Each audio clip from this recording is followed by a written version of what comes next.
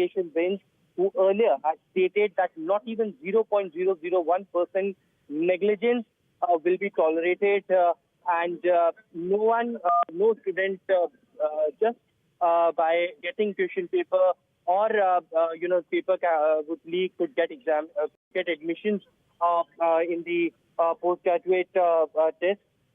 So clearly, Supreme Court on one side is very clear that they will not hamper the sanctity of the examinations. The Chief Justice of India had also stated to the government that they should not be in self-denial. There was a leak, and that's for sure. That has come out in open. There had been FIRs which had been already registered, and they can't be bring some confidence through a committee of experts. That is their last option to do as well. CGI also stating that what they are doing is to ensure that NTA has made course correction. Yes, of course, there had been several mistakes that had been done in the past, but that needs to be corrected as soon as possible. So clearly, a big statement by the Chief Justice of India as far as Government of India is concerned. They're clearly stating that they should not be in a denial mode about paper leak. There had been several proofs that had emerged. Arrests had been done. That really shows that, yes, of course, paper leak had happened. At what level? This is a part of investigation, but the NTA should not be in a denial mode. A big statement from the Chief Justice of India while hearing the arguments. Absolutely, Aishwarya. In fact, as you're reporting, the Supreme Court, in a sense, also directing the government to form a committee of experts, a committee of multidisciplinary experts, though, of course, a panel has already been formed by the government. But the focus clearly is, as far as the Supreme Court is concerned, to, in a sense, reinstate that level of confidence as far as the NEET examination is concerned, though, of course, saying that retest is our last option, reiterating its earlier remarks, but exploring all possibilities, certainly. In fact, the Chief Justice of India also coming down heavily on the government, saying that they must not deny the fact entirely that there was a paper leak. In fact, the Supreme Court now trying to assess how widespread the paper leak was. Well, certainly, and therefore the reason perhaps the centre has also made it very clear in the affidavit that as far as these paper leak cases are concerned, how many FIRs had been registered, how many students had been picked up, how many of the accused had been detained till now, and what sort of documents and the evidences they had seized so far from different places across the country, specifically from Bihar's Patna, where the entire epicenter of the NEET paper leak is. How many people are involved in this entire paper leak scandal is something that the Supreme Court is trying to understand simultaneously as well. The Chief Justice of India had also stated during the arguments that assuming that we are not going to cancel the exams, what are we going to do to identify the beneficiaries of the fraud? What have the government done to identify the beneficiaries? Remember, there are several students across the country who had come down to the street and had been stating the same, that because of few beneficiaries, because of these students who had got question paper, why the other students suffer in the entire examination process that they have undergone through. It takes a lot of efforts, just not financially but mentally as well, just not for the student but for the entire family who are behind them to give the examination. And if this is the case, why the other students will suffer? And there the Supreme Court clearly stating that, of course, retest is the last option that they have behind them. But, of course, if they are not going to cancel the exam, how would they identify that who are the beneficiaries of the fraud, and what the government had done so far to identify these beneficiaries? How would that not be impactful to the other students who have given the examinations with all their mind and soul putting into it and spending years to prepare for these NEET examinations, and the future of them had to be kept in mind before passing any such order. Of course, 23 lakh students had given these examinations, and their future is at stake, and therefore Supreme Court of India and the Chief Justice of India, who was heading this entire bench, had been categorically saying that, of course, multidisciplinary panel must probe the leak, Okay. but on the other side, if there should be a retest, that is their last option, but All right. how they need to move forward is something that they still wanted to hear from the other parties, and they will decide. Absolutely, Aishwarya. In fact, the big breaking right now is that the Supreme Court has, in a sense, directed the government or asked the government to form a multidisciplinary probe panel. That's, of course, very, very important there, given the fact that the government had earlier formed a panel of experts to look at an overhaul of the NTA. But as far as the NEET examination is concerned as well, the Supreme Court looking at the identification of the beneficiaries of the fraud. So that's an important point here as well, given the fact that we don't have any clear idea as to what is the extent of the paper leak, how many candidates actually benefited from the leak. ऐसा नहीं कर सकते हैं कि बहुत कम लोगों के पास ये पेपर लीक होकर पहुंचा हो और उसके आधार पर हम इतना बड़ा देख रहे हैं. Well, that's what the Supreme Court is trying to understand over here, that who are these beneficiaries and how much impact that they had put, assuming that if the question paper or the examination is not fully cancelled, then how will it impact to the other students? As I was mentioning earlier as well, that yes, of course, when the students came down to the streets protesting against the entire paper leak scandal, they were clearly stating on one side there are a section of students who were saying the same thing, that a few students had got beneficially, they have not got the question paper. They had given their mind and soul to this examination. They had prepared it hard for years and years. Their family had put a lot of financial burden to them, and ultimately they had given these examinations. But if that has affected them, then at what level this is? Of course, the Supreme Court is trying to understand over here about the 100% marks being granted to 67 of those students. What was the pattern all about?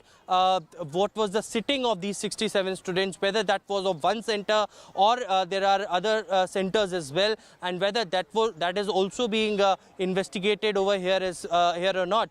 Remember, as Supreme Court has stated, that they will hear each and every party involved in it, and certainly they will be answering as to what sort of investigation had been done till now. But the latest coming in from the Supreme Court is about the CGI giving instructions to the Solicitor General, saying that we want the data to be analysed by the forensic expert group and unit of even the MHA, otherwise by other experts as well.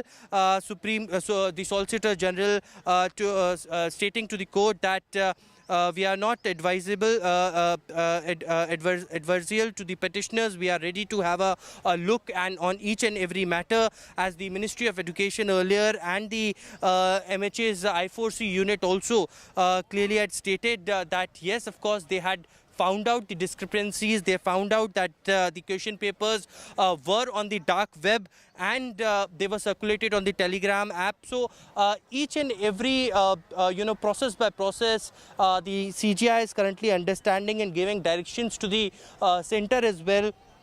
The multi-level probe had also something that had been already ordered to the government of India. Big update also coming in that the Chief Justice of India stating that they will put this matter for Wednesday.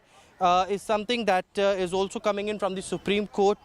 Remember, there have been several observations being made till now as far as the Chief Justice of India is concerned, and they have stated that because they will hear every party in this case involving the NTA and the central government as well, so they had to reply on all of these points that had been mentioned by the Supreme Court till now. But the biggest takeaway till now by the Supreme Court over here, stating that multidisciplinary panel must probe the leak, how widespread this paper leak was, how many students were involved, what was the nexus behind it.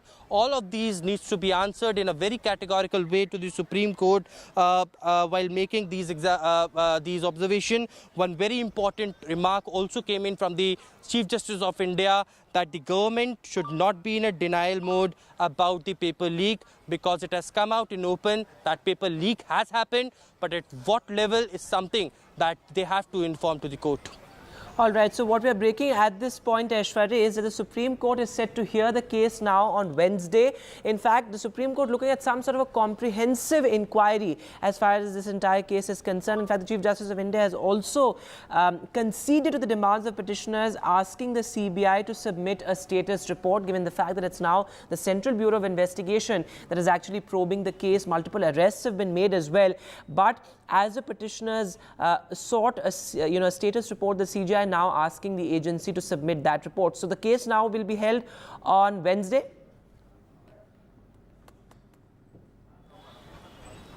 Well, certainly, and the Supreme Court and the Chief Justice of India also wants all the petitioners to sit down and have one nodal lawyer and points, and likewise from the government side as well, because there are almost 38 petitions that were today filed in the court that the Supreme Court agreed to hear. And before the lunch, it was stated by the Supreme Court that they will hear each and every one, but because there were several lawyers, the Supreme Court has directed to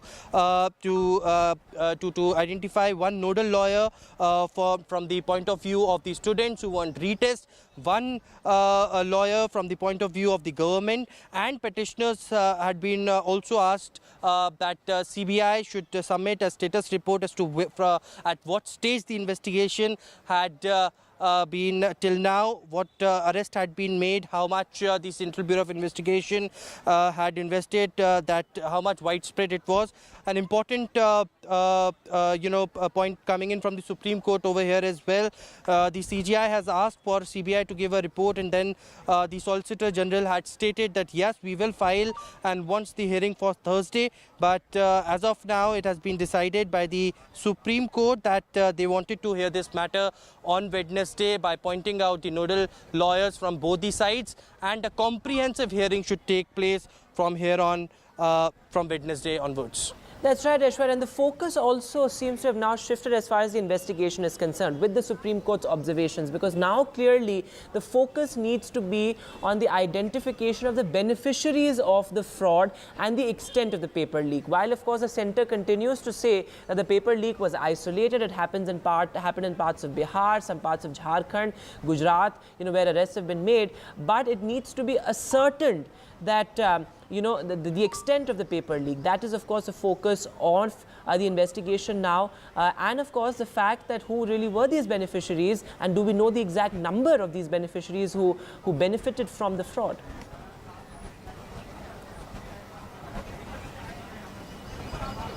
Well, two things over here. Number one, the Supreme Court vacational bench earlier had stated that not even 0.001% of negligence will be tolerated in this entire case, and reiterating that today the Supreme Court had been hearing these cases where they had stated that 23 lakh students' career is on the verge, and therefore the reason perhaps the re-examination would be their last option.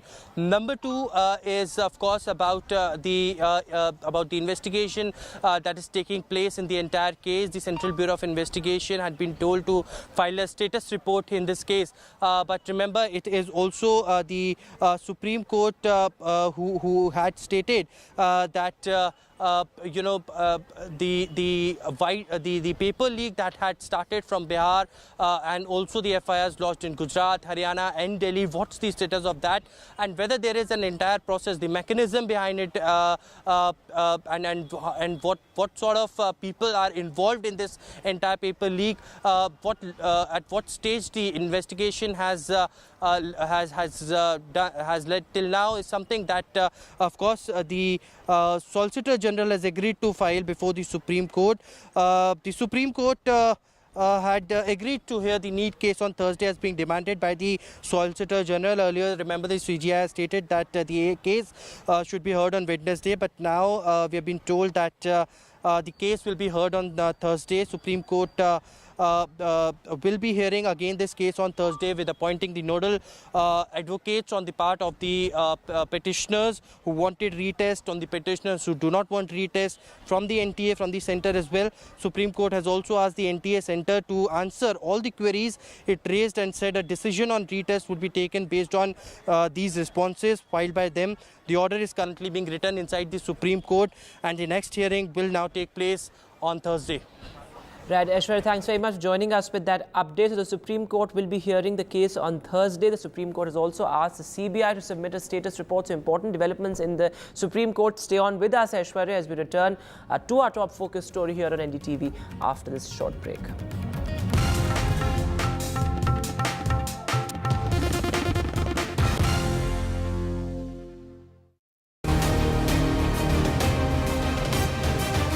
Strategic, bold move, par for the cause, or a balancing act? How is the world going to look at Indian Prime Minister Narendra Modi's visit to Moscow to meet President Vladimir Putin? Remember, this is Mr. Modi's first visit to Russia after the Russia-Ukraine war broke out. What does India gain out of it? What are the consequences for the world? We'll keep getting you all that and more from Moscow. Keep watching NDTV.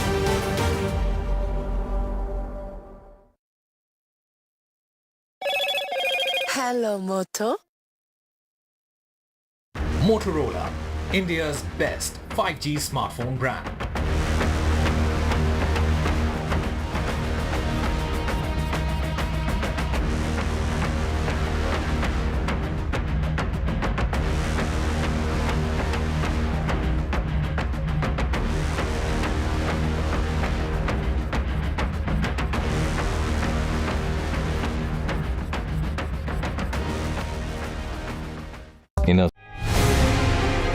After great victory by Indian team, and today we are reporting from Mohali International Airport where we are showing these visuals. Arshdeep हमारे साथ हैं, तो आइए बात करते हैं। बहुत बढ़िया परफॉर्मेंस आई सारे दी ते बढ़िया रिजल्ट्स मिले।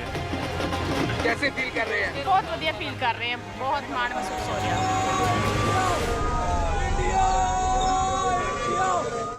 Stay informed and entertained with the new and updated NDTV News app. You can watch all our channels live, listen to podcasts, read breaking and exclusive news from around the world and more. Download the NDTV app today and get access to the best journalism and storytelling on your smartphone or tablet. The NDTV app. News that matters to you.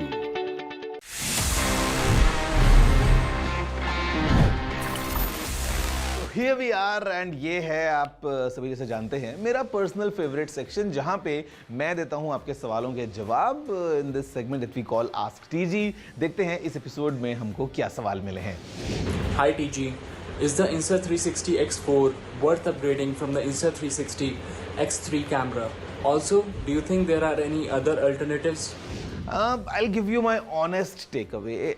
Insta360 is doing really good in terms of these 360 cameras, action cameras, small cameras and everything. But I would say please don't upgrade to the X4 if you already have an X3, because X3 is really powerful in itself. और Insta360 X3 बहुत अच्छे options लेके आता है. It's a well-rounded deal altogether. So if in case you already have it, there is no point for you to upgrade to the X4 or any other camera for that matter. आप उसको अभी use कर सकते हैं for at least I would say एक और साल तक before you see any substantial upgrade in this technology. और हो सकता है अगले आने वाले जो मॉडल्स होंगे वो आपको ज़्यादा एक्साइटिंग लगेंगे। नमस्ते टेक्निकल गुरुजी, मैं ऑनलाइन क्लास में पढ़ती हूँ और मुझसे ज़्यादा टाइम के लिए ईयरफोन्स नहीं पहने जाते। क्या आप मुझे ऐसे ईयरफोन्स या हेडफोन्स सजेस्ट कर सकते हैं जिन्हें हम 3 से 4 घंटे पहन सकें? मैं आपको 2 सलाह दूंगा मेरी तरफ से। सबसे पहला तो अगर आप ईयरफोन्स यूज़ करते हैं तो उसमें आप ईयर टिप को चेंज करके देखिए, बिकॉज कई बार उसका साइज़ अगर आप चेंज करेंगे तो आपको ज़्यादा कंफर्टेबल फील होगा और आप लंबे टाइम तक उनको पहन पाएंगे। सेकेंड थिंग, अगर आपको स्टिल लगता है कि ईयरफोन्स जो हैं ज़्यादा कंफर्टेबल नहीं हैं तो आई वुड रिकमेंड कि आप एक ओवर ईयर स्टाइल का हेडफोन लें।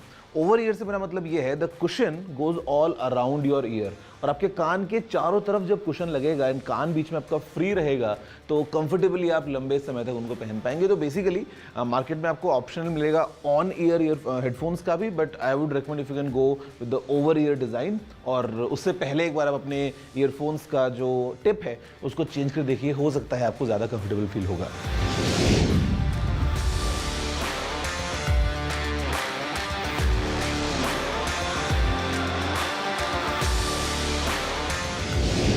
Okay.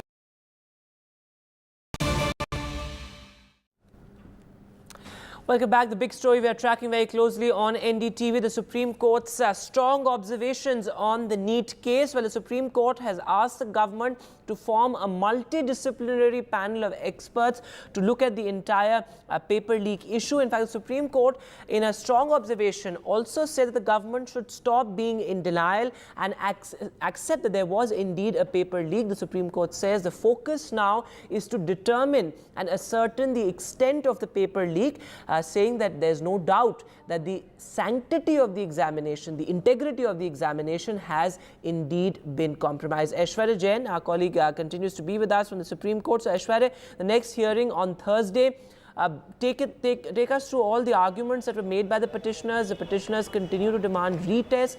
The Supreme Court saying it's our last option, though of course we have to determine the extent of the paper leak.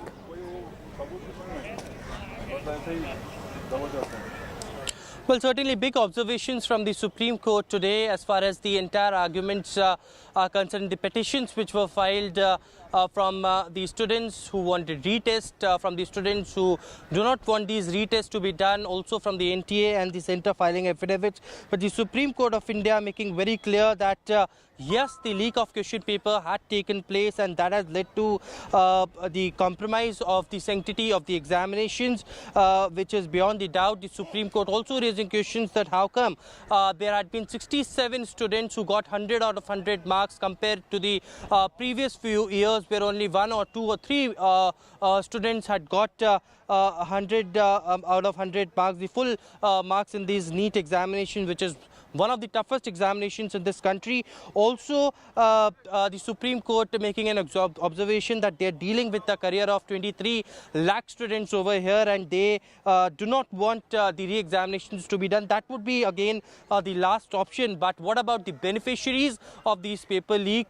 They have to be ruthless in that way as far as the investigation is concerned. The Central Bureau of Investigation had to file the status report by Thursday. Nodal lawyers had to be appointed by the petitioners on one side who wanted retest, on the other who do not want the retest, and from the NTA and from the centre as well. It was also stated by the Supreme Court that they have to give the timeline and the dateline as to what had been fixed. The investigation from the investigation point of view, the Supreme Court clearly had asked the status report as to how many people had been arrested so far and how widespread this paper leak was, what had been come into the Telegram app, the question papers, and what was the timeline all about. So all of these had to be given in a written form to the Supreme Court in an affidavit before Thursday when the hearing will resume. But let me take away from a few of the petitioners over here, their reactions as to what they think of Supreme Court's observation over here. The Supreme Court making it very clear today that, of course, the paper leak had happened and that had led to compromised sanctity of the examination. Your first response as the petitioner, what was your demand? Yeah, our major demand was the re-exam. We demanded re-exam of NEET because of 3 issues: the malpractices as well as the paper leak which has happened in Patna and Jharkhand. And the alternative, we demanded a SIT agency under judicial to be clear and concise. Issues should come out. Are you satisfied with the observations being made by the Supreme Court today? On one side, of course, they have stated that the sanctity of the examination had been compromised. But the last option would be, according to them, will be the retest, because it takes a lot of financial burden. It takes a lot of logistical issues as well to conduct re-examination. 23 lakh students' career is on verge. So do you think that these observations and the answers that have been demanded by the centre, by the NTA, is something that you're satisfied with? Yeah, obviously court has given this verdict to NTA and CBI. What was the inquiry happened till now to queue up the evidence, and we are clear the CBI which has inquiring, it's clear there was a clear incident of paper leak.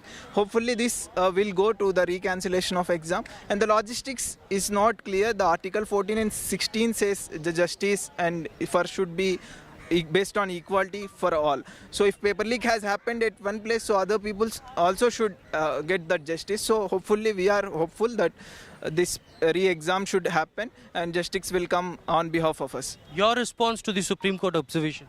I think that the apex court is going on right because you know that this the Supreme Court takes time for a judgment, and we think that it is a good decision for taking time and observing all the situations, all the happenings. So clearly, they're clearly happy as far as the Supreme Court hearing took place today. As they are saying that, of course, this is going in a right way. The answers had been sought by the Supreme Court from different agencies who are being involved in investigating, and also from the central government as well. Of course, one of the major observation and the statement that the CGI today had made, that government should not be in a denial mode, and when the paper leak has happened, it had come out in open, and certainly the government had to be responsive enough. The timeline has to be decided as to what should be the future course of action. Of course, a multidisciplinary probe should also be initiated by the government of India. Aishwarya, thanks very much for joining us with the update from Supreme Court and getting us those voices of petitioners as well. Tough observations by the Chief Justice of India, the next hearing on Thursday.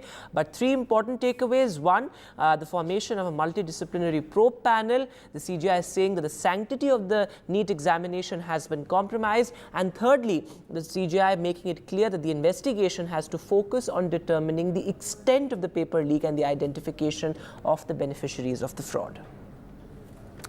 Moving now to the other big headline. Well, in the Mumbai hit-and-run case, the two accused have now been produced before court. Now, remember, a 45-year-old woman was run over by a speeding BMW. In fact, it was a Shinde Sena leader's son who was behind the wheel. He was allegedly drunk as well. The police, suspecting a case of drunken driving. But the Shinde Sena leader, who was arrested by the police yesterday, has now been produced in court. My colleague Radhika Ramaswamy is now joining us live on the phone line, in fact. So, Radhika, the main accused who was behind the wheel, the Shinde Sena leader's son, he is still absconding. That's right. The main accused, Mihir, is still absconding. In fact, multiple teams have been formed to nab him. He was allegedly behind the steering wheel when the incident happened. In fact, the police also say that there had been multiple attempts made by his father to shield him, which is what has been said before the court. One of the reasons why he's behind bars. In fact, there were multiple calls made by Mihir to his father soon after the accident, and there were certain instructions given by his father to Mihir, which he is not revealing to the police. And of course, the driver has also been arrested. But the police also informing the court that, just like the Pune Porsche accident case, in this case also, the accused father had asked the driver to take the blame of himself. So therefore, he had a word with the driver. He wanted driver to own up to the accident. That is something that Mihir and his father had attempted to do, which is something that the police had informed the court. That's one of the reasons why his father is now behind bars, and of course the driver also behind bars. But the main Mihir, the 24-year-old man who allegedly consumed alcohol and drove the BMW in high speed, hitting the scooter, killing one person, is still absconding. That's right, Aishwarya. That's right, Radhika, I beg your pardon. Also, the latest coming in terms of the investigation, the police constantly questioning multiple people, given the fact that Mihir Shah, the son of the leader who was behind the wheel, he's still absconding. But Rajesh Shah, who has links with the Shinde faction of the Sena, the Shinde Sena, he has been produced before court. But Radhika, quickly take us through what had happened yesterday, because in it's absolutely unfortunate case that you have a speeding BMW sort of running over a 45-year-old woman. In fact, you spoke to the victim's husband as well, and he made that point that had the driver and the accused, had they stopped and sort of, not run away, then we could have saved the 45-year-old woman. Certainly, we did speak to the husband of the deceased. Of course, he was inconsolable. He did not show faith in the justice system. He said that, he comes from a fisherman family and he doesn't have the wherewithal to fight this case. And the people who are involved are the rich and the powerful, and they may get away using their power and influence. This is what he had said. Of course, he did mention, about what exactly transpired, the way the accident happened, the fact that he did not, stop by to help them. Had had Mihir or the driver stopped to help them, perhaps his wife would have been alive. So, of course, it was a very emotional fact that, yesterday he had with me. And, honestly, at this point, of course, the question remains as to when this arrest will take place, because it is Mihir, as far as witness statements are concerned. Even this, the husband of the deceased who was riding the scooter also told us it was Mihir who was behind the steering. So it is this man who was behind the steering wheel, hitting the scooter, ramming into the scooter. In fact, the bonnet of the deceased woman, she was on the bonnet of the car for at least about a few kilometers. She was dragged on it, and post which, of course, she succumbed to her injury. So very, very tragic what's transpired. CCTV footage is being examined. A lot of people are being questioned, including his friends who were at the pub, at the Juhu pub at that time. Also, his female friend being questioned to understand whether she helped him in terms of giving him any sort of refuge, phone being tracked. But currently, no headway. Perhaps he may be arrested in a day or two, but certainly, police have formed multiple teams to nab the accused. It looks like, despite, recording statements of multiple witnesses and questioning several people, he is still at large. Radhika, thanks very much for joining us with that update there. Also a grim reminder of the Pune Porsche case as well. Will these high-profile accused be allowed to go scot-free? That, of course, is a big question, given the fact that this brat, the son of the Shinde Sena leader, is still on the run. He was behind the wheel, and his speeding BMW killed a 45-year-old woman. With that, we'll take a short break now, but news continues on the top of the hour.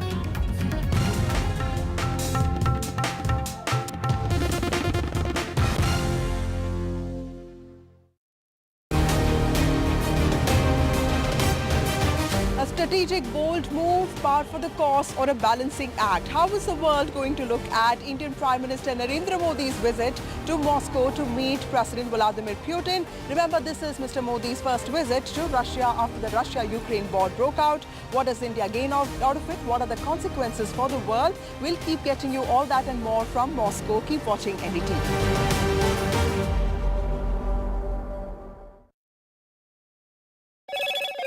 Hello, Moto.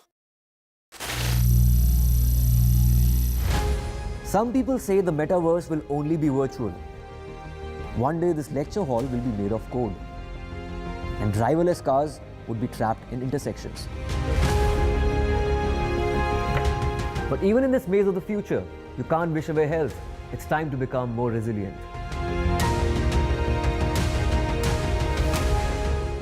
10 years of Banega Swasth India, we have grown and achieved so many milestones.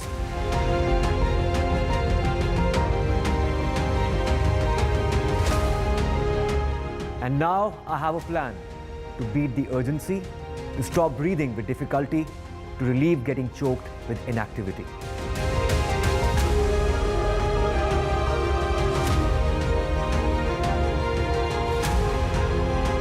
Energize our government, our environment, our society, and ourselves. Everyone, everywhere, every day.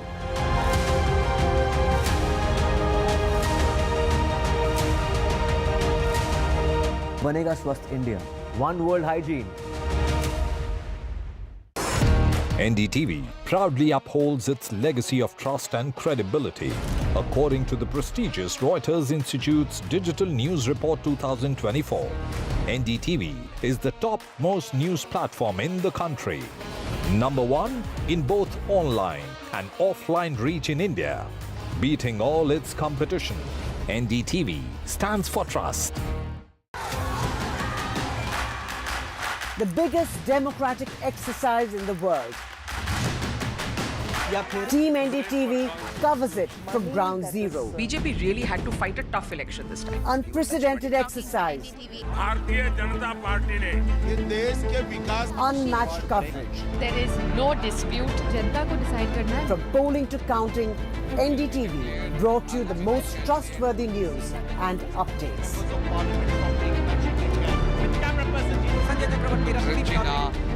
Elections mean NDTV.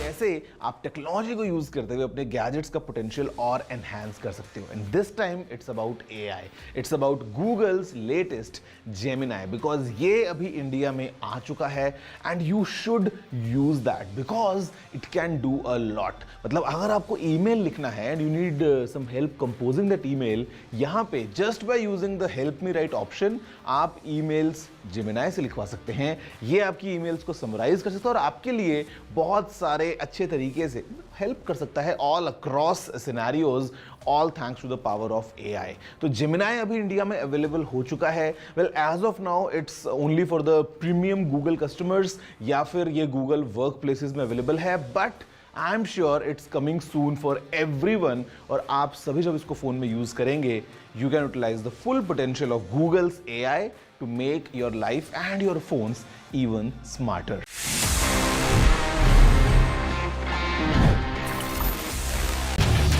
Get ready for the ride of your life. NDTV brings you the NDTV Auto Show with me, Mugdha Mishra. From the fastest supercars to the sleekest new energy vehicles to your trusted daily ride, we cover it all. Every Saturday at 10:30 a.m. and Sunday at 8:30 p.m. Hello, Moto.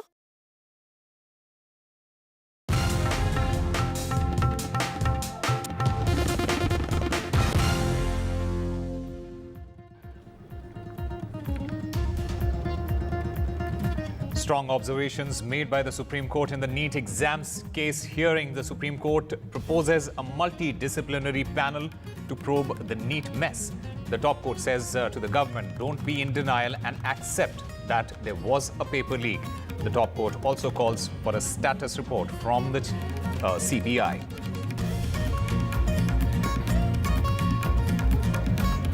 In the Mumbai hit-and-run case, accused produced in court, the police say that there was a cover-up bid by the Shinde Sena leader. The cops alleged that the leader told the driver to switch seats with his son.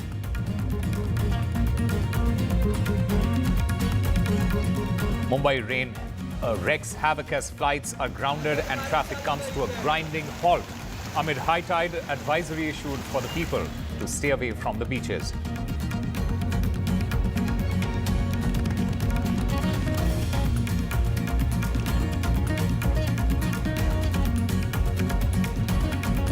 In the aftermath of the BSP leader Armstrong's murder, 3 police officers transferred, including Chennai's top cop.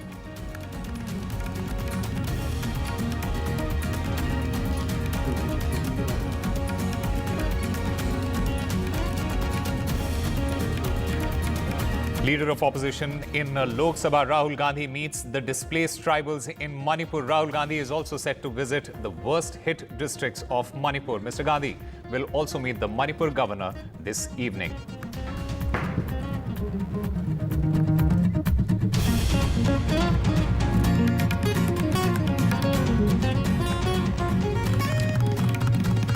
Prime Minister Modi leaves for a 2-day visit to Russia. This is Prime Minister's first Russia visit since the Ukraine war. Indian ambassadors exclusively on NDTV says that trade, atomic energy and defense is on the agenda of these talks.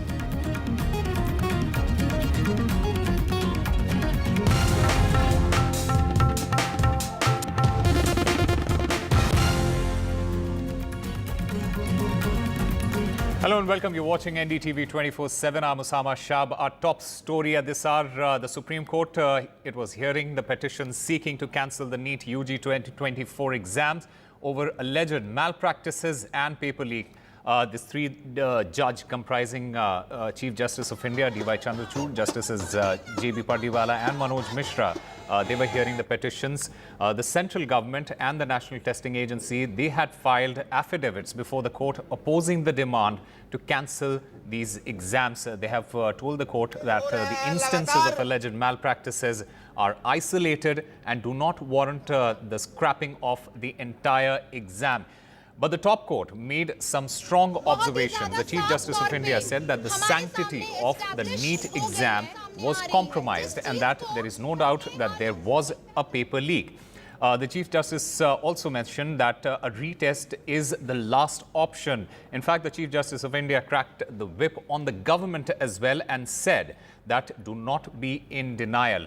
A multidisciplinary panel must probe the leak is what the Chief Justice of India has said. In fact, the CJI has questioned what has the government done to identify the beneficiaries. The Chief Justice of India, in fact, asked the NTA, the National Testing Agency, how wide was the paper leak. In fact, it also raised questions that 67 students got 100% marks. In fact, the Chief Justice of India said that it wants the expert group to analyze the data and that the CBI should also file a status report.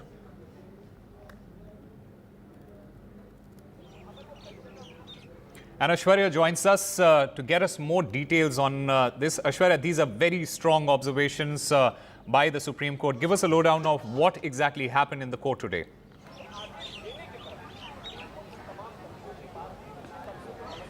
Well, certainly very, very important observations being made as far as the Supreme Court is concerned regarding the entire NEET hearing. Of course, it was earlier stated by the Supreme Court that they will hear all the sides, all the parties involved in it. 38 petitions were filed today in the NEET row. Of course, few were to demand the re-NEET to be done. Few were not in favor of the re-examination. The NTA and the centre had filed their separate affidavits, and also those students who got grace marks also filed the affidavit in the court. The court agreed to hear all the petitions filed by them, but most importantly, during the arguments, the remark that the CGI had made is that one thing is very clear, that the paper leak has happened and the sanctity of the examinations were compromised, and therefore the reason the government of India should not be in a denial mode, and they should be responsive enough as to give a proper status in the court. Remember, the Supreme Court today had also asked the status report from the Central Bureau of Investigation as to what level the investigation has reached. The NTA had been asked few questions by the Supreme Court today. Of course, they had to answer before Thursday when the next hearing is scheduled. The Supreme Court asked the NTA that when was the paper leak happened, what was the process that paper leak had been broadcasted, from which channel the paper leak had come out in open and in public. And also, lastly, the NTA had to respond to the Supreme Court that what was the timeline from the date the examination was announced and on the date when the examination paper was leaked, and what led the NTA to prepone the examination, and who were these beneficiaries. Of course, several important observations being also made today by the Supreme Court of India, that a multidisciplinary probe should be constituted by the government of India that should investigate into the entire matter. Also, very importantly, the Supreme Court asked that who are these beneficiaries, and the government and the investigative agencies had to be ruthless. At what level this paper leak had gone through. The answers were also given by the counsels appearing on the part of the NTA, that the Central Bureau of Investigation is conducting the inquiry. They had arrested few of the students from Patna. The FIRs had been lodged by Delhi police, by Haryana police, by Gujarat police, and there had been several seizures that had also been made. An entire timeline had erupted as to what was the process. The questions were also asked by the Supreme Court that about the process of how the examination paper is being what is the process that examination paper reaches to the centers, what is the process that the examination papers reaches abroad where the examinations are being conducted, to which the answers were given that through printing press and through the embassies on the foreign centers. Very important questions also by being asked by the by the CGI today about from the investigating officers, that what till now is the update on the paper leak? Who are these officers which had been responsible for the investigation? Those should also be summoned for the next date. NTA had also been asked about the beneficiaries, what had been done till now to these beneficiaries. Specifically coming to the beneficiaries, remember there had been a few students which had been stating that because of them, what is the mistake of those students who had given their who have spent their sweat and energy, financial burden of their families, and because of those few beneficiaries, why should they be hampered of giving the re-examinations, to which the Supreme Court clearly had stated that retest is the last option behind them. 23 lakh students' lives and future is on the verge, and therefore the reason perhaps it is very difficult logically, logistically, I beg your pardon, and also financially to conduct re-examinations, and therefore the reason perhaps only if every option is closed, then only the re-examinations will be done. Important steps that had been taken by the government of India till now, that has also needs to be submitted before the Supreme Court. And lastly, about these beneficiaries, what is the mechanism? Where were these 1,540 students who reappeared for these examinations? How many of them came to the examination centers when there were opportunity that were given to them? 6 students who got 100 marks, why only 2 students came again to the examination centers who got 100 out of 100 marks? Where were these 4 students who disappeared, and where were these almost 50 students who disappeared and not given again the re-examination?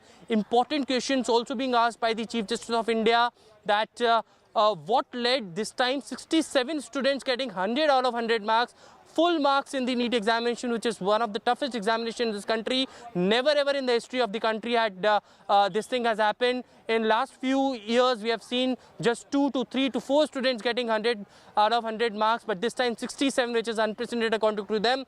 And therefore, the reason perhaps all of these answers need to be submitted. Of course, before Thursday, the Supreme Court has also stated to appoint nodal lawyers for the petitioners who are seeking re-examination, nodal lawyers for the petitioners who are not seeking the re-examination, for the NTA, for the centre as well, and a comprehensive hearing is set to take place now on Thursday. Back to you. All right, Aishwarya Jan, thank you very much for getting us all those details. In fact, another important factor that is the identification of the beneficiaries in this particular case. Can the government identify the fraud beneficiaries? There is a lot of pressure on the government as well, because if the beneficiaries, these fraud beneficiaries, they aren't identified, then there will be a retest, is what the Chief Justice of India has hinted at. In fact, my colleague Tanishka, who has been on the ground covering a lot of protests by the students, spoke to some of them. Let's listen to what they have to say. इस protest में किस लिए आए हैं? ये protest किस लिए, प्रदर्शन आज किस लिए हो रहा है? देखिए, आज का जो प्रोटेस्ट है, ये पूरी तरह से जो देश के बेरोजगार युवा हैं, इनको समर्पित है। आज पूरे देश में 40 से ज्यादा परीक्षाओं के पेपर लीक हो चुके हैं। राजस्थान और उत्तर प्रदेश, बिहार, झारखंड, मध्य प्रदेश, कोई ऐसा स्टेट नहीं बचा है जहां पेपर लीक न हो रहा हो। क्या इस देश की सरकार, जो पिछले 10 सालों से केवल ध्रुवीकरण के मुद्दे, सांप्रदायिक मुद्दों को लेकर के आगे बढ़ रही थी, देश के युवाओं के प्रति क्या इसकी जिम्मेदारी नहीं थी कि इसको लेकर के कड़ा कानून लाए? और आज कम से कम कांग्रेस सरकार ने अपने घोषणा पत्र में इस बात को लिखा कि पेपर लीक के विरुद्ध कड़ा कानून लाएंगे। और जो पेपर लीक होते हैं, तो क्या आप मनोदशा समझ सकते हैं? जो देश का युवा है, उसके साथ साथ उसके अभिभावक, पूरा परिवार प्रभावित होता है। आज जो सुप्रीम कोर्ट में हियरिंग होने वाली है NEET case, paper leak case को लेकर के, उसको लेकर के आपका क्या कहना है? क्या उम्मीदें हैं आपकी सुप्रीम कोर्ट से? देखिए, हमारी तो अंतिम उम्मीद इस देश का न्यायालय है, और देश का उच्चतम न्यायालय इसको संज्ञान में ले रहा है। आप देखिए, जो एनटीए है, जो NTA All right, moving to our other big story, the Mumbai hit-and-run case. In fact, in that particular case, 2 accused, they have been produced in the court. Remember, the main accused is in this hit-and-run case is the Shinde Sena leader's son. The police say that there was a cover-up bid by the Shinde Sena leader, and the cops also allege that the leader, he in fact told the driver of the car to switch seats with his son. The Chief Minister, in the meanwhile, has said that whoever the person may be, he will not be spared.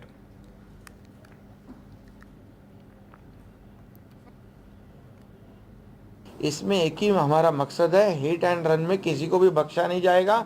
वो कितना भी influence वाला हो, कोई भी हो, political हो, पैसे वाला हो, ये गरीब की जान होती है और इसलिए वो भी किसी की बेटी होती है, किसी की बहन होती है और इसीलिए कोई भी हो उसको बख्शा नहीं जाएगा।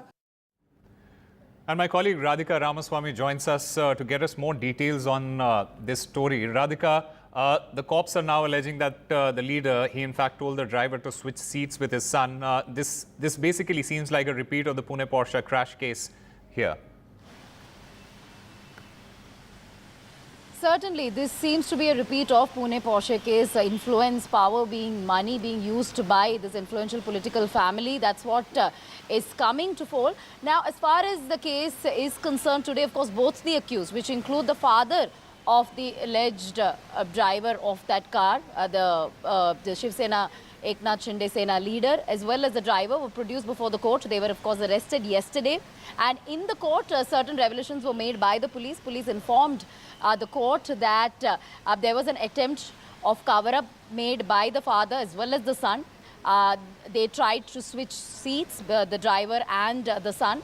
And also, the father wanted the driver to take blame for the accident.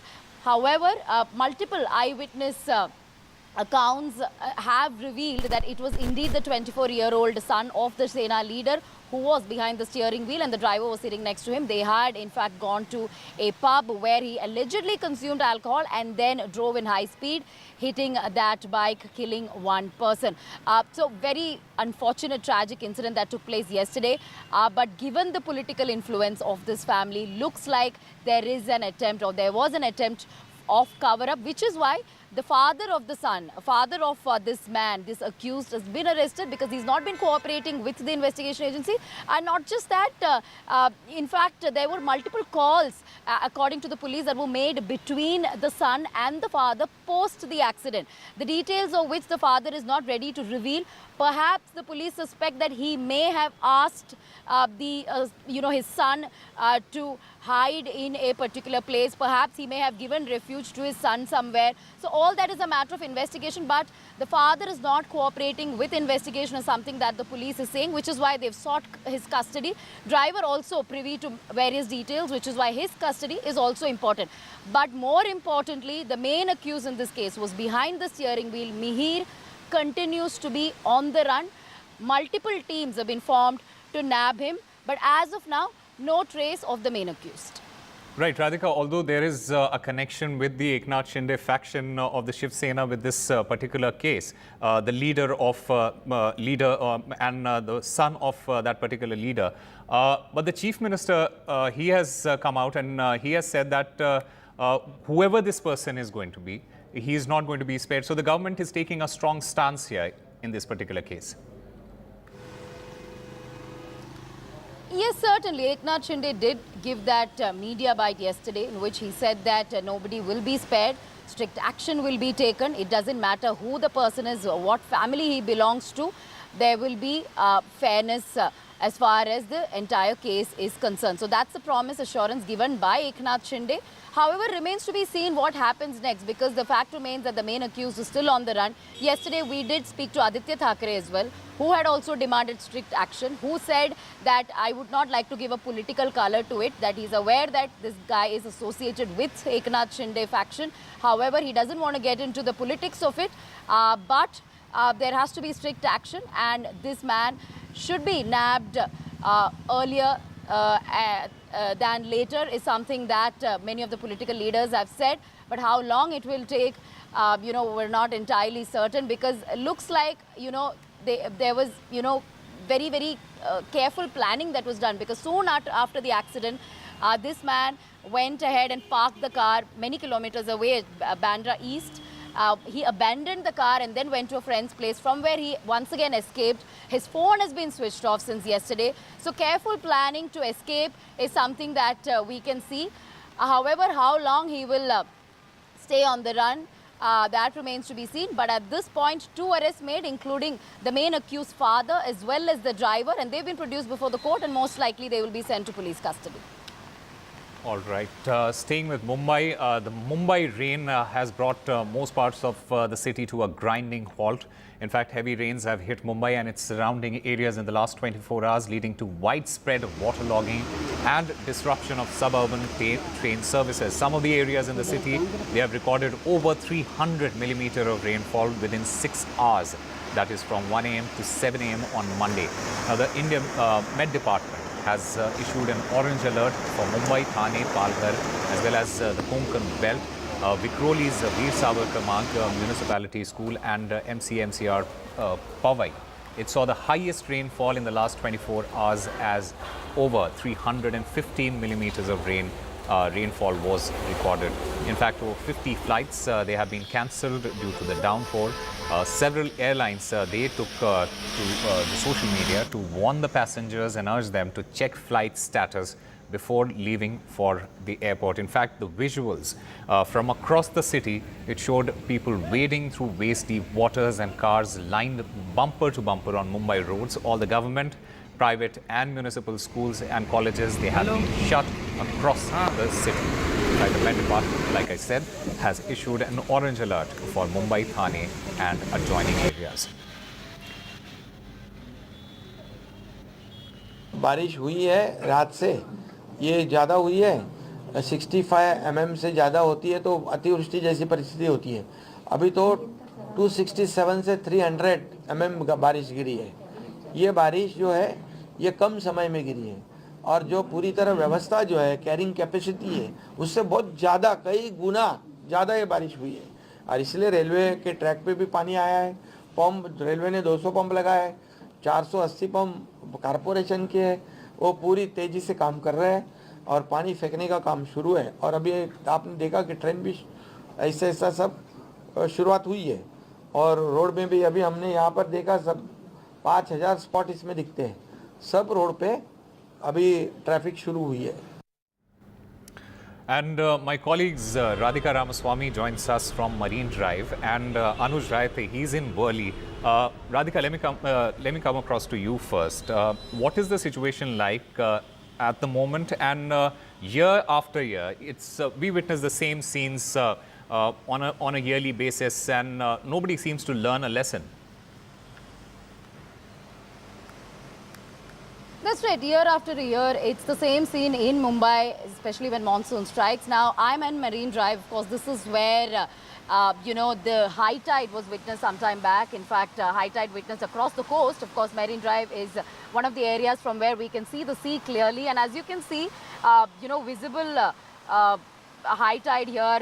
High tide is visibly swelling here and powerful waves, in fact, hitting the coast at this point. In fact, this is in the wake of continuous rainfall that we've been seeing since yesterday. Yesterday morning till from about 1 a.m. till 7 a.m. is when we saw 300 mm rainfall. Post which, of course, there was a break and then it started raining once again.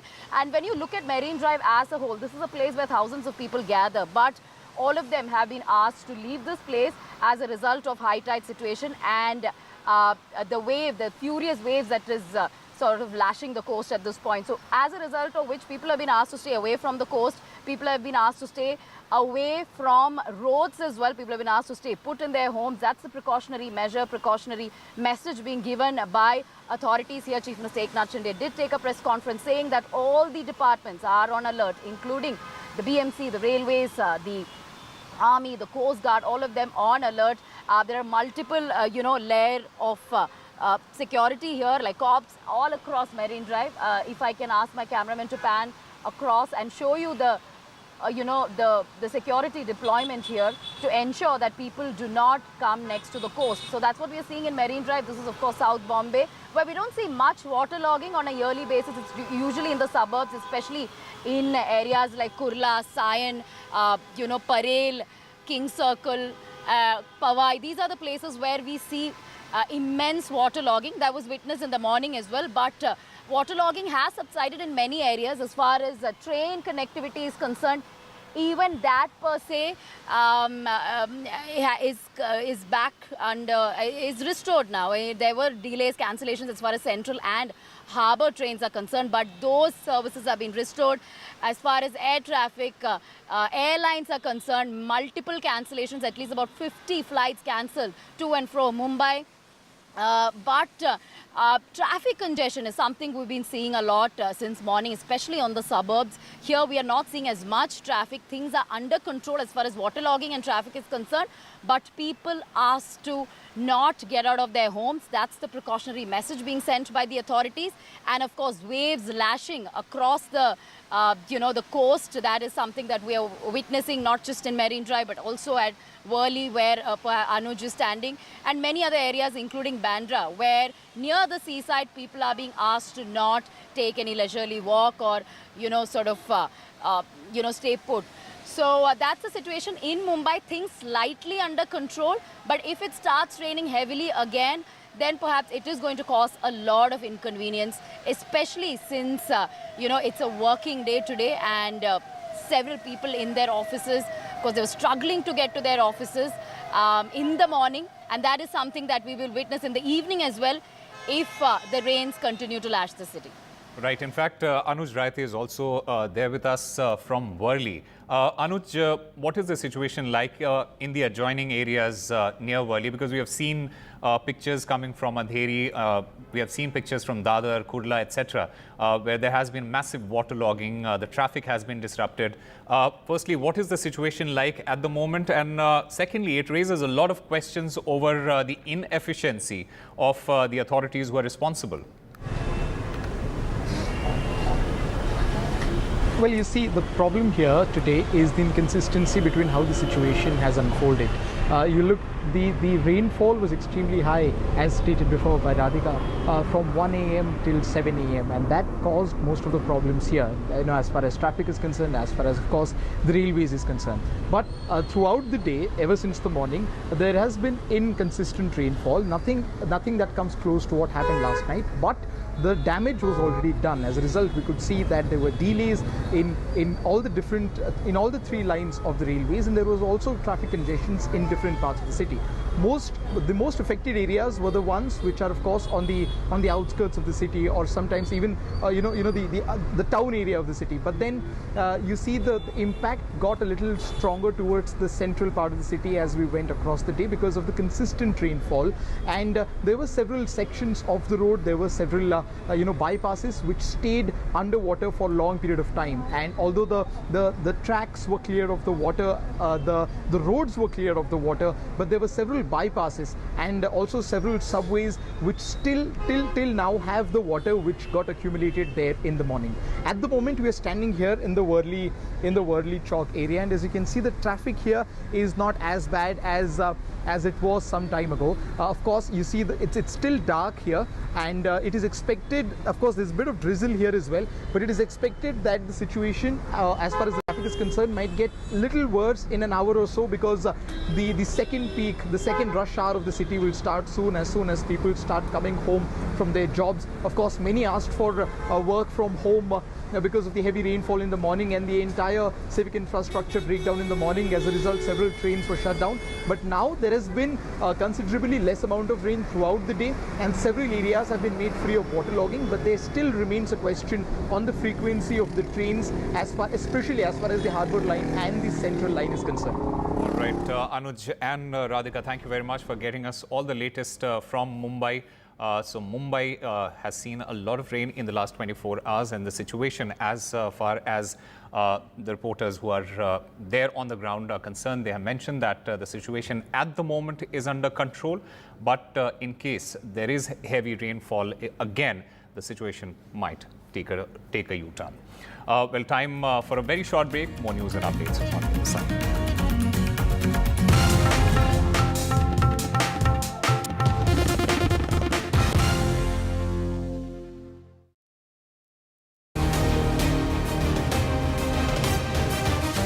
strategic, bold move, par for the course, or a balancing act? How is the world going to look at Indian Prime Minister Narendra Modi's visit to Moscow to meet President Vladimir Putin? Remember, this is Mr. Modi's first visit to Russia after the Russia-Ukraine war broke out. What does India gain out of it? What are the consequences for the world? We'll keep getting you all that and more from Moscow. Keep watching NDTV.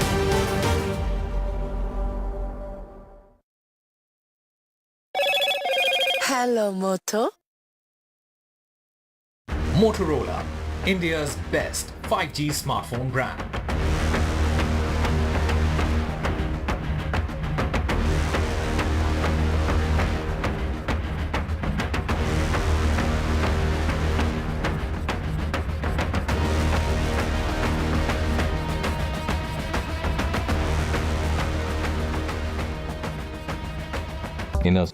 Stay informed and entertained with the new and updated NDTV News app. You can watch all our channels live, listen to podcasts, read breaking and exclusive news from around the world and more. Download the NDTV app today and get access to the best journalism and storytelling on your smartphone or tablet. The NDTV app. News that matters to you.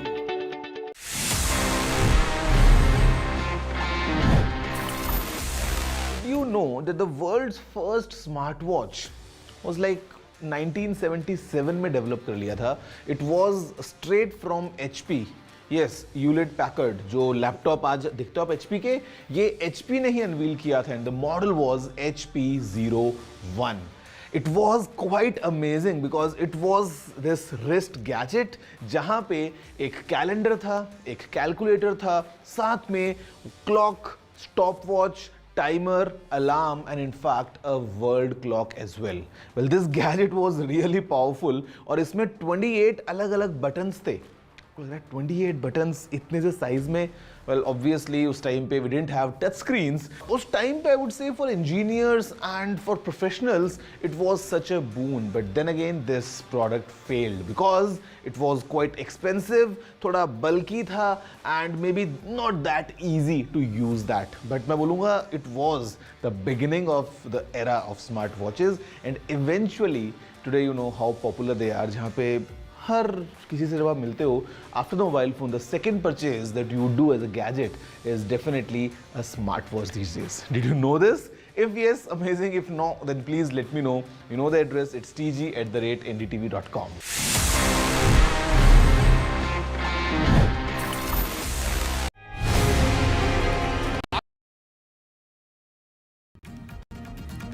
Welcome back. The leader of opposition in Lok Sabha, Rahul Gandhi, he met the displaced tribals in Manipur. Rahul Gandhi is also set to visit the worst hit districts of Manipur. Mr. Gandhi, he will also meet the Manipur governor this evening. In fact, Mr. Gandhi, he was in Moirang just a short while ago, and this is his first visit after Congress's big win in Manipur. In fact, it is an overall third visit for Mr. Rahul Gandhi to after violence hit Manipur. And Rahul Gandhi, as I mentioned, he's set to meet the Manipur governor this evening. He, in fact, visited the relief camp at Moirang in Manipur.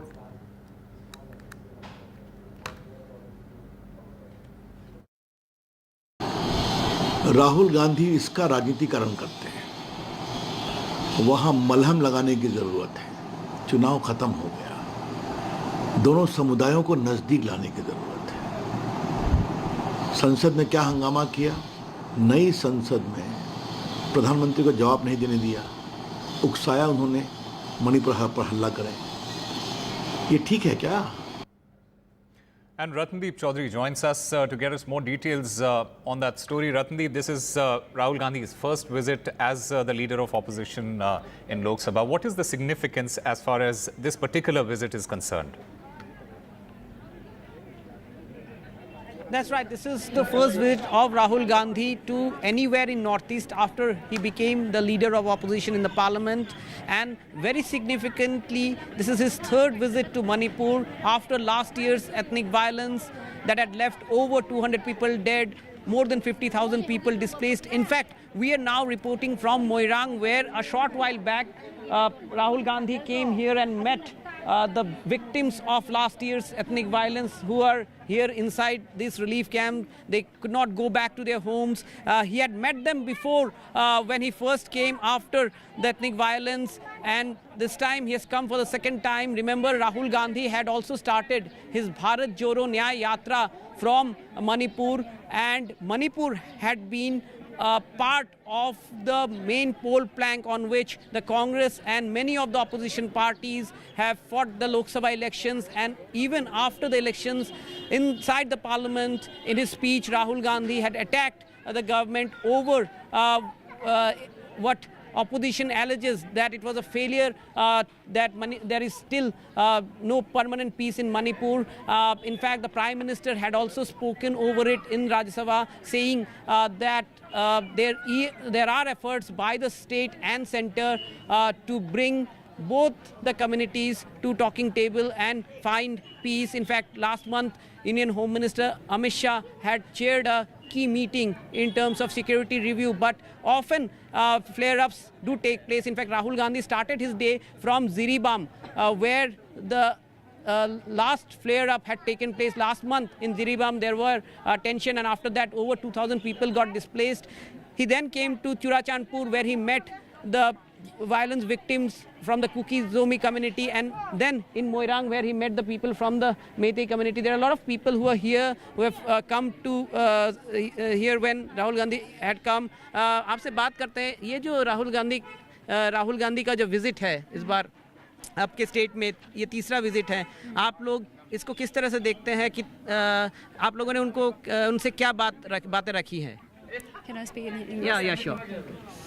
See, we are so glad that we are so grateful to him that he come here the third time, and this time we expect him from him a little bit. I mean, that he will pressurize the government for us, for IDP person, for internally displaced person, a lot more this time, I think, on the next parliament session.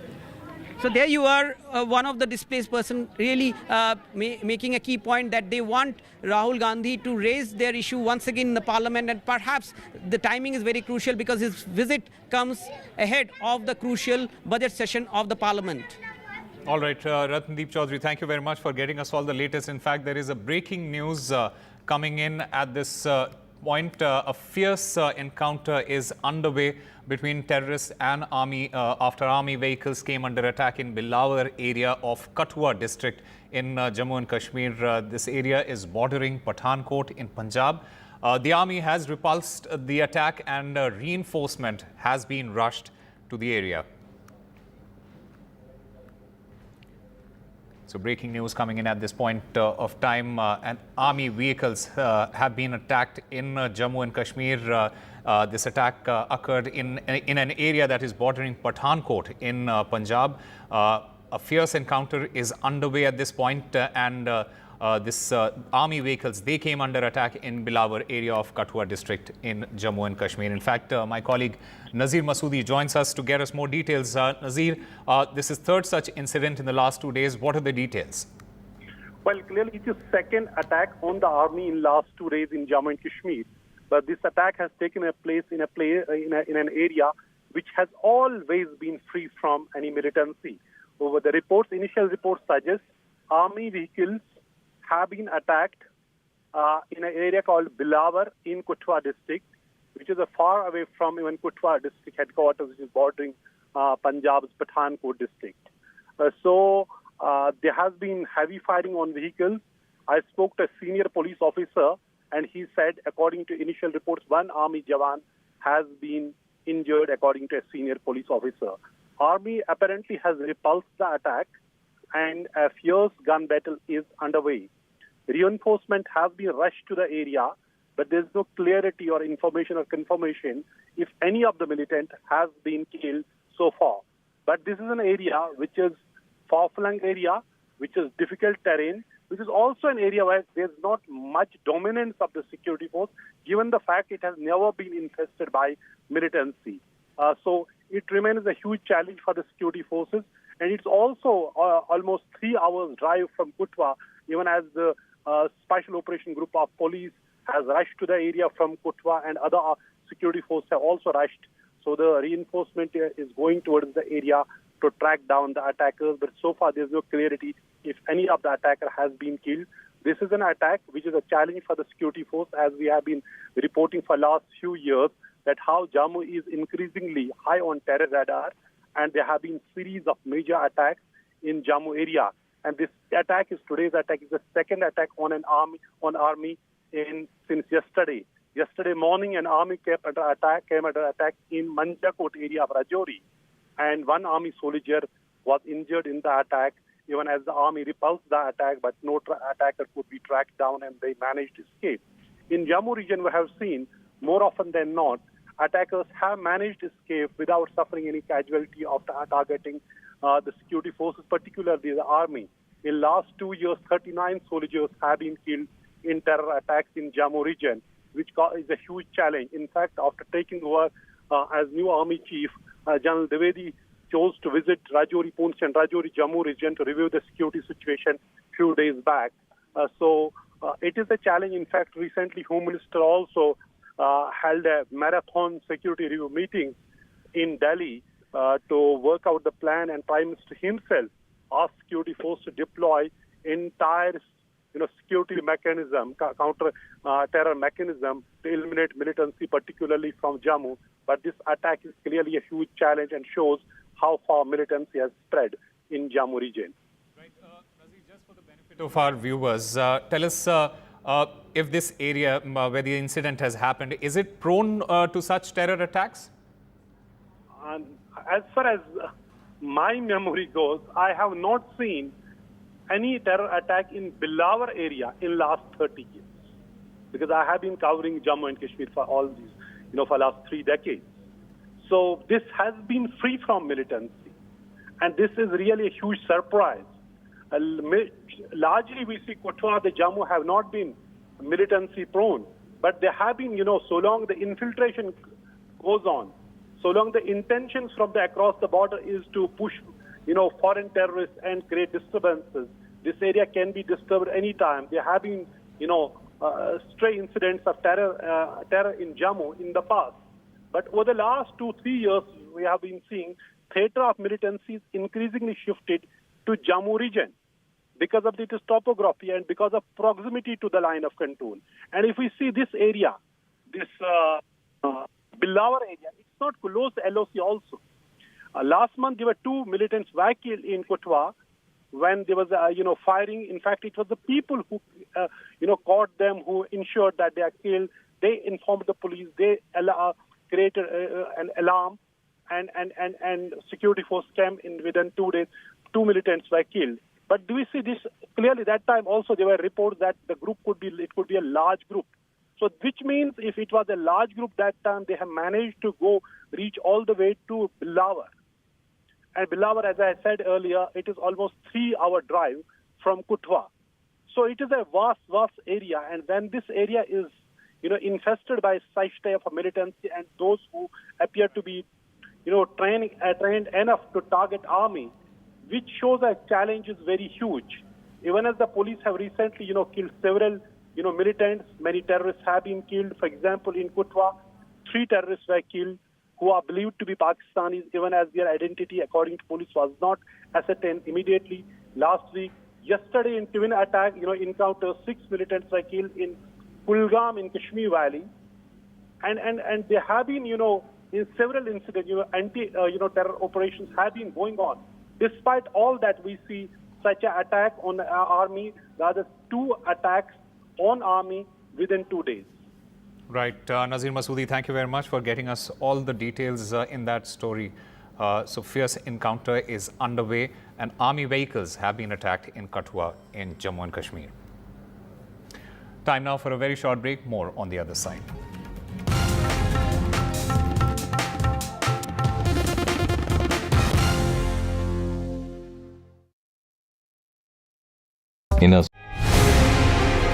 After a great victory by Indian team, and today we are reporting from Mohali International Airport where we are showing these visuals. Arshdeep हमारे साथ हैं, तो आइए बात करते हैं. बहुत बढ़िया परफॉर्मेंस आई सारा दी ते बढ़िया रिजल्ट्स मिले. कैसे फील कर रहे हैं? बहुत बढ़िया फील कर रहे हैं, बहुत मान महसूस हो रहा है।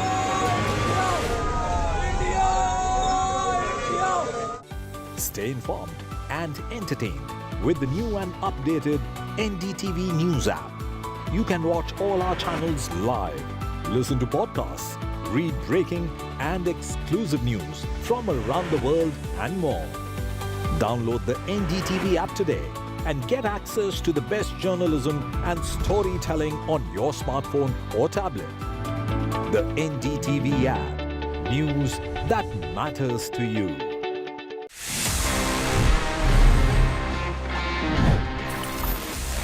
Here we are and ये है आप सभी जैसे जानते हैं मेरा पर्सनल फेवरेट सेक्शन जहां पे मैं देता हूं आपके सवालों के जवाब in this segment that we call ask TG. देखते हैं इस एपिसोड में हमको क्या सवाल मिले हैं।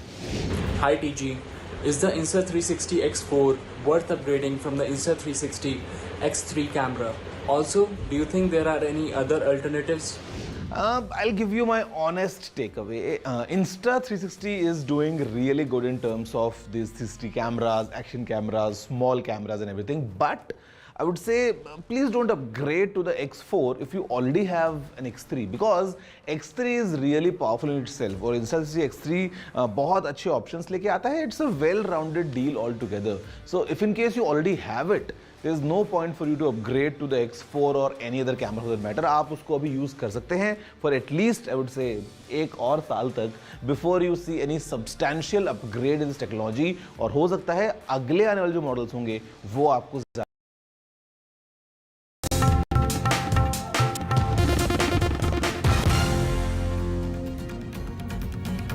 Welcome back. At a Thanksgiving party organized by Chikkabalur BJP MP DK Sudhakar, post his election win, alcohol was allegedly openly served to the people by party organizers. Now people formed long queues to allegedly collect alcohol bottles that was brought in trucks.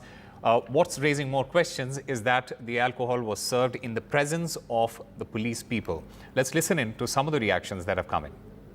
ಮಾಧ್ಯಮದಲ್ಲಿ ನೋಡಿ ತಿಳ್ಕೊಂಡಿದ್ದೀನಿ ಅದು ಆಯೋಜಿಸಿರೋರು ಮಾಡಿದ್ದಾರಾ ಅಥವಾ ಅಲ್ಲಿ ಬಂದಿರತಕ್ಕಂಥವರು ಸೇವನೆ ಮಾಡಿದ್ದಾರಾ ನನಗೆ ಮಾಹಿತಿ ಇಲ್ಲ ಆದರೆ ಯಾರಾದರೂ ನಮ್ಮ ಕಾರ್ಯಕರ್ತರು ದಳದ ಕಾರ್ಯಕರ್ತರು ಯಾರಾದರೂ ಮಾಡಿದ್ರು ಕೂಡ ಆ ಯೋಜನೆ ಮಾಡಿದ್ರೆ ಅದು ತಪ್ಪಾಗ್ತದೆ ಮುಂದೆ ಯಾವುದೇ ಸಂದರ್ಭದಲ್ಲಿ ನಾನು ಯಾಕೆಂದರೆ ಈ 20 ವರ್ಷದ ರಾಜಕಾರಣದ ಜೀವನದಲ್ಲಿ ನಾನು ಮದ್ಯ ಹಂಚಿ ರಾಜಕಾರಣ ಮಾಡಿಲ್ಲ ಚುನಾವಣೆಯಲ್ಲೂ ಮಾಡಿಲ್ಲ ಕಾರ್ಯಕ್ರಮದಲ್ಲೂ ಮಾಡಿಲ್ಲ 20 ವರ್ಷಗಳ ನನ್ನ ಈ ಇತಿಹಾಸ ನೀವು ತಗೊಂಡ್ರೆ ನಿಮ್ಗೆ ಗೊತ್ತಾಗ್ತದೆ ಹಾಗಾಗಿ ಈ ಒಂದು ಪ್ರಕರಣಕ್ಕೂ ನನಗೂ ಸಂಬಂಧ ಇಲ್ಲ ನನಗೂ ನೋವಾಗಿದೆ ಯಾವುದೇ ಕಾರಣಕ್ಕೂ ಇನ್ನು ಮುಂದೆ ಯಾವುದೇ ಕಾರ್ಯಕ್ರಮ ಇರಲಿ ಚುನಾವಣಾ ಪ್ರಚಾರ ಇರಲಿ ಸಭೆಗಳಿರಲಿ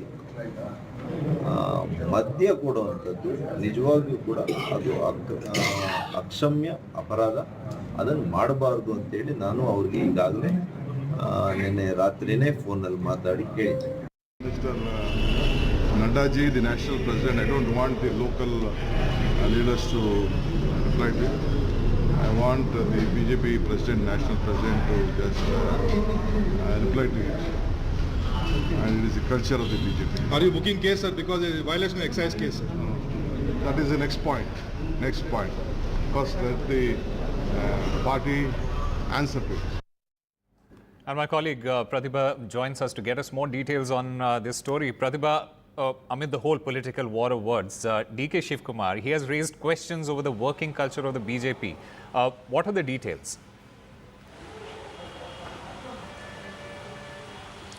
In fact, this entire event was organized by one of those belonging to the party workers, and they wanted to thank the people for having voted Mr. Sudhakar as the Chikbalapur MP in the recent Lok Sabha election.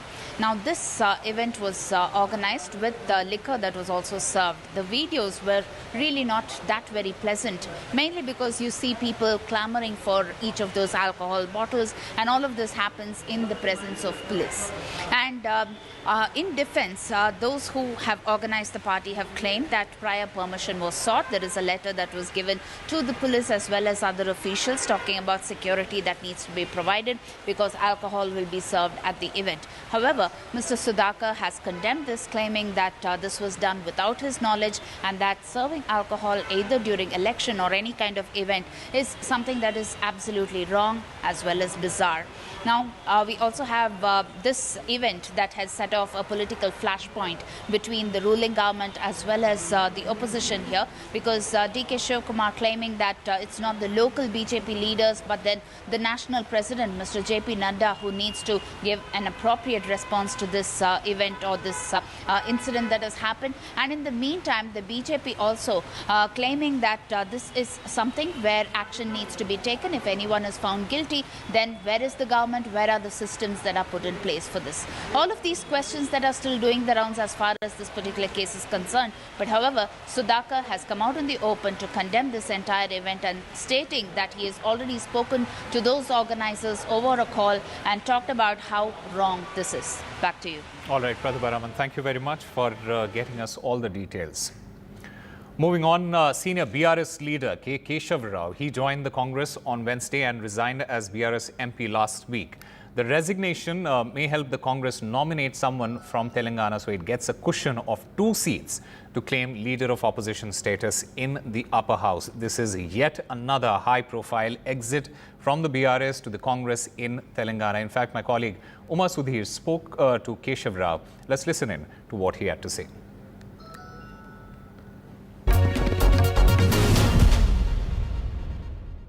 I have with me Mr. Keshav Rao. Your resignation as BRS MP. I'll ask you whether it's a strategic decision on the part of the Congress as well, because with this, they get an extra number in the Rajya Sabha so that they get some cushion in the Rajya Sabha, because after the 2024 elections with Mr. K.C. Venugopal and Deepinder Huda resigning, the number had come down to a perilous 26. And now it gives them an opportunity. Quite possible they might get that strategic advantage out of it, but I didn't intend that at all, because I have been thinking when I wanted to go back to Congress. You know, I have spent more than 55 years in Congress, 10 years BRS because of Telangana, and I said the day I left, I wrote to Madam saying the Congress is the greatest party in the country. There is no alternative, Tina effect. But there is no substitute to my Telangana because I am committed to Telangana. So I had to now choose. I face the dilemma, but I have to choose between the people's struggle for Telangana or my own party and my own self. So I went to struggle. Now that Telangana is achieved, I think I must go back home. Last days, I think I should be in Congress. That was my strategy. Now, by that, if strategically they are gaining something, then I should not be blamed. 2 more years are left of your term, but you've already been offered an advisor post by the Telangana government. Have you already accepted it, or is the field open for somebody like, say, Mr. Abhishek Singhvi or someone else? You see, look, Abhishek Singhvi doesn't come into the advisory post, is it not? Yes. Advisory post is for the state. Since the very fact they have appointed me immediately, I have some hunch. Something tells me that quite possible they would like to have another man. I don't, Abhishek, you have brought a new name. Quite possible they might do it. But I have not thought of it at all because I left it. I thought if there is a vacancy, they would give it to me because my performance has been very good as far as Rajya Sabha is concerned, particularly when I was in Congress. Mrs. Gandhi used to field me in everywhere. Whenever there was an opposition attack, onslaught, I was the person who was fielded. So I thought I would retain, but now that they thought of appointing me into some other post, which I have not yet taken a decision on, so quite possible they might think of it. All right, time for a very short break. More news and updates on the other side.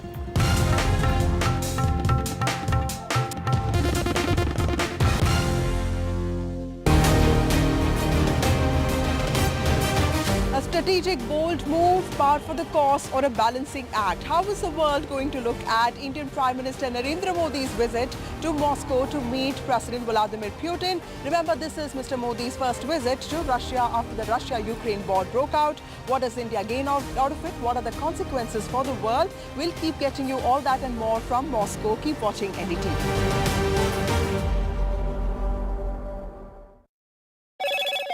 Hello, Moto. Motorola, India's best 5G smartphone brand.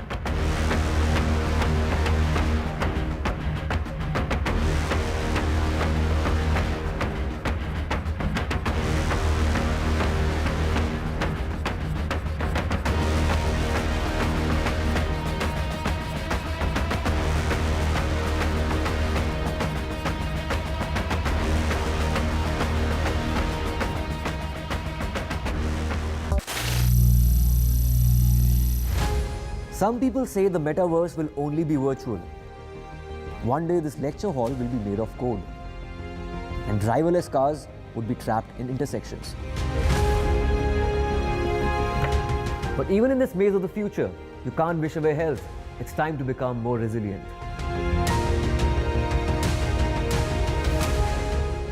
"10 years of Banega Swasth India, we have grown and achieved so many milestones.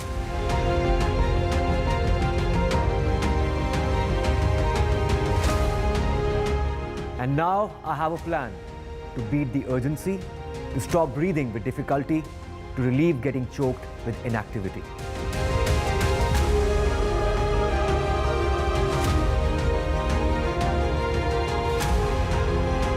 Energize our government, our environment, our society, and ourselves. Everyone, everywhere, every day.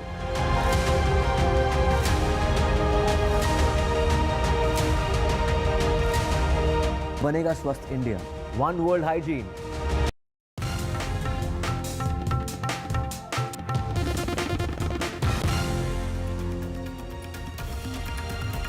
Welcome back. Prime Minister Modi is en route to Moscow for his two-day visit to Russia. This is Prime Minister Modi's first visit to Russia since the Ukraine war began. The 22nd India-Russia bilateral summit, it will be held parallel to the NATO meeting in Washington. From defense, energy, oil, Indians stranded in Russia, trade imbalances to increased economic cooperation, the two countries have redefined what has been a historical friendship in the past 10 years, particularly with the Prime Minister having asserted that this is not an era of war. Will Russia's invasion of Ukraine cast its shadow on the bilateral summit? What are the larger geopolitical undertones of this meet? Can the two nations carve out a roadmap for the new world order? In fact, the Indian ambassador to Russia, Mr. Vinay Kumar, he spoke exclusively to NDTV and mentioned that trade, atomic energy and defense is on the agenda of these talks. Listen in.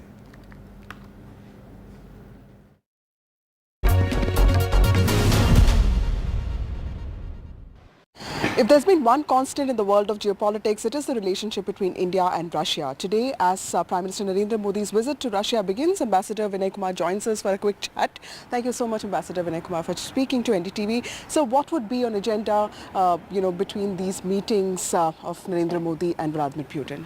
You know, the visit is situated in the tradition of annual summit that between two countries we have of Prime Minister and of India and President of Russian Federation. So during this visit, we will have the 22nd annual summit. On the agenda are, of course, comprehensive set of bilateral issues. As you know, we have multifaceted relationship. So all dimensions of that will be discussed in political, economic, trade and investment, of course, defense, atomic energy. All these issues will be discussed. And without prejudging what exactly the leaders will talk, I think that regional and global developments will also be on the agenda. Right. So we are talking about multilateralism here. This is an important bilateral meeting because it's the first official bilateral meeting that the Prime Minister is having after his third term. How does Modi 3.0 look for India-Russia relations? Well, India-Russia relations have been growing, and our constant endeavor is to continue work towards further deepening and expanding of the ties, because we find this relationship of mutually beneficial nature.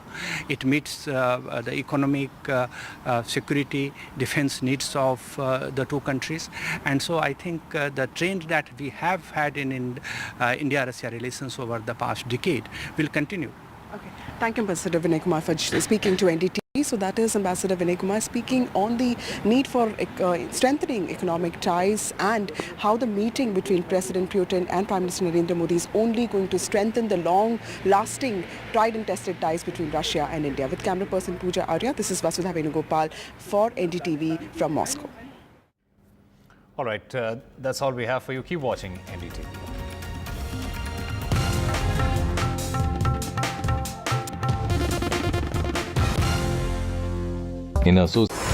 NDTV proudly upholds its legacy of trust and credibility. According to the prestigious Reuters Institute's Digital News Report 2024, NDTV is the topmost news platform in the country. Number one in both online and offline reach in India. Beating all its competition, NDTV stands for trust. The biggest democratic exercise in the world. Team NDTV covers it from ground zero. BJP really had to fight a tough election this time. Unprecedented exercise. Unmatched coverage. There is no dispute. जनता को decide करना है. From polling to counting, NDTV brought you the most trustworthy news and updates.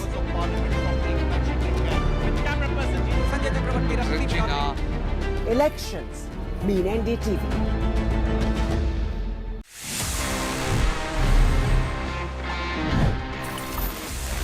कैसे आप technology को use करते हुए अपने gadgets का पोटेंशियल और एनहांस कर सकते हो. And this time it's about AI. It's about Google's latest Gemini, because ये अभी इंडिया में आ चुका है and you should use that because it can do a lot. मतलब अगर आपको ईमेल लिखना है and you need some help composing that email, यहाँ पे just by using the help me write option आप ईमेल्स जेमिनाई से लिखवा सकते हैं. ये आपकी ईमेल्स को समराइज कर सकता है और आपके लिए बहुत सारे अच्छे तरीके से हेल्प कर सकता है all across scenarios, all thanks to the power of AI. तो जेमिनाई अभी इंडिया में अवेलेबल हो चुका है. Well as of now it's only for the premium Google customers या फिर ये गूगल वर्क प्लेसेस में अवेलेबल है, but I am sure it's coming soon for everyone. और आप सभी जब इसको फोन में यूज करेंगे, you can utilise the full potential of Google's.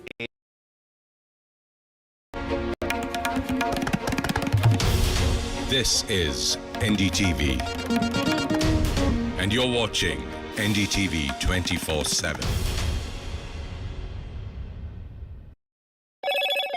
Hello, Moto.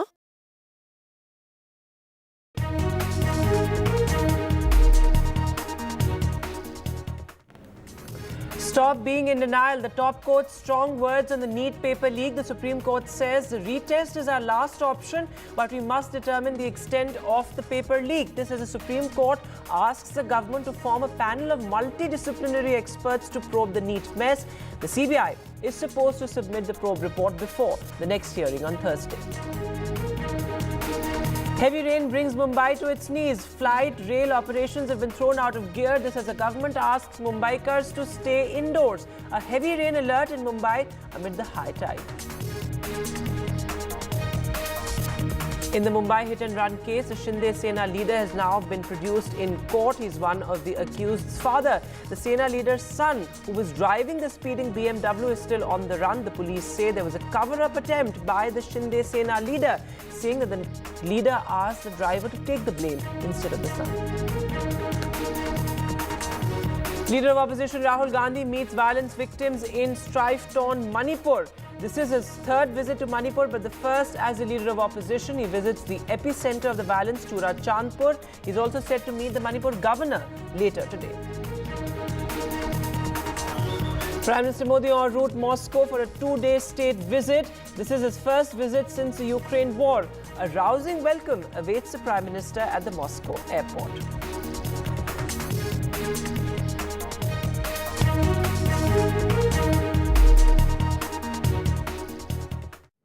Good evening and welcome. You're watching NDTV. I am Vedant Agarwal. Our top focus at this hour, a terror attack has been reported in Jammu and Kashmir's Katwa district. In fact, what we're being told is that more army troops have been rushed into the area. No casualties have been reported yet, is what army sources are indicating. Our senior colleague Nazir Masoodi is now joining us live. So Nazir, no casualties reported yet, but this has become a terror hotbed, a third attack in just the last couple of days. Well, this is in fact a second attack on army in last 2 days.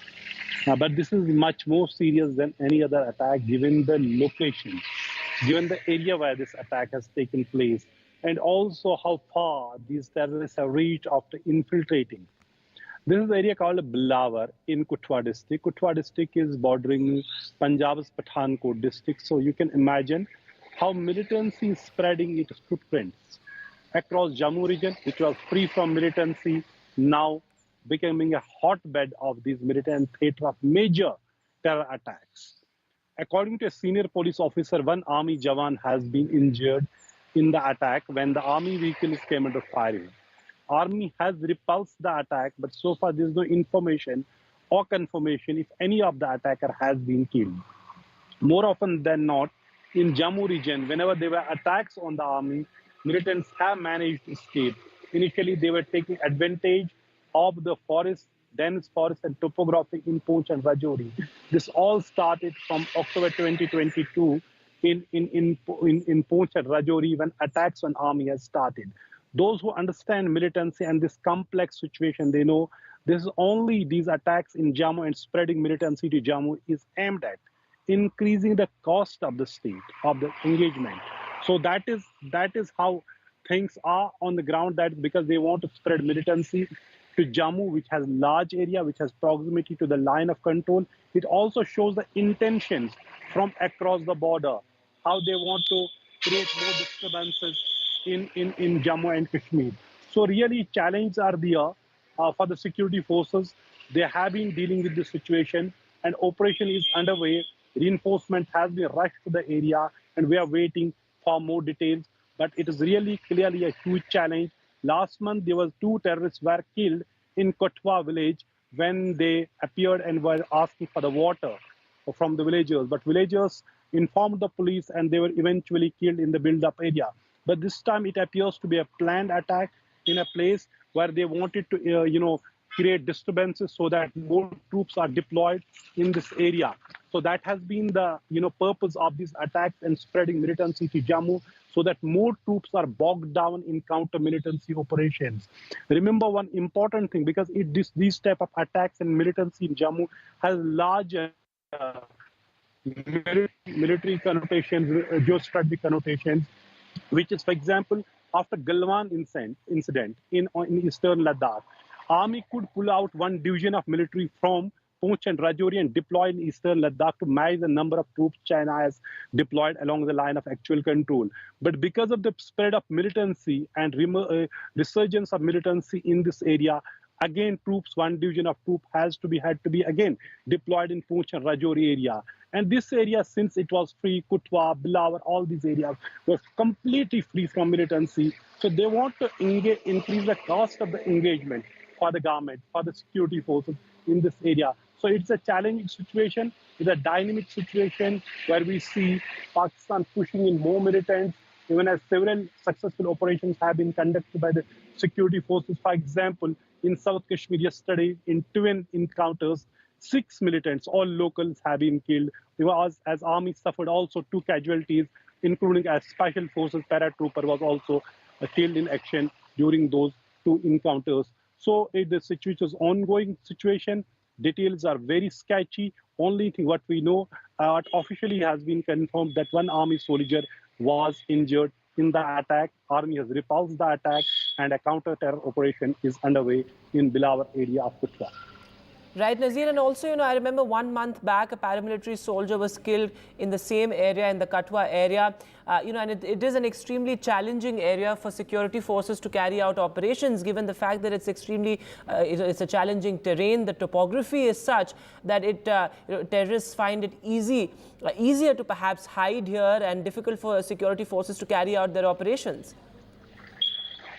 Well, this area is, militancy is unheard of in this area. Number one, for example, for last 3 decades, I am first time hearing or reporting an incident like this from Bilawar area. It is an area which is almost 3 kilometers drive from Kutwa itself. Kutwa, as I said, is bordering Punjab's Pathankot district. It's on the border of Jammu and Kashmir. But given the fact last month there was an encounter in a village in Kutwa, after villagers raised an alarm and informed the security force about presence of 2 terrorists. So, because it was a build-up area, both the militants were killed, but CR1 CRPF Jawan was also killed in action, and there were some injuries to the security force as well. But it appears that that group may have been a much larger group, and they may have now traveled all the way or reached all the way to Bilawar, where they carried out this attack. So clearly, attack appears to be premeditated, pre-planned to carry out attack on the army. As I have been saying, there is purpose. Those who understand militancy and why they are trying to keep the pot boiling, why they want to, push in more militants. They want to increase the cost of engagement so that the troops on the border, there are less troops on the border. And it's also a challenge that how there's dramatic increase in the infiltration, and highly trained, motivated, and highly armed militants are being pushed into the Jammu and Kashmir, particularly in Jammu region. Right, Nazir, thanks very much for joining us with the latest there. So as Nazir is reporting, militancy is unheard of as far as this particular area is concerned. No casualties have been reported yet.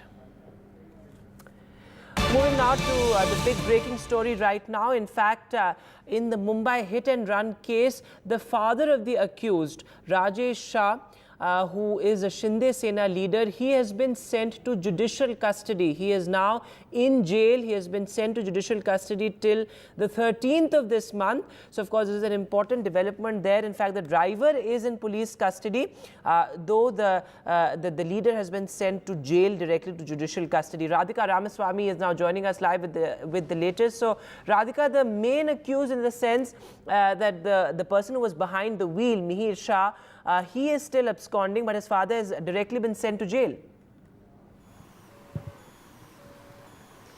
That's right. Mihir Shah is still absconding. In fact, multiple teams have been formed by the Mumbai police to trace him, but absolutely no trace of the main accused who was behind the steering wheel. In fact, who had allegedly rammed into the scooter, killing one person. Now, as far as the proceedings in the court is concerned, yes, the father has been sent to judicial custody, and the driver, who was also arrested along with the father, has been sent to police custody for a day. Of course, father, the police say, had not been cooperating with the investigations. In fact, there were multiple calls made between Mihir and his father who is also affiliated to a political party, multiple calls made, and there was an attempt of cover-up is something that the police is saying. In fact, the father had not been cooperating with the investigations, and the police also believe that father may have an idea of where his son could be, as post the accident there had been multiple conversation between the two. Now, at this point, CCTV evidence is being examined. Many people are being questioned, including the friends of Mihir, who was with him at the time or before the accident, in fact, in that particular pub in Juhu, and also his female friend with whom he had, in fact, spent time and also taken refuge soon after the accident. In fact, post the accident, he had abandoned his vehicle, called his friend, called his father, and then he escaped. Where he is, not entirely certain. His phone has been switched off. Many people being questioned, and police say that his father is somebody who could perhaps give them some. All right, so this is the latest there with the driver being sent to police custody and the father of the main accused, the father of the boy who was behind the wheel. He has been sent to jail directly, has been sent to judicial custody till the 13th of July. Radhika continues to be with us. So Radhika, as you were mentioning, it's an absolutely horrific case. You spoke to the victim's husband as well, who said that we could have saved her life. But a grim reminder also of the Pune Porsche case, where there was a similar cover-up bid by a powerful man at the helm. Absolutely, there is a cover-up bid similar to Pune Porsche case, because today the police in fact informing the court that the father and Mihir tried to convince the driver to take blame for this incident. Something that happened in Pune Porsche case as well, where the driver was asked to take the blame. He was in fact abducted by the family and so on in Pune, and something similar happening here as well. Of course, at this point, we'll have to wait and see when this arrest of this man will happen, because Mihir was allegedly under the influence of alcohol. He had allegedly consumed drinks, or something that the witnesses have informed the police. And then he was in the car. In fact, he took control of the car. He was speeding, after which, of course, it hit the duo who were traveling in that particular bike, killing a 45-year-old woman.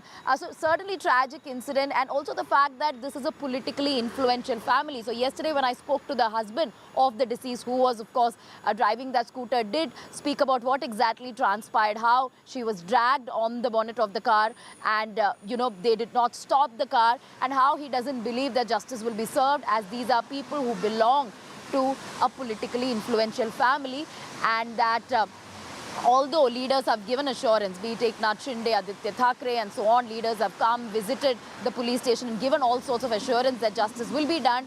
He had in fact said that he doesn't believe that justice will be served, simply because the main man behind the wheel is still absconding. He's not been arrested. Of course, his father has been arrested for trying to destroy evidence, for trying to shield the accused, and at the same time, the driver also arrested. And now, of course, they've been sent to custody, one to judicial custody and another to police custody of 1 day. Investigation still underway, but we're waiting for the main accused to be arrested, and the police say that they are inching closer to an arrest. All right, that's an important update there, Radhika. The police inching closer to arrest Mihir Shah, who was behind the wheel, whose speeding BMW killed a 45-year-old woman. But as Radhika is reporting, Chief Minister Eknath Shinde has promised a fair probe, a fair investigation. He says that politics over the dead must not be encouraged at this point. Take a look.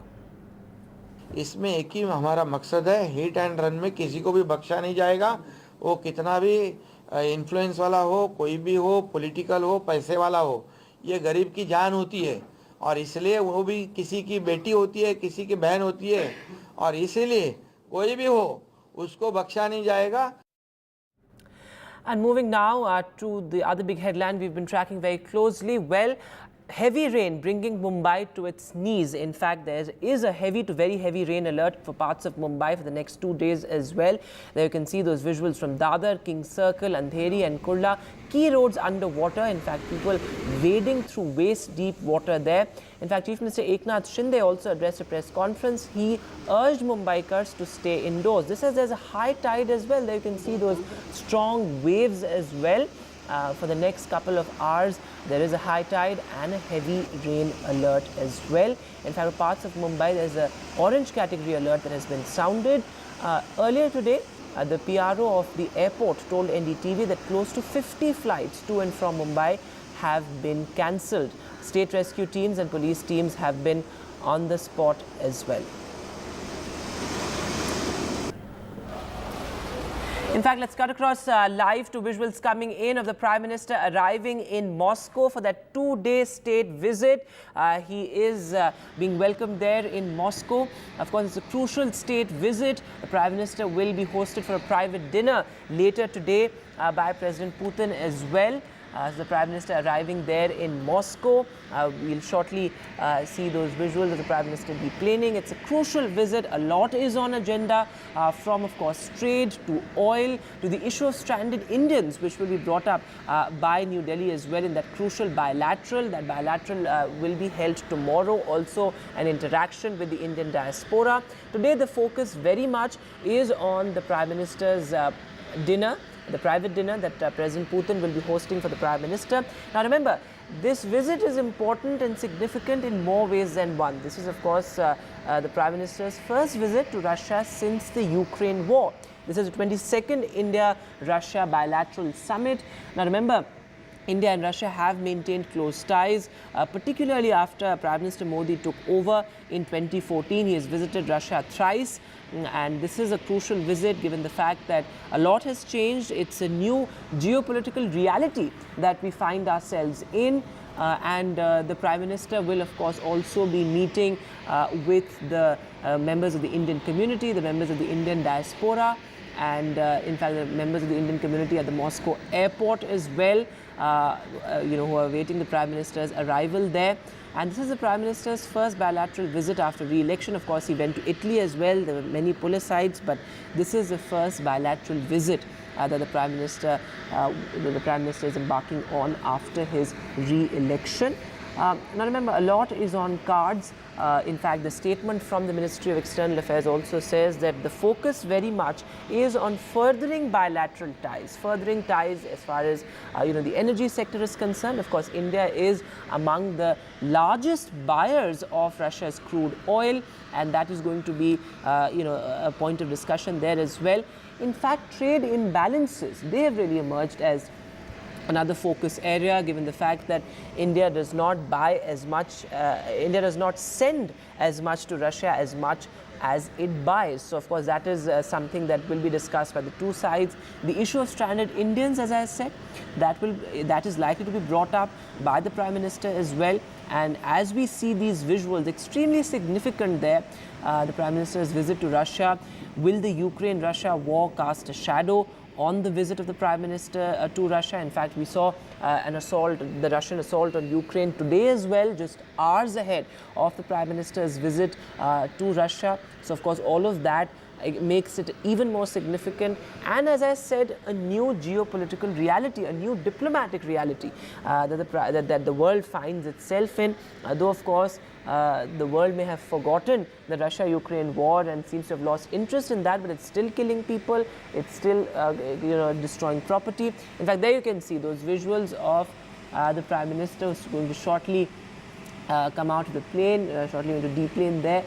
But it is a crucial visit, as I have been reiterating.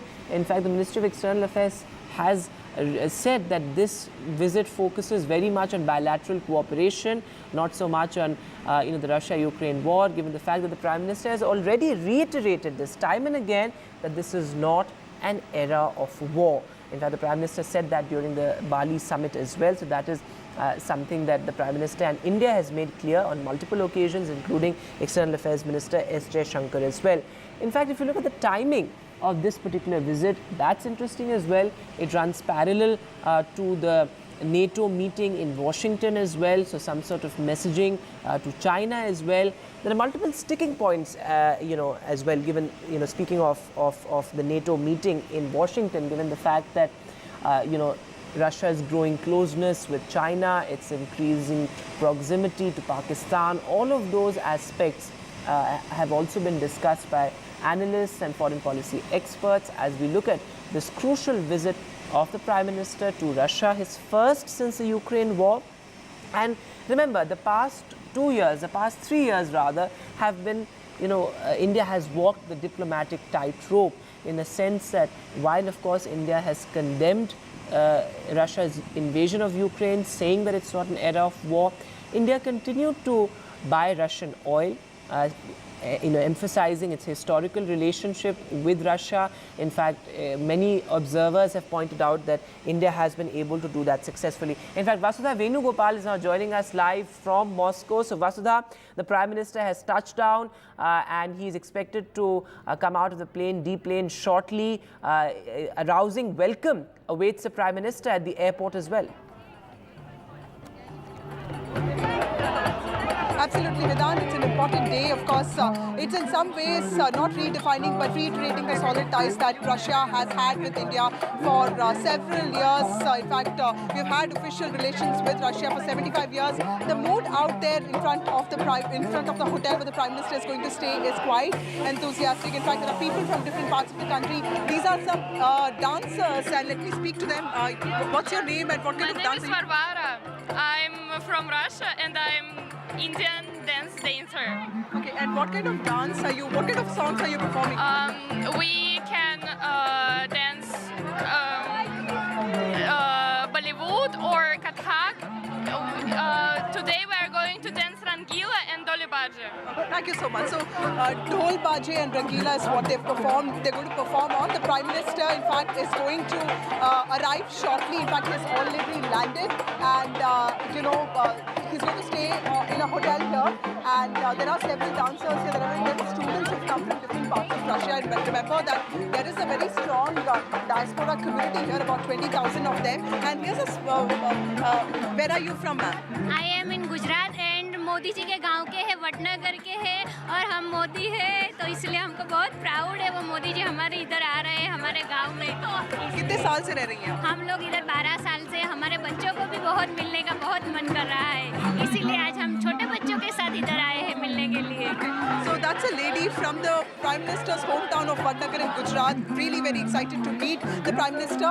Of course, he's going to have an official 600 community members meet tomorrow, which is also going to happen in one of the hotels there. It is not Vedant to the scale of what we saw in Texas or in Madison Square, but the Russian Indian community, the diaspora here is very strong, 20,000 of them, many of them students. The medicine community is very strong here. But of course, many questions, like you rightly pointed out, this visit of Prime Minister Narendra Modi to Moscow is coming after almost 9 years, and it points to some very important questions as to what kind of political realignment will India look at, and also what kind of political messaging will India be looking at. In fact, this is this is how the community looks like, sir. Are you part of this, and are you waiting for the Prime Minister? Hindi में बोलना है। हिंदी में आप wait कर रहे हैं Prime Minister? हाँ, मेरा नाम है ललित प्रकाश शर्मा, यहाँ करीब 10 वर्षों से हूँ, एस्ट्रोलॉजर का काम कर रहा हूँ, और मोदी जी आ रहे इसलिए आया हूँ, बहुत खुशी होती है हमें। 2 ही प्रधानमंत्री मैंने देखे इंडिया में, 73 साल की उम्र हो चुकी है। 2 प्रधानमंत्री, एक लाल बहादुर शास्त्री और दूसरे मोदी जी, जो देश का विकास कर रहे हैं, और भारत और रशिया के संबंध है प्रगाढ़ करने में, मजबूत करने में ये हमारा शेर मोदी रहते। Thank you, sir. So let me also show you some of the dances that are happening here. These are all Russian dancers, and variety of Bollywood songs being performed here. And remember that there is a lot of political realignment that has happened in the world. We saw the SEO meeting happening in Kazakhstan a few days ago. India has also been deepening its ties with the West, specifically US, and also there are growing ties between Russia and China. So clearly, many questions there that will be answered, and in some ways will be, a lot of interest will be taken into those questions with Prime Minister Narendra Modi arriving here shortly. There'll be a private dinner hosted for him by President Putin. He will also have a community meeting tomorrow. Trade and defense ties are top of agenda, but of course, most importantly, also the safety of Indians, those who have been misled into taking up jobs in Russian military, is also something that India is expected to raise. Absolutely, Vasudha, and this has become a recurring feature of the Prime Minister's visits abroad, of the state visits of the Prime Minister, this kind of diaspora events, a lot of excitement, something that we have seen in the past as well. But as you said, a lot is on agenda, from trade ties to oil to, of course, the issue of stranded Indians.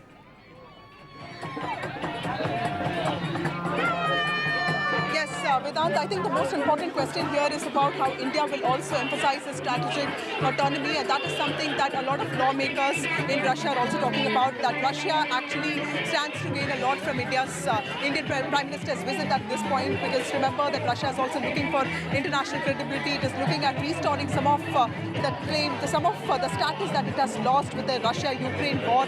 The shadow of the Russia-Ukraine war is looming large over this meeting of the Prime Minister with President Putin. Remember remember that President Putin has gone to only 3 countries after he became the president of Russia again, and that is China and of course North Korea and Vietnam. And this is Prime Minister Narendra Modi's visit to Moscow after 9 years. So clearly there have been annual meetings between Russia and India, but we have also diversified our defense procurement. We have also, in some ways, while increasing our imports, making it clear that getting cheaper Russian oil is in our interest. We've also sort of like really looked at other countries to deepen our ties, making it clear that India's interest now is its own strategic autonomy, and it has options. So clearly, there's a very strong political messaging that India is sending out. So that I think will play out in the meetings that will be held tomorrow. And of course, defense ties and trade will be very important, because while India's imports with Russia are growing on account of discounted crude oil, its exports have not been able to grow, and which is something that Foreign Secretary Vinay Kwatra said will be raised with Russians.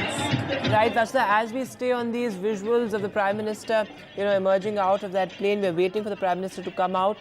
But, the relationship between India and Russia, of course, has been a historical one, and it has changed significantly in the past 10 years as well. With the Prime Minister, he's visited Russia thrice, and that diplomatic tightrope over the Ukraine-Russia war as well. How do you see, a significant change as far as the Indo-Russia bilateral relationship is concerned, particularly in the last 10 years?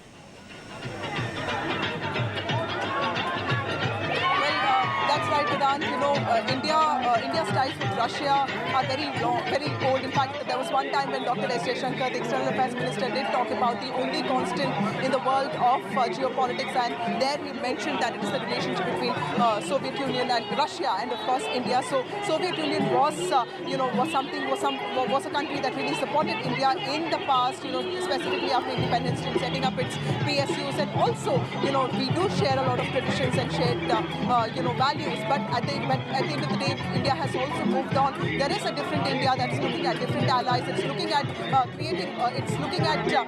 investing in different allies, and also, it's looking at keeping its own interest over others. It has, in fact, talked a lot about de-hyphenation. So it does believe that it is capable of strengthening its ties with an existing partner like Russia. At the same time, it's also capable of deepening its ties with countries like USA, and which also are sort of aligned with its democratic principles. So clearly, a greater diplomatic message that India has sent out in the last few years. But this is the first bilateral meeting of the Prime Minister ever since he was sworn in as the Prime Minister of India for the 3rd time.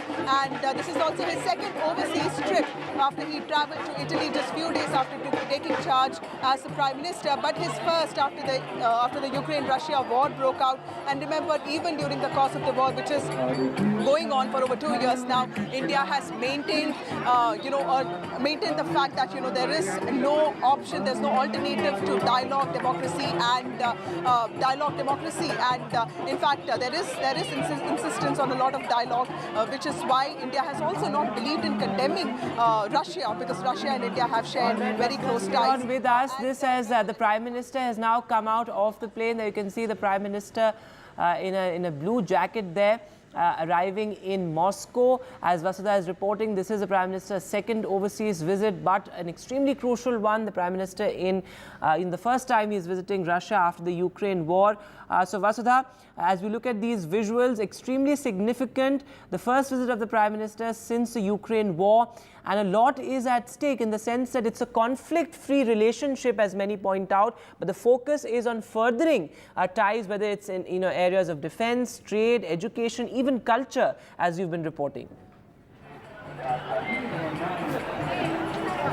Absolutely, Vedant. In the 60s, of course, we were not born then, but we've heard of the fans of Raj Kapoor and Nargis, and the kind of magic that Indian film festivals created, in Russia, and the kind of madness that Russians had for Indian actors. And today, I did find a generation of young people who are equally fascinated with Ranbir Kapoor and Shah Rukh Khan. Of course, times have changed, and there is more Hollywood in Russia now.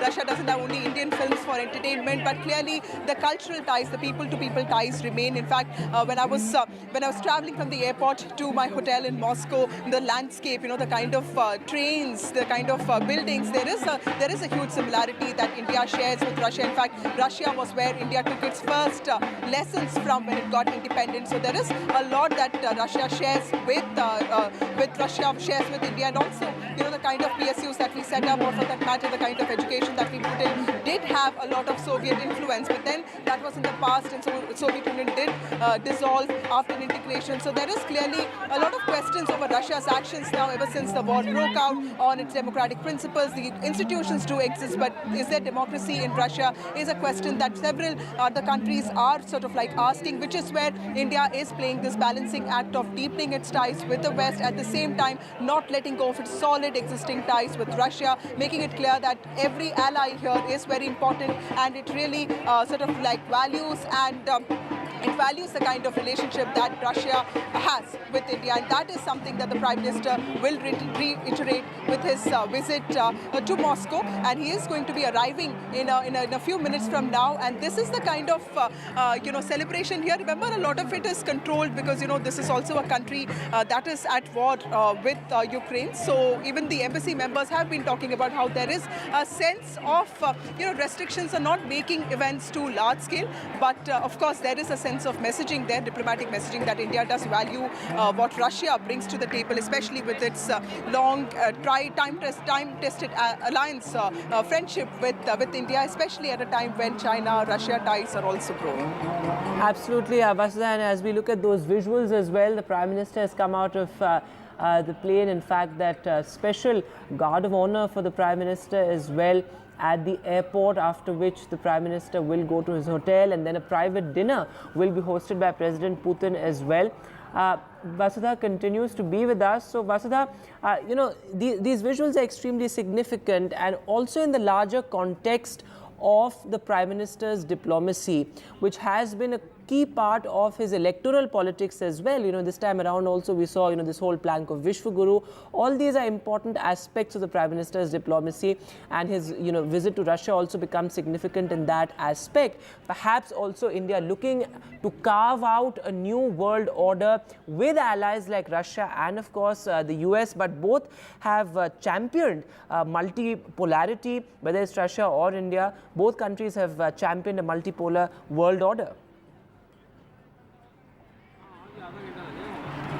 Well, that's true. That I think is the similarity between Vladimir Putin and also Prime Minister Narendra Modi. There is a sense that, his geopolitical moves also have an impact on his domestic politics. We did talk about, the safe arrival of students from war-torn Ukraine. When the war was going on, they came back to India, the kind of efforts that government put in, and also the fact that the Kuwait soldiers who were on death sentence, they were also released, Kuwait persons were also released. So clearly a lot of diplomatic moves that Modi has made has also played a part in his domestic politics. But here is a group of people who are also sort of like, part of the welcome party for the Prime Minister. Let me just speak to them. Sir, what's your name and why are you here? My name is Pramod Kumar. I am President for Punjabi Sabha.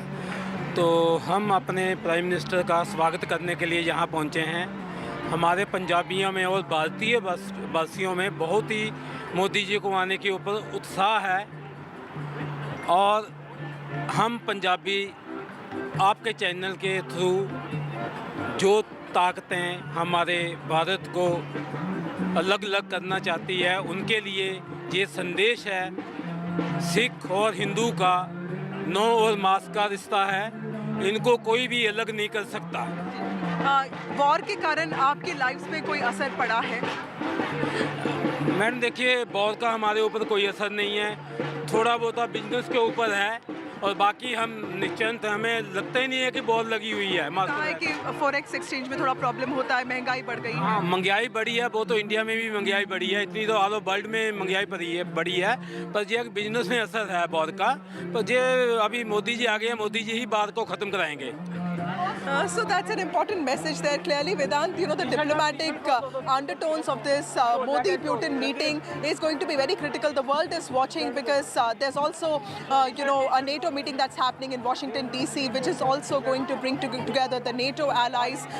You know, there is a policy of non-alignment and neutrality that India has always maintained while not condemning Russia, but at the same time insisting on the importance of dialogue, you know, when it comes to issues like war. In fact, it was Pradhan Mantri Narendra Modi who spoke about this is not the time for war in 2022 on the sidelines of the SEO meeting, and this was in a conversation with Vladimir Putin.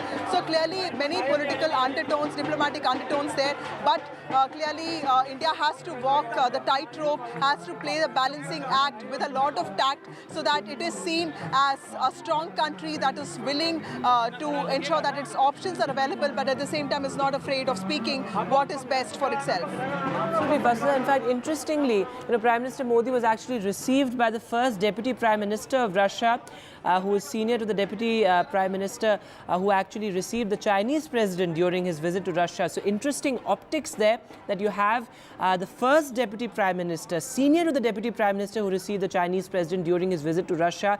In fact, in a rare gesture, the first Deputy Prime Minister is also set to accompany Prime Minister Modi to the hotel from the airport in the same car. So that's extremely interesting, you know, because as we've been reporting, messages being sent out to the world is keenly watching this bilateral between President Putin and Prime Minister Modi. You know, similar to gestures we've seen in other nations as well, whether it was in the US or whether the Prime Minister went to a smaller nation like Papua New Guinea. So, you know, this bid to create a new world order is something that is very interesting. But Vasudha, as you briefly touched upon the larger geopolitical context in which the Prime Minister is meeting President Putin, you have two live conflicts, you have a new geopolitical reality, and of course it also comes in the backdrop of India having, you know, in India making the world acknowledge its historical relationship with Russia, given the fact that it continued to buy Russian oil through the conflict. Absolutely, Vedant, and let me reiterate for our viewers, Prime Minister Narendra Modi was received by the first Deputy Prime Minister of Russia, Mr. Denis Manturov, and he is senior to the Deputy Prime Minister who received the Chinese President during his visit to Russia. This is quite a rare gesture because this is the Deputy Prime Minister who will also be accompanying the Prime Minister to the hotel from the airport in the same car. In fact, they are on their way here, and it is quite interesting because just a few days ago there was the SEO meeting in Kazakhstan, in Astana, where Vladimir Putin and Xi Jinping met, and there was an assertion that this is the best time for China and Russia to be friends, and this has been a concern for India. But remember that India has also believed in the philosophy of dehyphenation, so it does believe that, you know, it is capable of strengthening its already existing ties with Russia, at the same time also deepening its ties with the West and maintaining China at bay. And Russia has often used its veto powers even in the past to sort of be of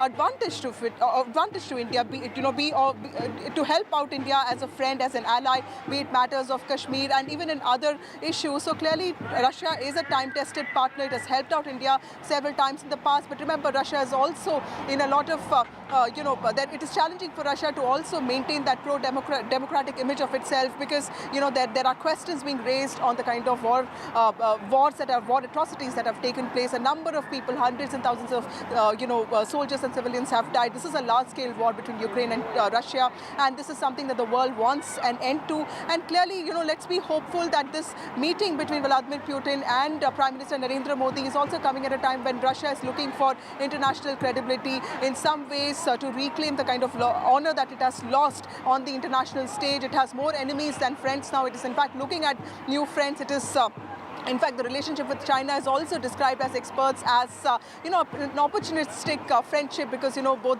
Xi Jinping and sort of Mr. Putin, President Putin need each other right now. But India and Russia have had, friendship relations for years without really having, they don't really share borders, so there is no question of a border dispute there. So clearly there is a lot in there for India to sort of showcase, and this meeting is clearly important.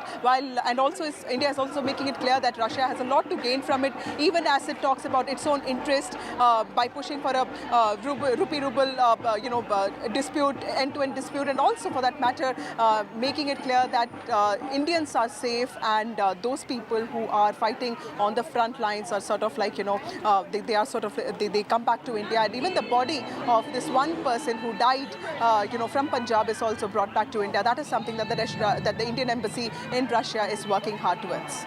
Absolutely, Vasudha, and as you've been reporting, the focus is very much on trade ties, on defense, on the rupee-ruble trade, which really has transformed the relationship between India and Russia, while of course there's many concerns like trade imbalances, etc. as well. But you spoke to the Indian ambassador to Russia. What all did he tell you, and what is the sense you are getting as far as the focus areas of the talks between the two countries are concerned?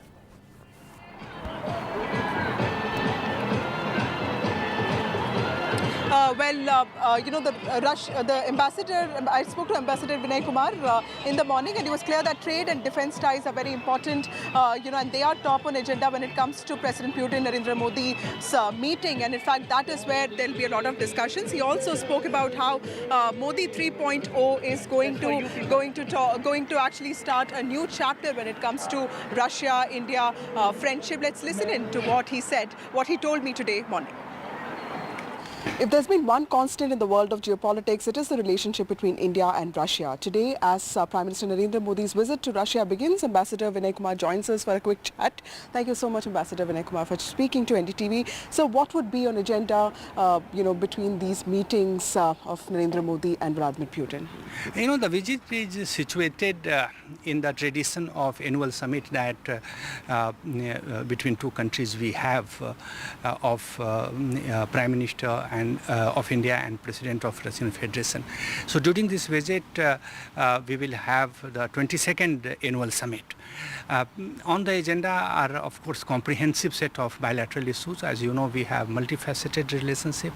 So all dimensions of that will be discussed in political, economic, trade and investment, of course, defense, atomic energy.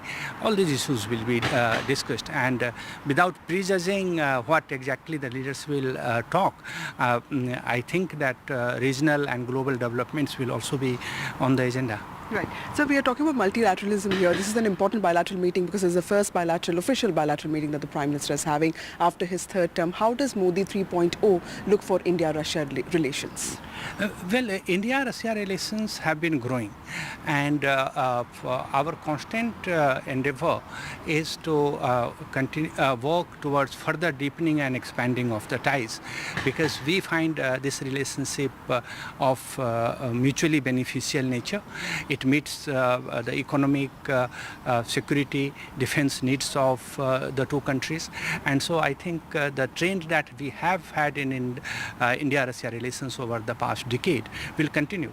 Okay. Thank you, Ambassador Vinay Kumar, for speaking to NDTV. So that is Ambassador Vinay Kumar speaking on the need for strengthening economic ties and how the meeting between President Putin and Prime Minister Narendra Modi is only going to strengthen the long-lasting, tried and tested ties between Russia and India. With camera person Pooja Arya, this is Vasudha Venugopal for NDTV from Moscow. All right, so the Prime Minister there has arrived in Moscow. In fact, Vasudha continues to be with us. So Vasudha, while of course the focus is very much on trade, correcting those trade imbalances, expanding India's relationship to areas like defense, education, but it's the people-to-people connect that also is extremely important. You were mentioning how Raj Kapoor and Nargis were household names in Russia and the erstwhile Soviet Union. But even now, how do Indians look at the Prime Minister's visit, in the sense that what is the expectation, because their lives have also been disrupted by the ongoing war? That's right, Vedant. I did meet a few students today while I was at Kremlin, and remember that this is a there is an invasion of Ukraine that is happening. There's a war that's been taking place. It's a prolonged war because it's been going on for 2 years. So when I spoke to students, all medical students, they did talk about rising costs of living, but then they still maintain that Russia is very safe for them. They don't have as many problems, but of course there are problems with getting their money exchanged. Like we did face that, when it comes to fewer forex exchanges, this insistence on having ruble everywhere. This was not what Russia used to be like, but clearly that is something that countries at war have to face, and clearly citizens do bear the brunt for it. I did speak to some Indian citizens, Indian students, who are in their third year of medicine. Let's listen into what they said. Prime Minister Narendra Modi is on a very critical visit to Moscow in Russia to meet President Vladimir Putin. This is his first bilateral meeting since he assumed charge as the Prime Minister of India for the third time. But while politics goes on, there are also people-to-people ties here. In fact, I'm joined by two students from India who are studying medicine here, Rushti and Gayatri. Thank you so much for speaking to NDTV. Tell us, how many years have you been in Russia, and what do you like about the city, and what do you study here? It's been 3 years since I am here, and I am from Penza and I studied medicine there. And the best thing about Russia is we feel secure, and most of us, our parents, are worried due to some war and other reasons. But we, being Indians here, feel safe as every point there's security. Even in the smallest city like Penza, we are secured. Here also we are secured. And so Gayatri, did you know that the Prime Minister was coming? In fact, you guys knew about it, right? So have you been following what's happening in India? Yes, when we came here and we talked to our parents, and she also talked to her father on phone, then उन सब ने ऐसा बोलने लगा कि अरे यार तुम लोगों को पता है हमने मतलब वीडियो भेजा, देखो हमारे मोदी साहब वहीं पे है. तो पेरेंट्स सब बोलने लगे कि बोला कि मोदी सर हम यहीं पे हैं, we heard to appreciate you and we all are very happy that you came here. Russia India के बीच में बहुत सारे टाइज बहुत पहले से थे, लेकिन अभी ये वॉर चल रहा है यूक्रेन में. आप ही की तरह बहुत सारे मेडिकल स्टूडेंट्स को वापस आना पड़ा. But how is has there been any impact at all on your lives, on your education? Economically there have been some impacts, as our foreign exchange cards have not been working since long, so there are challenges about that. But keeping those things aside, we have no as such challenges. We are safe and we are secured, and there's everywhere security, so our routine university life is continued. So has the cost of living gone up here? Cost of living in Russia, see, Russia is not as a very stable economy as India is, so we have challenges throughout the year, and not only during war, but yes, there have been some ups and downs, and yes, financially the costs are difficult.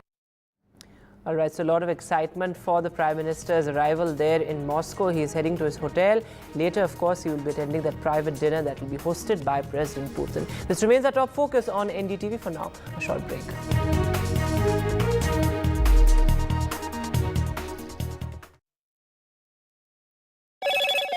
Hello, Moto.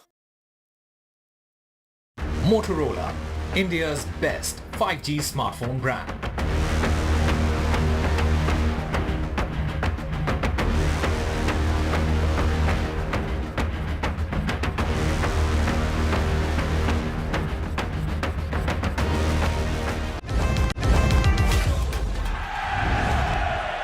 Get the magic of the best working for you now. Link your payment cards once, collect rewards forever.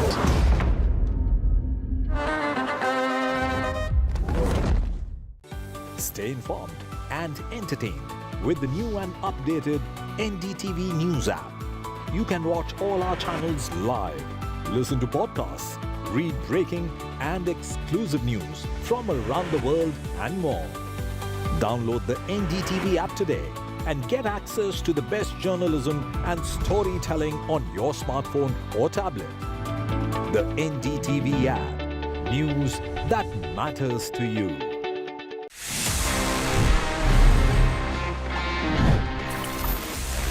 You know that the world's first smartwatch was like 1977 में develop कर लिया था.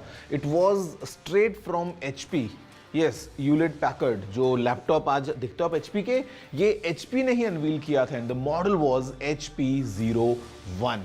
It was quite amazing because it was this wrist gadget जहाँ पे एक calendar था, एक calculator था, साथ में clock, stopwatch, timer, alarm, and in fact a world clock as well. Well, this gadget was really powerful और इसमें 28 अलग-अलग buttons थे. 28 buttons इतने से size में. Well, obviously उस time पे we didn't have touch screens. उस time पे I would say for engineers and for professionals it was such a boon. But then again this product failed because it was quite expensive, थोड़ा bulky था and maybe not that easy to use that. But मैं बोलूँगा it was the beginning of the era of smartwatches and eventually today you know how popular they are. जहाँ पे हर किसी से जब आप मिलते हो after the mobile phone, the second purchase that you do as a gadget is definitely a smartwatch these days. Did you know this? If yes, amazing. If no, then please let me know. You know the address. It's tg@ndtv.com.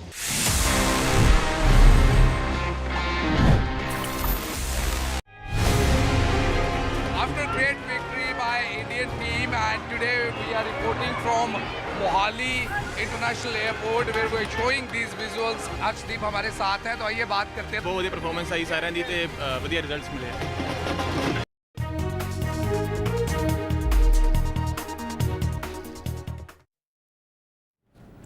Welcome back. Breaking news coming in. Well, in the Mumbai hit and run case, as the main accused, Mihir Shah, who was behind the wheel, he is still absconding.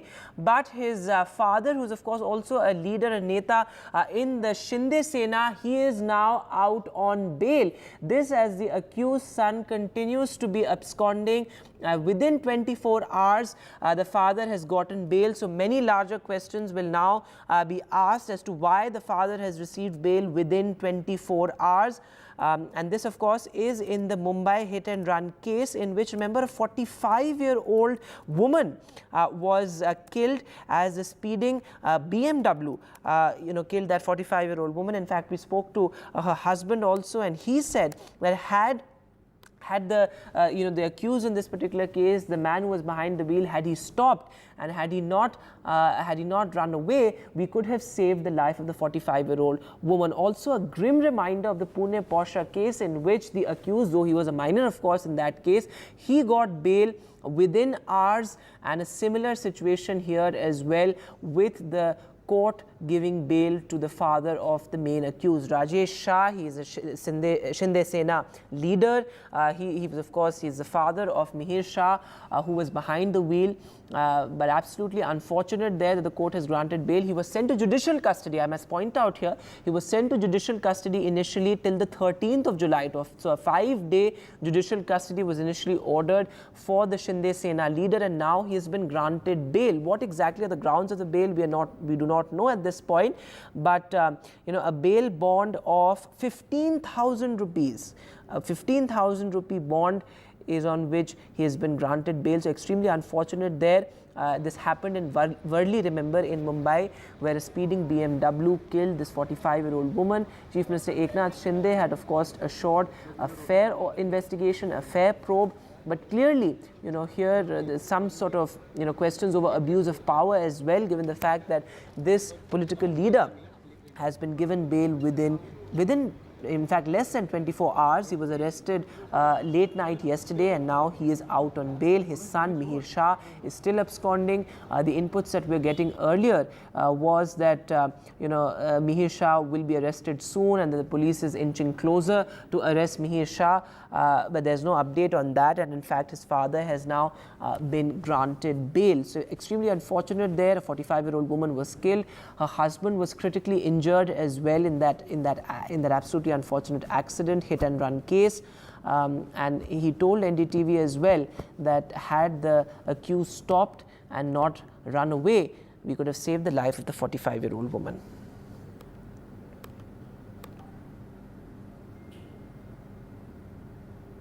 And moving now to news from Karnataka, well, a political blame game over the alleged land scam. Now, the BJP is accusing the Congress, in fact, the Chief Minister, no less, of a 4,000 crore rupee land scam. The Congress has responded to this. The Congress says there was no wrongdoing.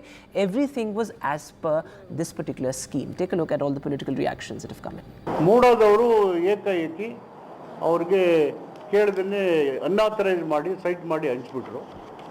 ಆಮೇಲೆ ಮೂಡಕ್ಕೆ ಇವರು ಪತ್ರ ಬರೀತಾರೆ, ಅವರು ತಪ್ಪಾಗಿದೆ ಅಂತ ಹೇಳ್ತಾರೆ, ಪರ್ಯಾಯ ಕೊಡಬೇಕು ಅಂತ ಅವರು ರೆಸಲ್ಯೂಷನ್ ಮಾಡೋಕ್ಕೆ ಅವರು ಮೀಟಿಂಗಲ್ಲಿ ಅದಾದಮೇಲೆ ಅವರು ಪರ್ಯಾಯ ಕೊಡಿ ಅಂತ ನೀವು ಇಲ್ಲಿ ಕೊಡಿ, ವಿಜಯನಗರ ಕೊಡಿ, ಇಂಥ ಕೊಡಿ ಅಂತ ಏನು ಕೇಳಿಲ್ಲ.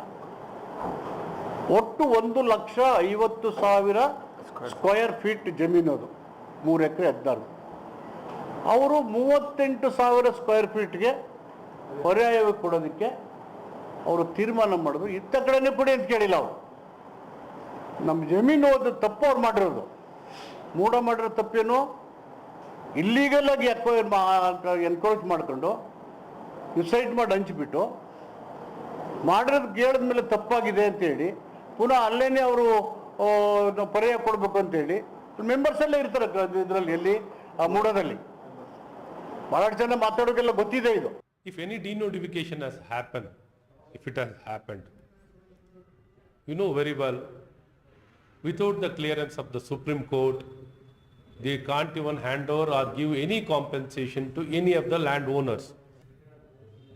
Now whatever Muda has given alternative site allocation, when there was a clear letter even by the Deputy Commissioner or the government not to give any alternative sites after 2003, it is very clear whatever has happened in Muda is all illegal.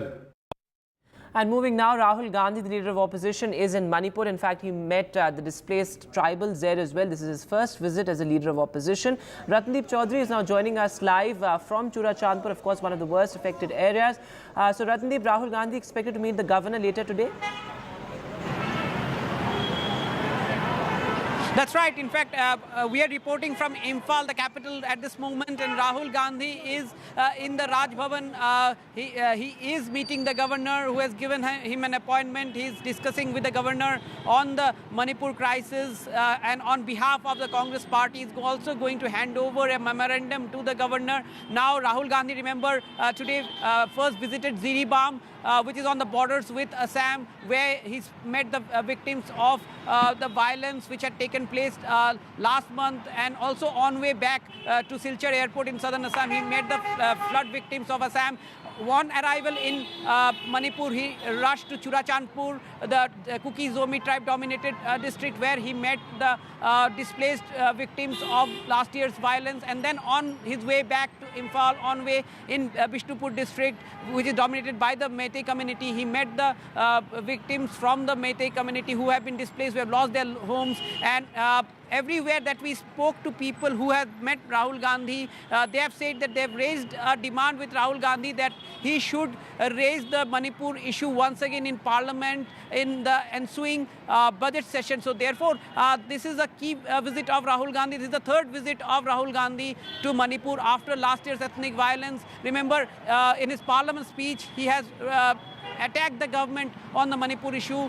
In fact, the opposition is trying to corner the Prime Minister on the fact that the Prime Minister is yet to visit Manipur, although the Prime Minister did mention about Manipur in his speech in Rajya Sabha, where he actually assured the House that both the centre and the state are trying to build peace in Manipur. However, Rahul Gandhi at this moment meeting the governor, raising the issue once again, and at ground zero trying to perhaps create a build-up on this issue. Absolutely, Ratndeep. Thanks very much for joining us with that. With that, we'll take a short break now, but news continues on the top of the hour.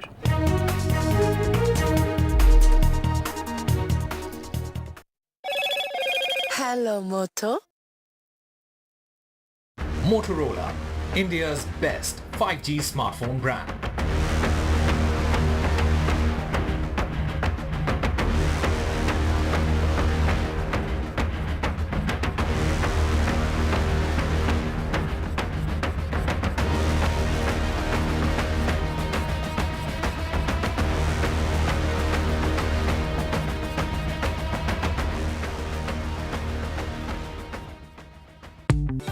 Stay informed and entertained with the new and updated NDTV News app. You can watch all our channels live, listen to podcasts, read breaking and exclusive news from around the world and more. Download the NDTV app today and get access to the best journalism and storytelling on your smartphone or tablet. The NDTV app. News that matters to you.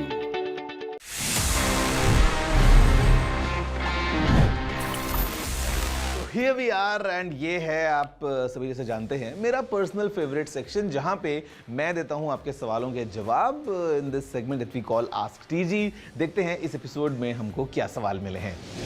Hi TG, is the Insta360 X4 worth upgrading from the Insta360 X3 camera? Also, do you think there are any other alternatives? I'll give you my honest takeaway.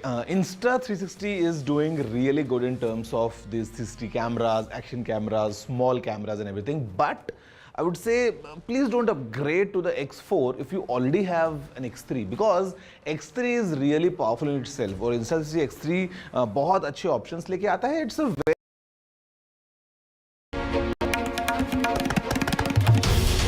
This is NDTV.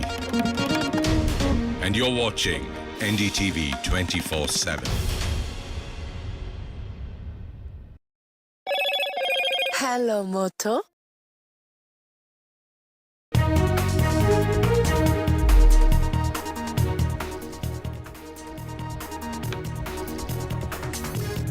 Prime Minister Modi reaches Moscow. Prime Minister's first Russia visit since Ukraine war, rousing welcome for Prime Minister at the Moscow airport.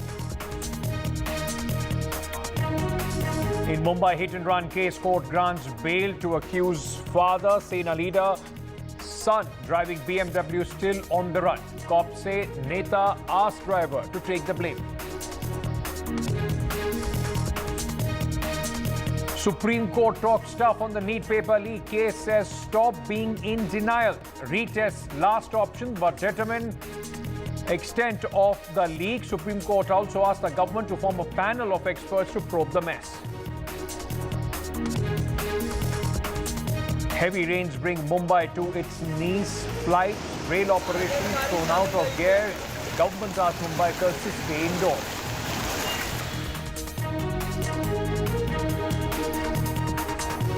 Rahul Gandhi meets violence victims in Manipur, his third visit since the violence broke out in 2023.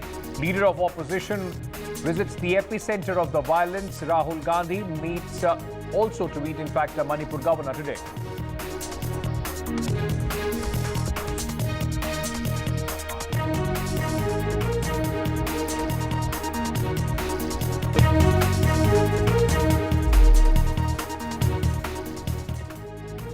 In Mumbai hit-and-run case, the court has granted bail to accused Rajesh Shah.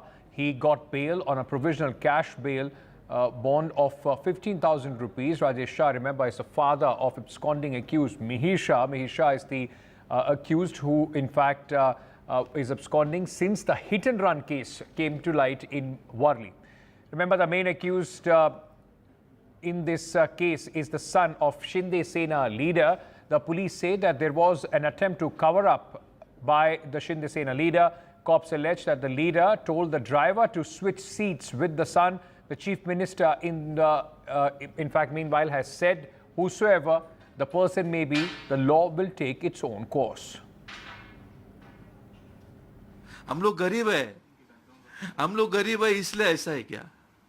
सबके लिए same न्याय रखो तुम. गरीब और श्रीमंत के बीच में ऐसा न्याय मत रखो. हम लोग कैसे करेगा अभी बताओ. हमारा बच्चा ये ऐसा ही पड़ गया. अभी हमारा पूरा घर पूरा बिखर गया. वही हमारा मच्छी बेचता था, वही सब करता था. इसमें एक ही हमारा मकसद है, हिट एंड रन में किसी को भी बख्शा नहीं जाएगा. वो कितना भी इन्फ्लुएंस वाला हो, कोई भी हो, पॉलिटिकल हो, पैसे वाला हो, ये गरीब की जान होती है और इसलिए वो भी किसी की बेटी होती है, किसी की बहन होती है और इसीलिए कोई भी हो उसको बख्शा नहीं जाएगा. Let me go across at this moment to my colleague Paras Dama, who is joining us with more details on this story. Paras, the cops allege that there was an attempt to, in fact, cover up this entire case. Where is this accused? What are they saying about this man and the latest as far as the investigation is concerned? So right now the latest about this investigation is that the female friend of Mihir Shah has been interrogated by the Worli police from morning, and still the interrogation is on.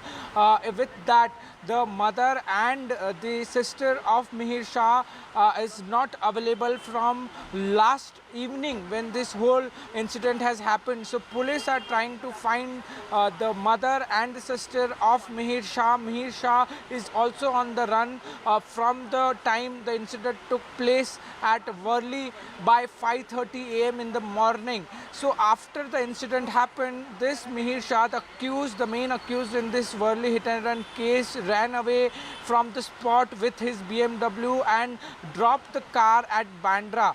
After Bandra, he was absconding and he ran away from Bandra. So now in this entire situation, the police produced Rajesh Shah and the driver of BMW car in Shivri Court today. 1 day judicial custody was given to Rajesh Shah, and 13 days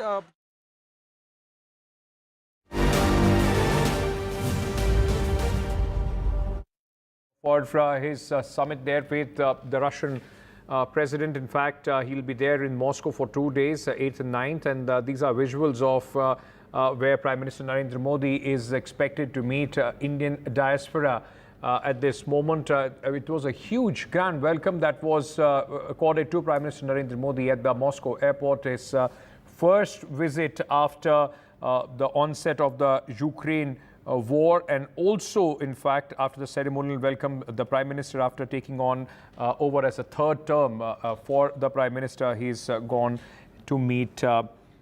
This is going to be a full range of bilateral issues with the Prime Minister and between the Prime Minister and the Russian President. Let me bring in my colleague Vasudha Venugopal, who is, in fact, in Moscow at this moment, reporting live on this visit for NDTV. Vasudha, grand ceremonial welcome there for the Prime Minister, and now all eyes would be on Prime Minister's interaction with the Indian diaspora. Absolutely. Today is a critical day because there's also going to be a dinner that is going to be hosted by President Vladimir Putin for Narendra Modi, the Prime Minister of India. In fact, this is his first bilateral visit after he assumed charge as the PM for the third time. But with me now is an admirer of India, Vanessa, who works as a marketing manager. Vanessa, you are here as part of welcoming the Prime Minister. Tell us, what do you think of India? I work from long time in tourism market, and I'm working for India. I must say that with Indian company actually from past many years, and I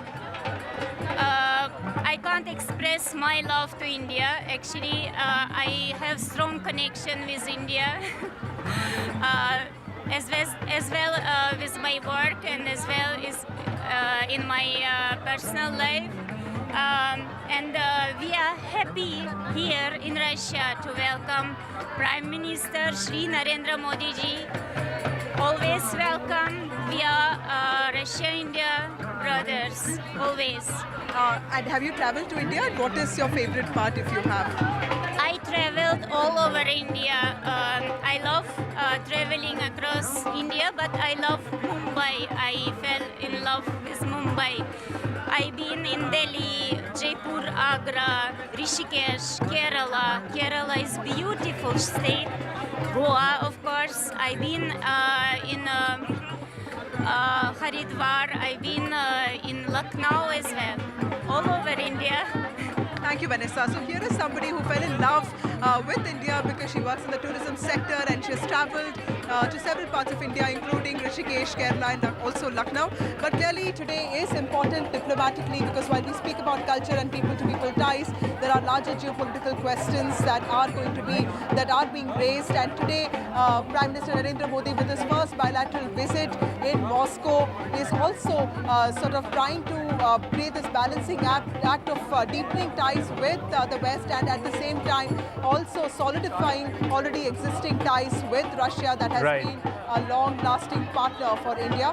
So there's been a lot of activity since morning here, but of course all eyes now are on the private dinner that will be hosted by President Putin for Narendra Modi. The Deputy Prime Minister is accompanying Prime Minister Narendra Modi to the hotel, so that is also a gesture. This Deputy Prime Minister is in fact higher in hierarchy when it comes to the Deputy Prime Minister who was sent to welcome Xi Jinping. So clearly there is a certain gesture that Russia is also trying to give out, while India is trying to play the balancing act very tactfully, also maintaining its relations with China and at the same time deepening its ties with the West. Absolutely, and we can hear that Dol Tap, behind you, Vasudha. It just seems that you've landed right, though in Moscow, but the Prime Minister won't be missing much of the sound and, the field of India. There are so many people from Indian diaspora there to welcome the Prime Minister. These visuals are coming in from the hotel where the Prime Minister has just arrived, and a lot of people from the Indian origin there, in fact, welcoming the Prime Minister. But it is an important visit, what is the significance? What are the areas to look out for, and the challenges, of course, going forward, India and Russia relations? Manju Seth, former diplomat, is joining us at this moment. Ma'am, thank you for speaking to us. Just to begin with, what do you think are the important areas, possibly the top 5 priorities that India and Russia would possibly have at this moment when during Prime Minister's visit? All eyes would be on the private dinner when the two leaders meet tonight. Yes, it's a very important visit. Very rightly you've put it that there will be important issues to be discussed, including all the challenges that both countries need to address and resolve, including in trade and in defense supplies, defense co-production, energy security, and the maritime corridor, and also I think the China factor would be discussed, the ongoing Ukraine war, and a messaging also to, or not messaging, but a kind of indication to each other that this friendship is time-tested. It has been a very good relationship, a very good friendship for so many years. Both countries have stood by with each other, and they would like to communicate that this friendship is very deep-rooted, and they will continue to stand by each other in difficult times. I think that will be an important messaging that will be given during this visit. And already we have seen the special welcome given to him, ceremonial welcome, and the fact that the senior Deputy Prime Minister was with him, was with Mr. Modi, with Prime Minister Modi in the car on the way to the hotel from the airport. I think it's another indication of the importance that Russia attaches, and both sides attach to this special relationship and for taking it forward and to strengthen it further. Ma'am, if I may just bring out two important topics, and if you can shed more light on that, because this possibly is the first, in fact, this is the first visit of the Prime Minister since the, Russia-Ukraine war erupted in 2022. India so far has done a fine balancing act. The Prime Minister, remember, earlier met on the sidelines of the G7 summit. The president of Ukraine, now he is in Russia. What are you expecting on that front? India has been an advocate of peaceful solution between both these countries.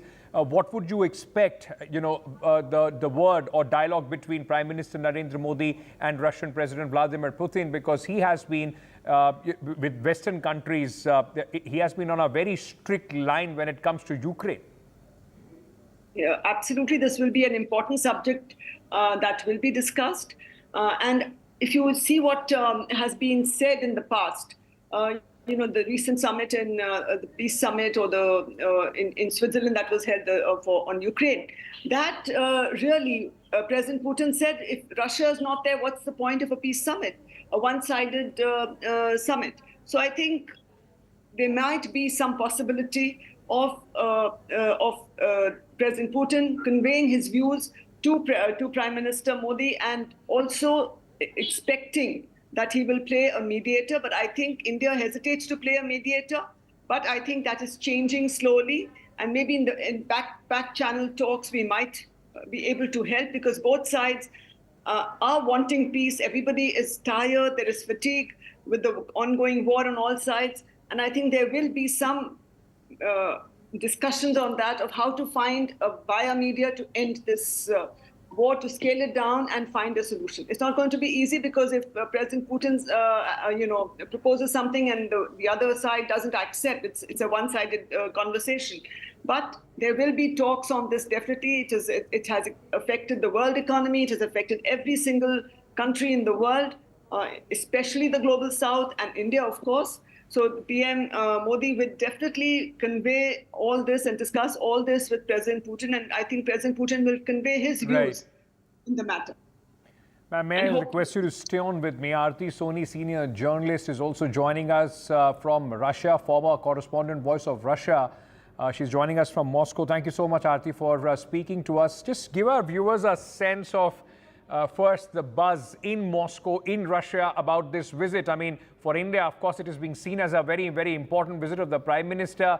After taking over as from his third term, the Prime Minister, in fact, for the first time visiting Russia. How is it being taken there in the political and general public circles? I think it's a very important. First of all, its meeting is historical. They are, I think, discuss about first about the north-south corridor. This is important for India and also for Russia for business purpose. Second thing is about the BRICS, how they will use the currencies, they exchange the currencies of both the countries. And third is about the bilateral treaties. Maybe they will sign some treaties. And Ukraine and Russia war also. Maybe some solution Modi ji gave there, and maybe some suggestions also he will put there.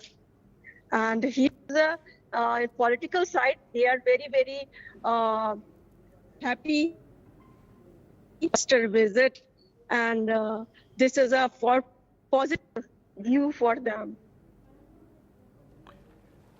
Right. What we'll try and do, we'll try and reconnect with Aarti Soni. Before I let you go, Manju Seth, if I may ask you, ma'am, another important challenge as far as India and Russia relationship is Russia's relationship with China. Quite an important relationship, beginning with the growing dependence of Russia on China, and the new, in fact, many call it the new axis, which is evolving with Russia, China, North Korea also in that mix.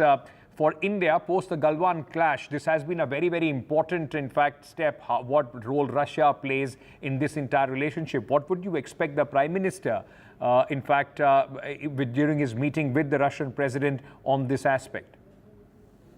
I'm sure he will raise this point because it is a matter of concern for India that China is growing, very close, and it's the senior partner in this time around, senior partner in the China-Russia partnership. And we would, of course, convey, our Prime Minister would definitely convey that this partnership, while, we cannot dictate to anyone what partnerships they should have, what kind of relationship they should have and with whom, but we can definitely convey our concern and our concern that this relationship should not impact impact India and India's interests. So I think that will be conveyed clearly, that no matter how their relationship evolves with China, they will keep our interests in mind and keep our friendship in mind.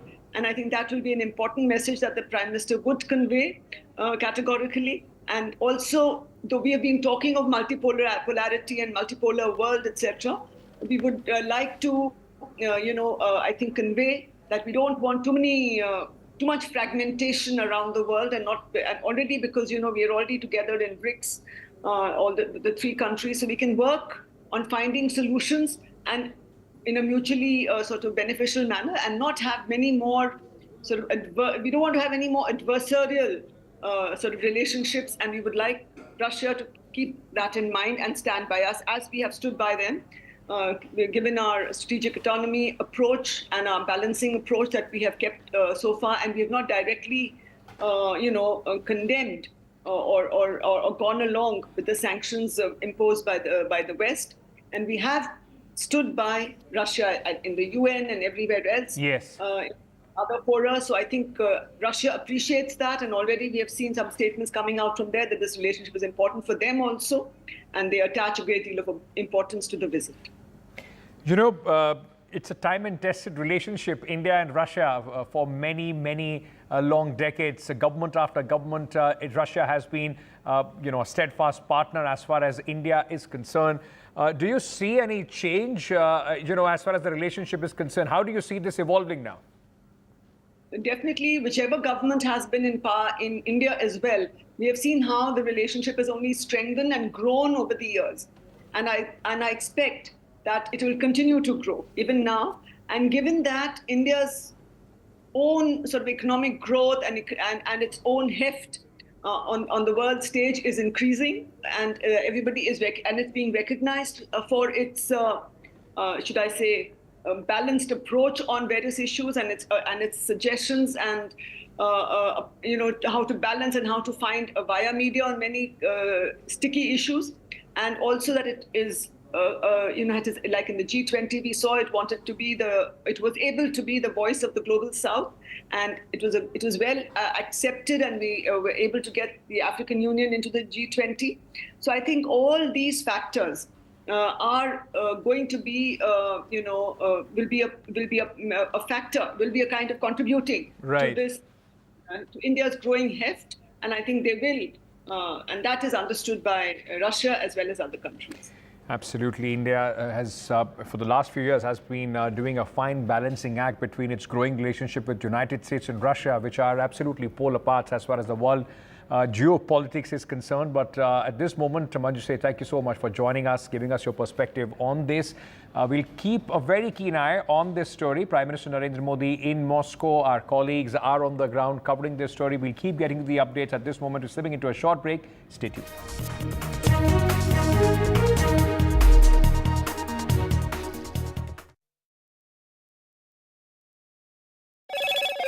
Hello, Moto. Motorola, India's best 5G smartphone brand.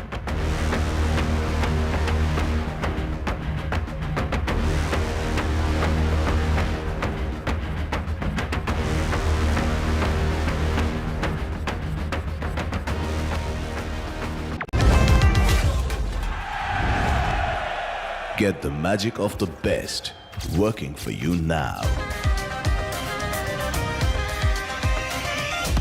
Link your payment cards once, collect rewards forever.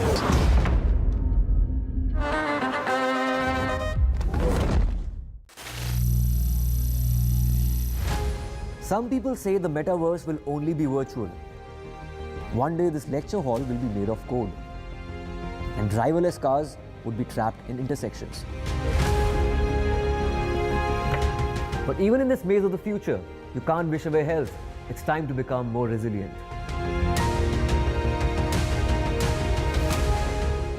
"10 years of Banega Swasth India, we have grown and achieved so many milestones.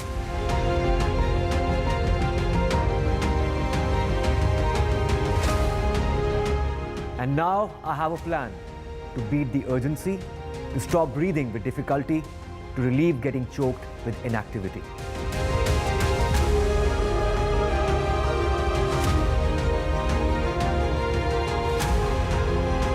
Energize our government, our environment, our society, and ourselves. Everyone, everywhere, every day.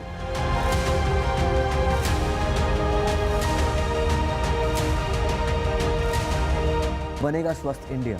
One world hygiene. NDTV proudly upholds its legacy of trust and credibility, according to the prestigious Reuters Institute's digital news.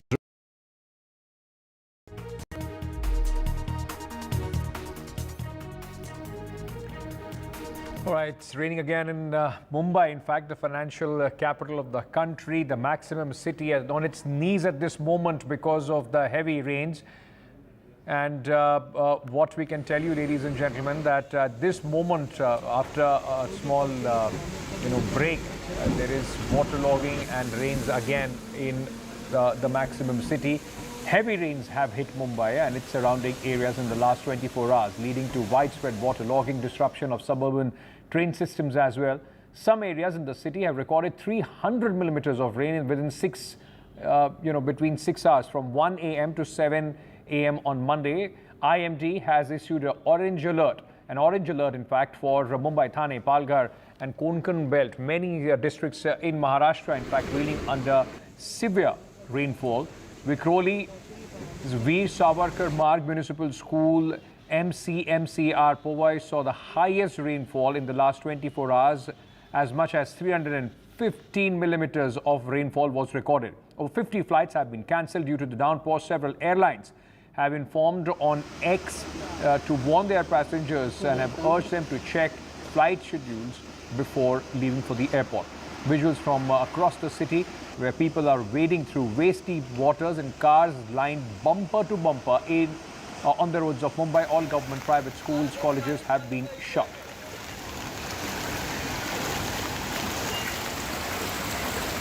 बारिश हुई है रात से, ये ज़्यादा हुई है, 65 mm से ज़्यादा होती है तो अतिवृष्टि जैसी परिस्थिति होती है.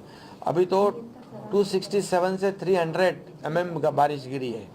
ये बारिश जो है ये कम समय में गिरी है और जो पूरी तरह व्यवस्था जो है कैरिंग कैपेसिटी है उससे बहुत ज़्यादा, कई गुना ज़्यादा ये बारिश हुई है. और इसलिए रेलवे के ट्रैक पे भी पानी आया है.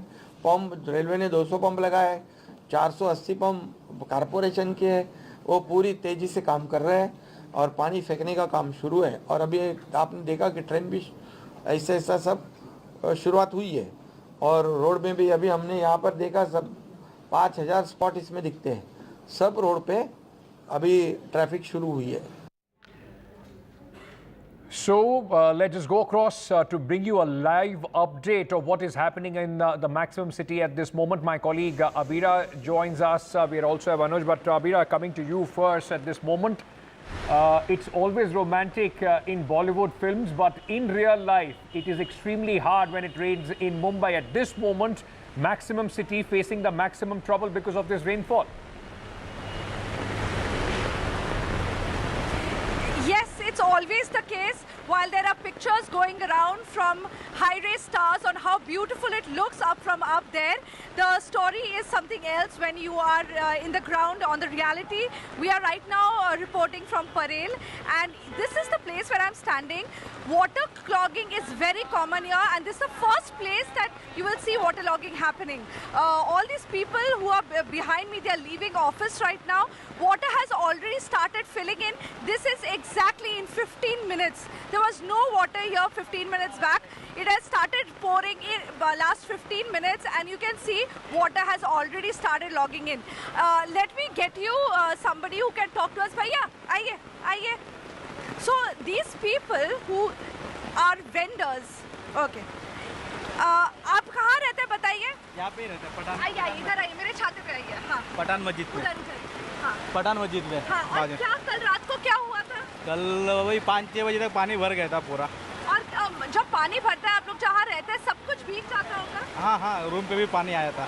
रूम में भी पानी आ जाता है. और अभी ये जो बारिश हो रहा है, अब भी बारिश शुरू हुआ ना? हाँ. तो ये वाला रास्ता तो हमेशा पानी भरा रहता है? हाँ, भरते, लेकिन मोटर लगा है, खाली भी हो जाता है. खाली हो जाता है, लेकिन अभी कितना देर में खाली होगा ये जो अभी पानी? बारिश के ऊपर डिपेंड हो, ऐसा गिरते रहेगा तो खाली नहीं हो पाएगा. अगर बारिश रुकेगा तो खाली होएगा. और आप लोगों को कितना मुश्किल होता है यहाँ पे? हाँ, तकलीफ तो होता है पानी भरेगा तो. ठीक है, आपका नाम? Raju. So you know these are street vendors who are standing here all day, and they have been talking to each other while I have been talking to them also, that in the morning they woke up and their beds were completely wet. They were underwater. See, if you can see, the water is already started flowing in these roads in just 15 minutes. And I have faced it myself, where I have come here and there was water till my waist. I'm not talking about today, but this happens every year. It's a every year story and it never ends. Right. In fact, Abhira, speaking to people there who are facing troubles, it's already, as you can see in these visuals, already raining again, and it's time for people to go back from offices to home. It is going to be a troublesome journey in Parel. Abhira, may I request you to stay on with me? Anuj also with us at this moment. Anuj, in Parel, of course, we can see all these office commuters facing a lot of difficulties. The transportation systems are impacted. What's the situation where you are?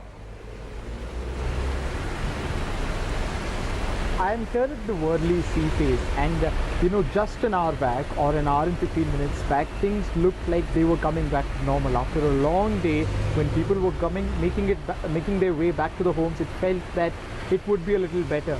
But that's when the situation became the worst, and the kind of rain that we are seeing right now, and here's what we're experiencing at Worli, is something that we haven't seen for the rest of the day. Of course, we had extremely heavy rainfalls last night from 1 a.m. till 7 a.m. But today, the entirety of the day was quite normal. It was quite peaceful. There was just a few passing showers here and there. But what you see behind me, or what you see here, is some serious rainfall. And it's not one of those passing showers which is gonna go, or which just went off in 10 to 15 minutes. But this has been the situation for the last 1 hour and 1.5 hours. And this will pose a challenge, because if you look at what happened last night, the leader of opposition in the Maharashtra Legislative Assembly, that is Anna Sahib Danve, he said that last night's rain wasn't even that much for the entire system to become open in front of everyone, and that itself made sure that the railway schedule is changed, and then there are transport problems and there are traffic problems. Now, if you see what is happening around, the Met Department also issued a warning about this. If this continues for the next 12 hours, the situation is only going to be in front of the people. It's only going to be out there. It will be out there to be seen by people on what exactly the situation will be. Because of course, the Chief Minister in the afternoon assured the people that the rainfall is already much more than what the system is made for. But yet they're trying their level best. But what a 24-hour long heavy rainfall in Mumbai will do to the system will only be apparent by, at best, today midnight. And as you see now, it is 6:30 and people are making their way back to their houses. This area is still far, different and a little away from the railway stations, but you can already see cars making their way through. There are already certain traffic congestions in certain smaller pockets of these big roads as well. So it will, with the day coming to an end, with visibility being an issue already, with trains posing a very interesting situation in front of the people and the management. Anuj, while we heard the Chief Minister in fact speaking about that all we are on the ground, everybody is working. We see these visuals year after year, every monsoon from Mumbai, no matter which government is in power. What is the systemic problem that the governments are unable to solve that Mumbai has to suffer this? I mean, this is the highest tax-paying city in the country, and this is the kind of infrastructure that the city gets. It is a multi-layered problem if you look at it. There has always been a systemic shortages of pumps to make sure that the roads are completely water-free. The railway, just 2 weeks ago, in their monsoon preparedness plan, assured people that they've got all the necessary equipment ready to make sure that the tracks aren't waterlogged this year around. But the first train of the season made sure that the trains were delayed by hours in the morning. And you look at different things. A major problem here is of open manholes. Today, the Chief Minister was asked the question about the open manholes and the capacity of them. But of course, he stated that there is a specific capacity beyond which it can't handle things. And there has been a lot of politics going about it as well. We saw leaders from the current government blaming it on the system which has been put in place by the Uddhav Thackeray government a couple of years ago. And of course, back and forth from them as well. This just makes it, just puts it in front of the people of the country an extremely embarrassing picture of the city. Of course, there have been attempts made by the authorities and the government, including the railways and the BMC, to try and help as many people as possible. But the fact that the first rain of the season, which is almost a month late, was still able to show the nakedness of the system at the moment. Abira, before I let you go, if I may come to you at this moment, as somebody who lives in this city, I mean, it's year after year. Have people given up? I mean, what is it that people go through year after year? There are problems with their transportation system every time it rains. There is waterlogging everywhere. How are people dealing with this? I have to tell you about Mumbai, that Mumbai never stops. They never give up. they are always out there fighting every year, year after year. Rains means they know waterlogging. So the rains have just started. You will never see them staying back home. They will be going to work because everybody doesn't have the advantage of work from home. You will see them getting into that local train and fighting it out year after year during the rains, and we have seen so many lives lost because of open drains, because of water clogging, little kids drowning. Every year we lose lives, but it never makes Mumbai stop. They do crib about it, and why not? But they're always out there fighting it and going to work and carrying on their everyday life. They don't even we spoke to the vendors here. हाँ madam, रोज हमेशा होता है. They woke up in water, but they are back in work. It's the lack of options, or as they call in Hindi, the majburi of the people being wrapped around and being presented year after year in Mumbai as the spirit of Mumbai. Things have to change. Systematic changes have to, in fact, take place on the way we plan our cities, because otherwise this problem is only going to get worse with the climate change. Thank you so much, Abira, Anuj, for joining us at this moment from the city of Mumbai. There is some breaking news coming in. Charge sheet in Salman Khan shooting case has been filed. The Mumbai crime branch has filed the charge sheet against gangster Lawrence Bishnoi, who has been named in the charge sheet.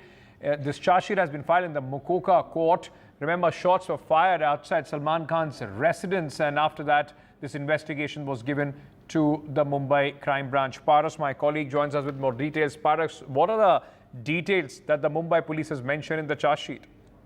So right now there is no much details about the charge sheet, what all thing has been filed in the charge sheet, but the important thing is that the Mumbai crime branch has filed charge sheet in the Salman Khan case, where two unknown bikers came and fired outside the Galaxy apartment of Salman Khan. So in this entire matter, a charge sheet has been filed by the Mumbai crime branch. I want to clarify one more thing, that this charge sheet is different than the charge sheet which has been filed in this same case, but it has been filed in a Panvel case. The Panvel police has filed this charge sheet in Panvel court, and now this charge sheet in the firing case has been filed by the Mumbai crime branch in the Mukoka court. It will be very important to see what all details has been in the charge sheet, and it will be very important to see. Now, the main thing is that Amol Bishnoi and Lawrence Bishnoi is both the person in which the court and the crime branch has filed the charge sheet.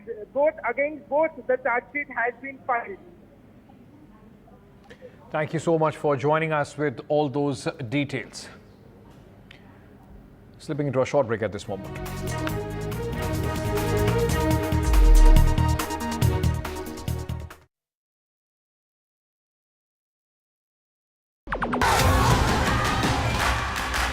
The biggest democratic exercise in the world. Team NDTV covers it from ground zero. BJP really had to fight a tough election this time. Unprecedented exercise. Unmatched coverage. There is no dispute. Janta ko decide karna hai. From polling to counting, NDTV brought you the most trustworthy news and updates.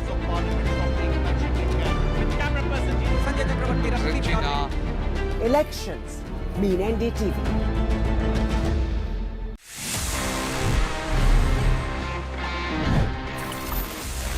कैसे आप technology को use करते हुए अपने gadgets का potential और enhance कर सकते हो. And this time it's about AI. It's about Google's latest Gemini, because ये अभी इंडिया में आ चुका है and you should use that because it can do a lot. मतलब अगर आपको ईमेल लिखना है and you need some help composing that email, यहाँ पे just by using the help me write option आप ईमेल्स जेमिनाई से लिखवा सकते हैं. ये आपकी ईमेल्स को समराइज कर सकता है और आपके लिए बहुत सारे अच्छे तरीके से हेल्प कर सकता है all across scenarios, all thanks to the power of AI. तो जेमिनाई अभी इंडिया में अवेलेबल हो चुका है. Well as of now it's only for the premium Google customers या फिर ये गूगल वर्क प्लेसेस में अवेलेबल है. But I am sure it's coming soon for everyone. और आप सभी जब इसको फोन में यूज करेंगे, you can utilise the full potential of Google's AI to make your life and your phones even smarter.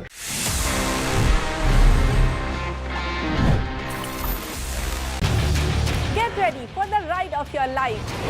NDTV brings you the NDTV Auto Show with me, Mugdha Mishra.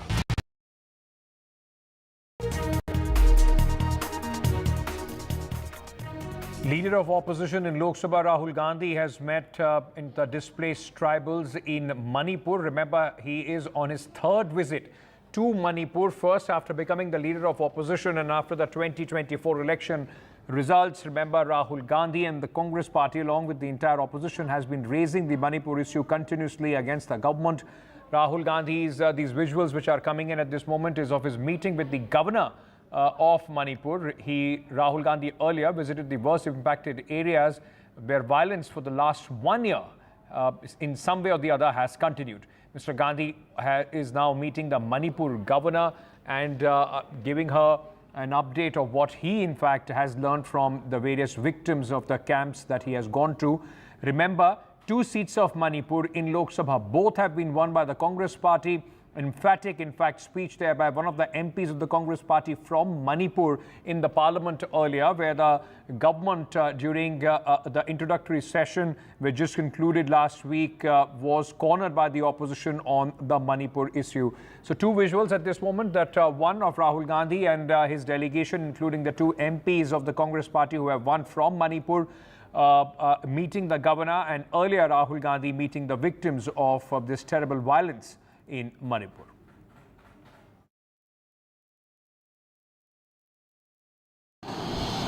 Rahul Gandhi इसका राजनीतिकरण करते हैं, वहां मलहम लगाने की जरूरत है। चुनाव खत्म हो गया, दोनों समुदायों को नजदीक लाने की जरूरत है। संसद में क्या हंगामा किया, नई संसद में प्रधानमंत्री को जवाब नहीं देने दिया, उकसाया उन्होंने मणिपुर पर हमला करें। ये ठीक है क्या? The BJP attacking the Congress party over Rahul Gandhi's visit. But interestingly, Ravi Shankar Prasad himself saying that the elections in Manipur are over. If the elections are over, then of course, and then also saying that Rahul Gandhi is trying to politicize the entire matter. The opposition has been questioning the government over their policy on Manipur. The Chief Minister N. Biren Singh, who is at the helm of the affairs, under whom, in fact, this entire violence had started, he was at the helm of affairs at that point of time. The opposition has demanded his resignation as well. And a key demand of the opposition is of Prime Minister's visit to Manipur, which yet remains unfulfilled. Remember, the Prime Minister, responding to the opposition's charges in the Rajya Sabha, had said that there shouldn't be any politics as far as Manipur is concerned. Meanwhile, the government is, as per the Prime Minister, is taking all these steps necessary to try and ensure that peace returns to the state. These visuals, ladies and gentlemen, of Rahul Gandhi meeting the victims earlier, both in Churachandpur and, one more camp that he had visited.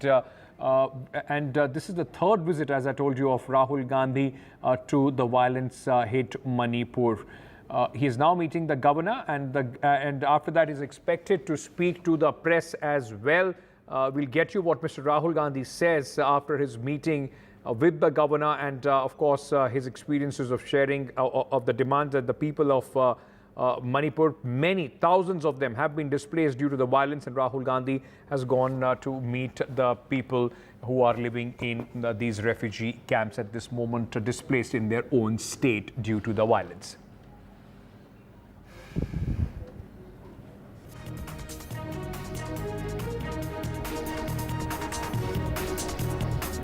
So Rahul Gandhi continues to keep the pressure up on the government with his visit to Manipur, where not only did he go and meet the victims of the violence who are living in the refugee camps, but also has met the governor of Manipur, apprising her of the, in fact, interactions that he had with the people who are living in the displaced camps.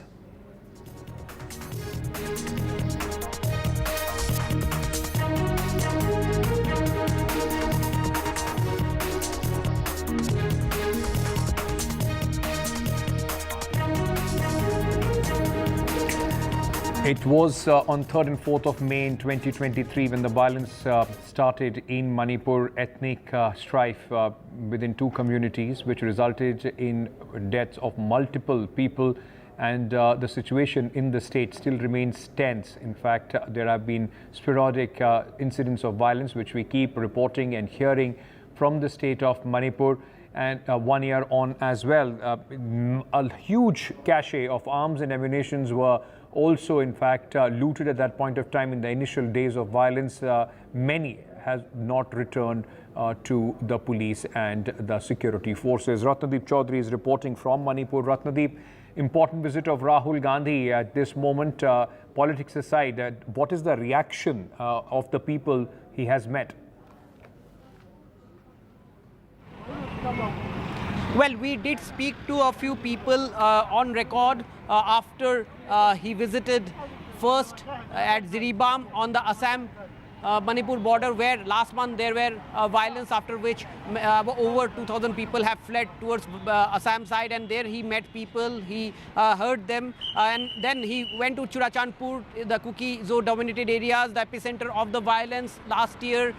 There he met violence victim, and then onwards towards Imphal, on way towards Imphal he met again violence victim who have lost their homes and belongings and are in relief camp in Moirang in Bishnupur district. They are from Meitei community, and both sides have raised the issue of their repatriation, their so that they can move out of the relief camp and to their homes. Many of them have lost their homes, and they want their homes to be rebuilt. The state government have request you to just stay on at this moment, because Rahul Gandhi in Manipur is speaking at this moment. Let's listen in. And then to Churachandpur, again in Bishnupur district. After that, he made honorable leader of opposition, met honorable governor also. So really, we welcome from the Manipur Pradesh Congress Committee and also from the entire people of Manipur. And this is the third time visit of Sri Rahul Gandhi, and it is the first time visit after being elected as a leader of opposition. So really, we are so happy. So now it is a very tight schedule. So I'm requesting Rahul Gandhi to have a press statement for a few minutes. So please take your time, Rahul Gandhi. Thank you.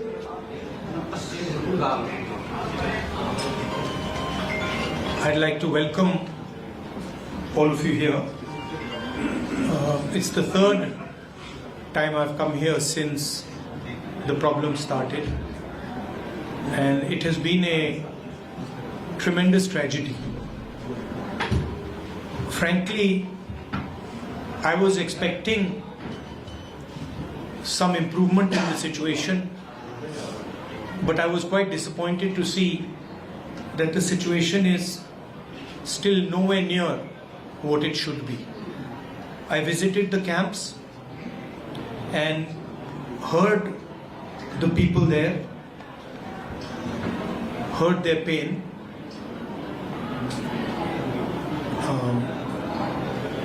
I came here to listen to them, to build confidence in them, and as somebody who's in the opposition, to try and apply pressure on the government so that it acts. Here, the need of the hour is peace.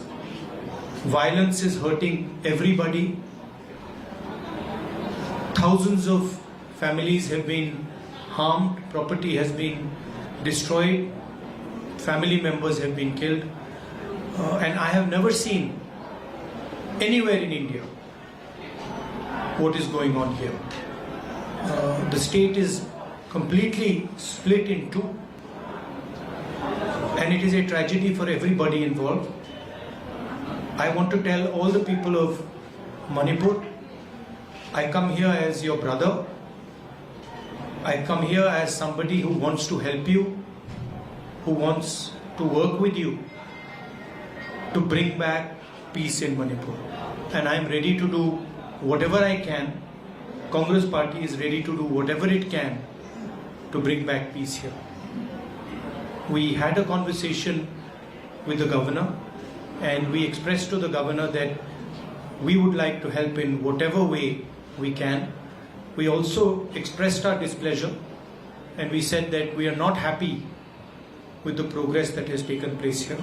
I don't want to go further into politicizing this issue. It's not my intention. Let's go back to my colleague Ratnadeep. Rahul Gandhi there. Ratnadeep, expressing his displeasure, says that there hasn't been much improvement in the situation from the last time that he was here. Says he doesn't even want to politicize this. It is important that he stands with the people of Manipur as their brother. That's right. In fact, a few people from both the Kuki community as well as Meitei community to whom Rahul Gandhi had spoken, we also spoke to them on record. We might have played their reaction as well, and they categorically have raised the issue of they being in relief camp for more than a year, that this violence had started, and there have been occasional flare-up, and they have requested Mr. Gandhi to raise this issue in Parliament, and this visit comes days before the budget session of the Parliament. So Rahul Gandhi clearly pointing out that he is disappointed that the situation has not improved, and he comes here as their brother. So therefore, in all likelihood, he would again raise this issue in the Parliament, as he has done in the last session of Parliament, where he and the other opposition leader had raised the Manipur issue. Remember, the opposition is trying to corner the government over the Manipur issue, more so the Prime Minister, because the Prime Minister had not visited Manipur ever since last year's violence. However, he did make a statement in the Rajya Sabha that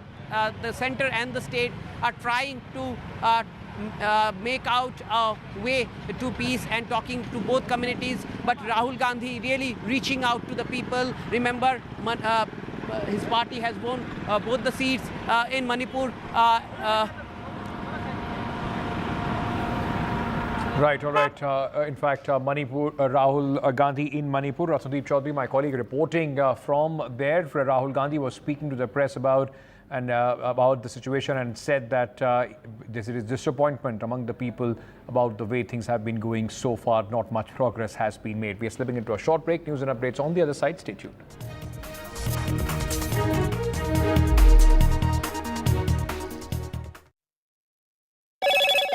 Hello, Moto. Motorola, India's best 5G smartphone brand.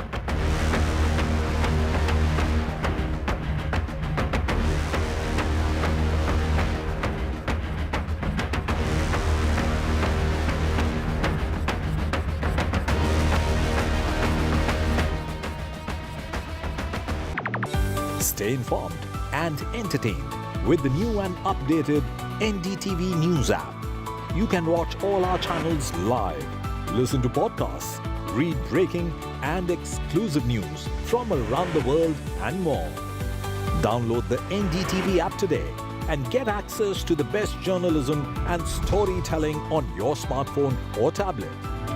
The NDTV app. News that matters to you.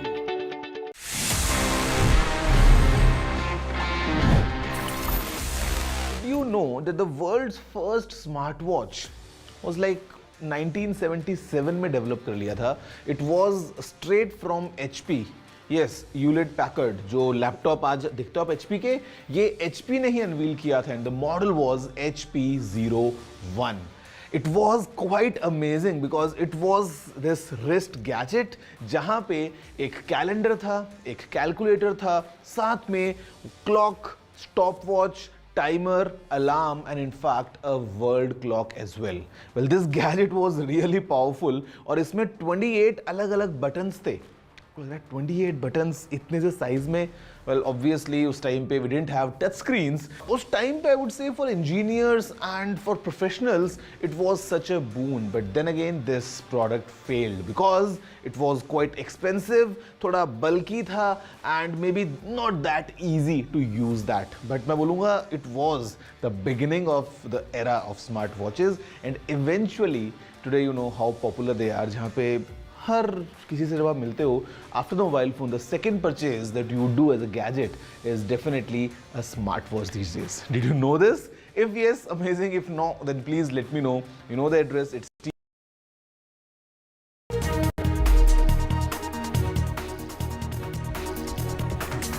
Meanwhile, the Supreme Court today, under the bench of Chief Justice of India, D.Y. Chandrachud, heard the clutch of petitions over the NEET issue.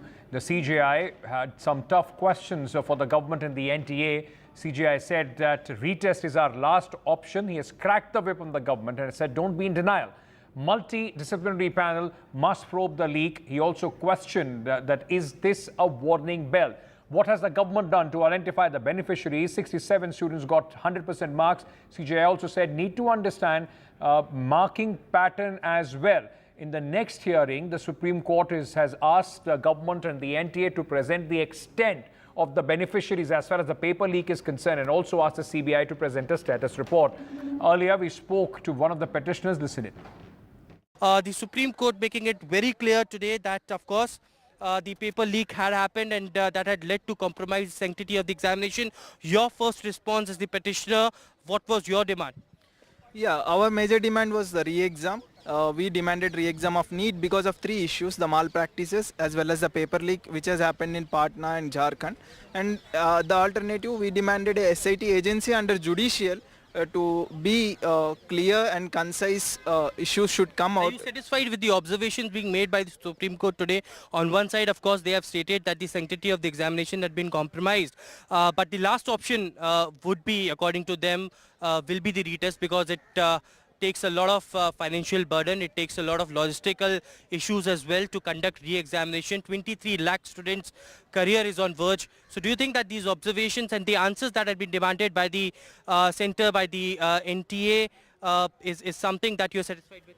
Yeah, obviously court has given this verdict to NTA and CBI. What was the inquiry happened till now to queue up the evidence, and we are clear the CBI which has inquiring, it's clear there was a clear incident of paper leak. Hopefully this will go to the recancellation of exam, and the logistics is not clear. The article 14 and 16 says the justice and should be based on equality for all. So if paper leak has happened at one place, so other people also should get that justice. So hopefully we are hopeful that this re-exam should happen and justice will come on behalf of us. Your response to the Supreme Court observation? I think that the apex court is going on right, because you know that this Supreme Court takes time for a judgment, and we think that it is a good decision for taking time and observing all the situations, all the happenings. Well, at a Thanksgiving party after winning the Chikmagalur, Lok Sabha elections, BJP MP Dr. K. Sudhakar, there was a huge, massive line of queue of people, those who had come to in fact collect alcohol there, which was being served openly. People formed long queues to allegedly collect the alcohol bottles as a token of appreciation to the voters from the Member of Parliament. This raises a lot of questions about the way the alcohol was served in the presence of the police, and isn't this some kind of quid pro quo with the voters? ಮಾಧ್ಯಮದಲ್ಲಿ ನೋಡಿ ತಿಳ್ಕೊಂಡಿದ್ದೀನಿ, ಅದು ಆಯೋಜಿಸಿರೋರು ಮಾಡಿದ್ದಾರಾ ಅಥವಾ ಅಲ್ಲಿ ಬಂದಿರತಕ್ಕಂಥವರು ಸೇವನೆ ಮಾಡಿದ್ದಾರಾ ನನಗೆ ಮಾಹಿತಿ ಇಲ್ಲ. ಆದರೆ ಯಾರಾದರೂ ನಮ್ಮ ಕಾರ್ಯಕರ್ತರು, ದಳದ ಕಾರ್ಯಕರ್ತರು ಯಾರಾದರೂ ಮಾಡಿದ್ರು ಕೂಡ ಆ ಯೋಜನೆ ಮಾಡಿದ್ರೆ ಅದು ತಪ್ಪಾಗ್ತದೆ. ಮುಂದೆ ಯಾವುದೇ ಸಂದರ್ಭದಲ್ಲಿ ನಾನು, ಯಾಕೆಂದರೆ ಈ 20 ವರ್ಷದ ರಾಜಕಾರಣ ಜೀವನದಲ್ಲಿ ನಾನು ಮದ್ಯ ಹಂಚಿ ರಾಜಕಾರಣ ಮಾಡಿಲ್ಲ, ಚುನಾವಣೆಯಲ್ಲೂ ಮಾಡಿಲ್ಲ, ಕಾರ್ಯಕ್ರಮದಲ್ಲೂ ಮಾಡಿಲ್ಲ. 20 ವರ್ಷಗಳ ನನ್ನ ಈ ಇತಿಹಾಸ ನೀವು ತಗೊಂಡ್ರೆ ನಿಮ್ಗೆ ಗೊತ್ತಾಗ್ತದೆ. ಹಾಗಾಗಿ ಈ ಒಂದು ಪ್ರಕರಣಕ್ಕೂ ನನಗೂ ಸಂಬಂಧ ಇಲ್ಲ, ನನಗೂ ನೋವಾಗಿದೆ. ಯಾವುದೇ ಕಾರಣಕ್ಕೂ ಇನ್ನು ಮುಂದೆ ಯಾವುದೇ ಕಾರ್ಯಕ್ರಮ ಇರಲಿ, ಚುನಾವಣಾ ಪ್ರಚಾರ ಇರಲಿ, ಸಭೆಗಳಿರಲಿ, ಮದ್ಯ ಕೊಡುವಂಥದ್ದು ನಿಜವಾಗಿಯೂ ಕೂಡ ಅದು ಅಕ್ಷಮ್ಯ ಅಪರಾಧ. ಅದನ್ನು ಮಾಡಬಾರ್ದು ಅಂತೇಳಿ ನಾನು ಅವ್ರಿಗೆ ಈಗಾಗಲೇ ನಿನ್ನೆ ರಾತ್ರಿನೇ ಫೋನಲ್ಲಿ ಮಾತಾಡಿ ಹೇಳಿದ್ದೆ. Mr. Naddaji, the national president, I don't want the local leaders to reflect it. I want the BJP president, national president, to just reply to it. And it is the culture of the BJP. Are you booking case, sir, because it is a violation of excise case, sir? That is the next point. Next point. First, let the party answer to it. Chairman of the Adani Group, Gautam Adani, has wished the Olympic-bound Indian athletes their best performance. In fact, taking to social media site X, he has written, "Wish the best to exceptional athletes. We will achieve greatest medal haul ever."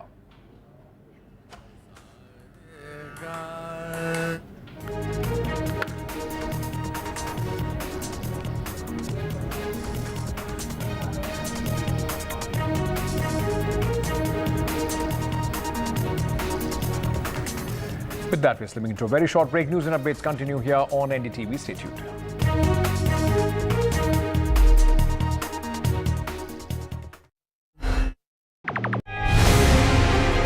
After great victory by Indian team, and today we are reporting from Mohali International Airport where we are showing these visuals. Arshdeep हमारे साथ हैं, तो आइए बात करते हैं। बहुत बढ़िया परफॉर्मेंस आई साਰਿਆਂ ਦੀ ਤੇ ਵਧੀਆ ਰਿਜ਼ਲਟਸ ਮਿਲੇ।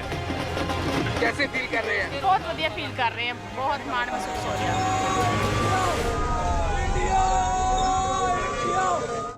Stay informed and entertained with the new and updated NDTV News app.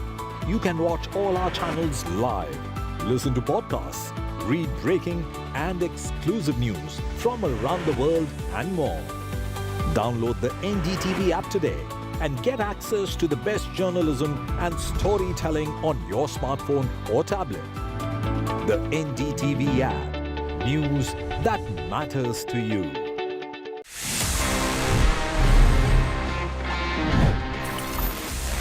Here we are and ये है, आप सभी जैसे जानते हैं, मेरा personal favourite section.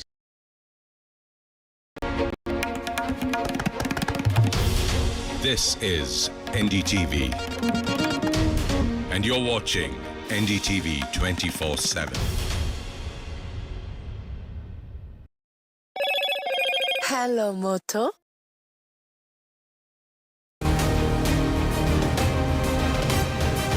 A strategic, bold move, par for the course, or a balancing act? How is the world going to look at Indian Prime Minister Narendra Modi's visit to Moscow to meet President Vladimir Putin? Remember, this is Mr. Modi's first visit to Russia after the Russia-Ukraine war broke out. What does India gain out of it? What are the consequences for the world? We'll keep getting you all that and more from Moscow. Keep watching NDTV.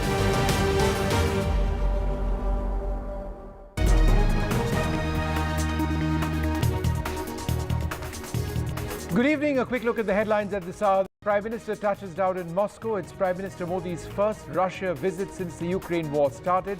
A rousing welcome for Mr. Modi at Moscow airport.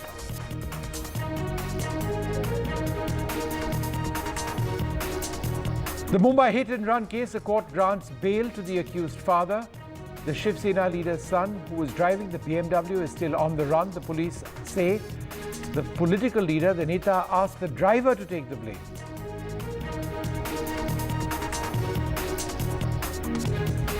Stop being in denial, the Supreme Court says on the NEET paper leak. Supreme Court says the retest is a last option, but determine the extent of the leak. The Supreme Court has asked the government to form a panel of experts to probe the mess. The CBI will submit its probe report before the hearing on Thursday. The leader of the opposition, Rahul Gandhi, visits the epicenter of the 2023 Manipur violence. Rahul Gandhi meets the Manipur governor after meeting victims. Rahul Gandhi says violence and hatred will not bring peace to the region. Heavy rainfall brings Mumbai to its knees. Rainfall halts traffic in several parts of Mumbai. The government issues an advisory amidst a high tide.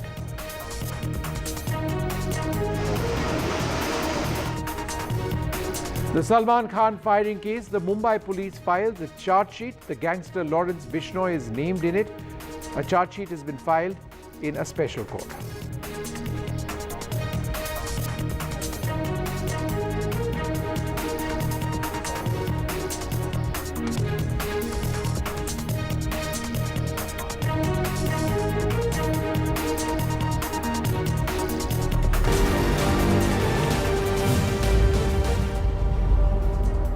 Good evening. Prime Minister Narendra Modi arrived in Moscow this evening, marking the first time that he's visiting Russia since it launched its campaign in Ukraine.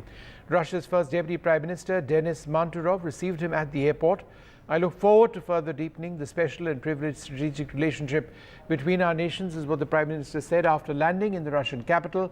He will be holding talks with Russia's President Vladimir Putin tomorrow. Prime Minister Modi has been treading a fine line between maintaining a long-standing relationship with Moscow and courting closer Western security ties. The visit is also Prime Minister Modi's first since he returned to power for a third term. I look forward to reviewing all aspects of bilateral cooperation with my friend President Vladimir Putin and sharing perspectives on various regional and global issues, is what the Prime Minister said in a statement before leaving New Delhi.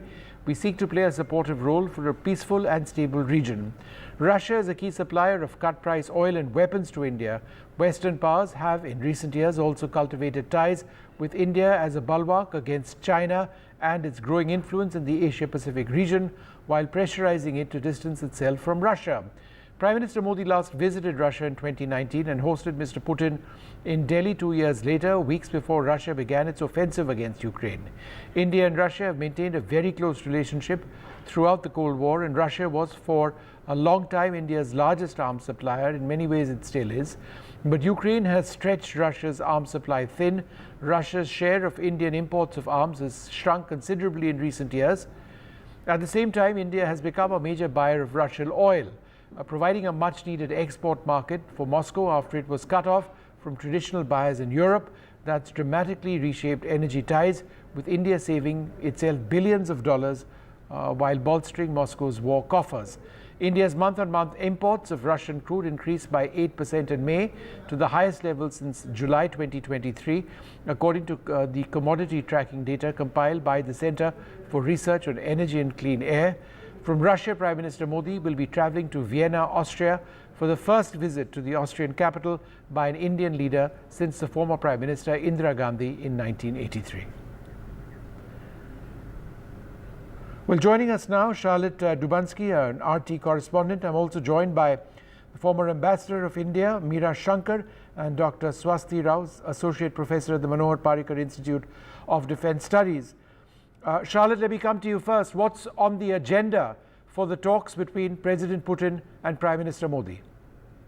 Well, as you've outlined there, this is an incredibly important meeting between the two leaders. This is the first bilateral summit that Modi has held, a foreign summit, since he was elected back in June of last month. Now, they're going to be talking multifaceted relations. They're going to be strengthening their alliance, looking at accelerating the economic ties and the issues between the two countries. Lots to be discussed here, because these are two key trading organizations. And we know that this is important. I mean, the trade is 65 billion between the two countries, but there is a massive trade imbalance there. And I'm sure that's something that Narendra Modi is going to be looking at speaking to President Putin about while he's here during this two-day summit. Charlotte, India continues to import Russian oil.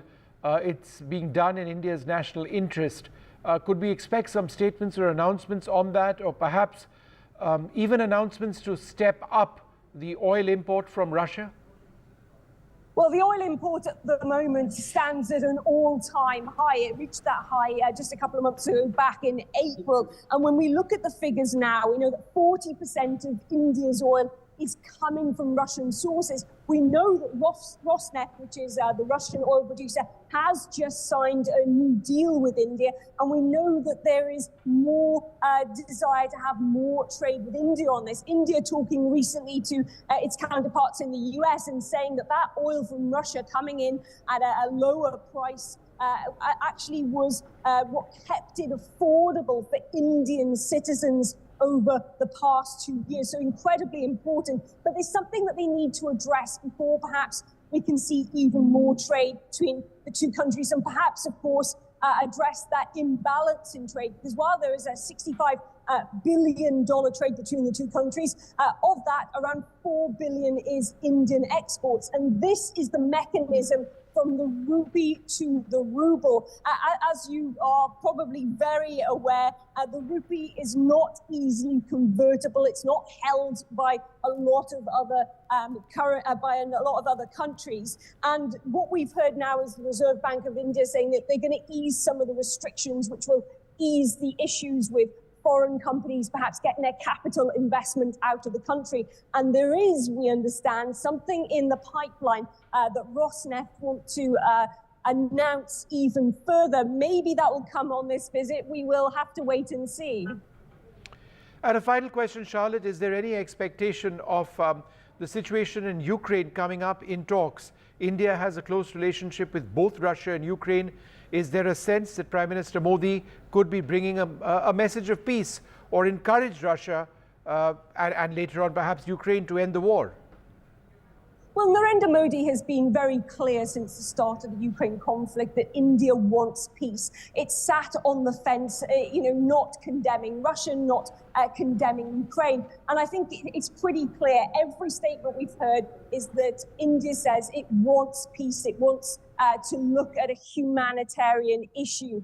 India has been party to some of the talks that Ukraine has held, but India continues to say that peace talks are needed to find a solution to that issue in Ukraine.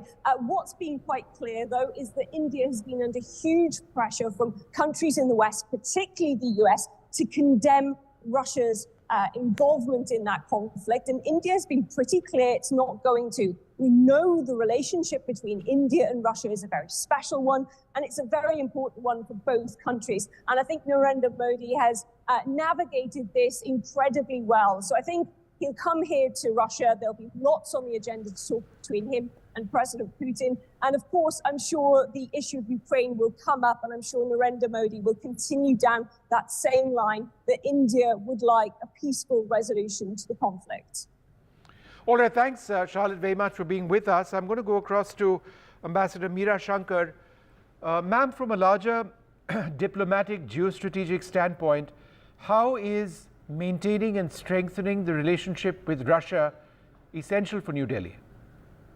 Well, I think it's an important juncture for the visit because it is Prime Minister Modi's first visit to Russia since the Ukraine war began, and his first visit since 2019, though President Putin had paid a visit to Delhi in 2021.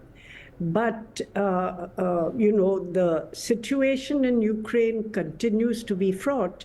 And even as Prime Minister Modi and President Putin will be meeting, President Biden is hosting a NATO summit, a summit of, countries who are part of the Western sanctions coalition on Russia, and Zelensky to decide on Ukraine policy, further Ukraine policy.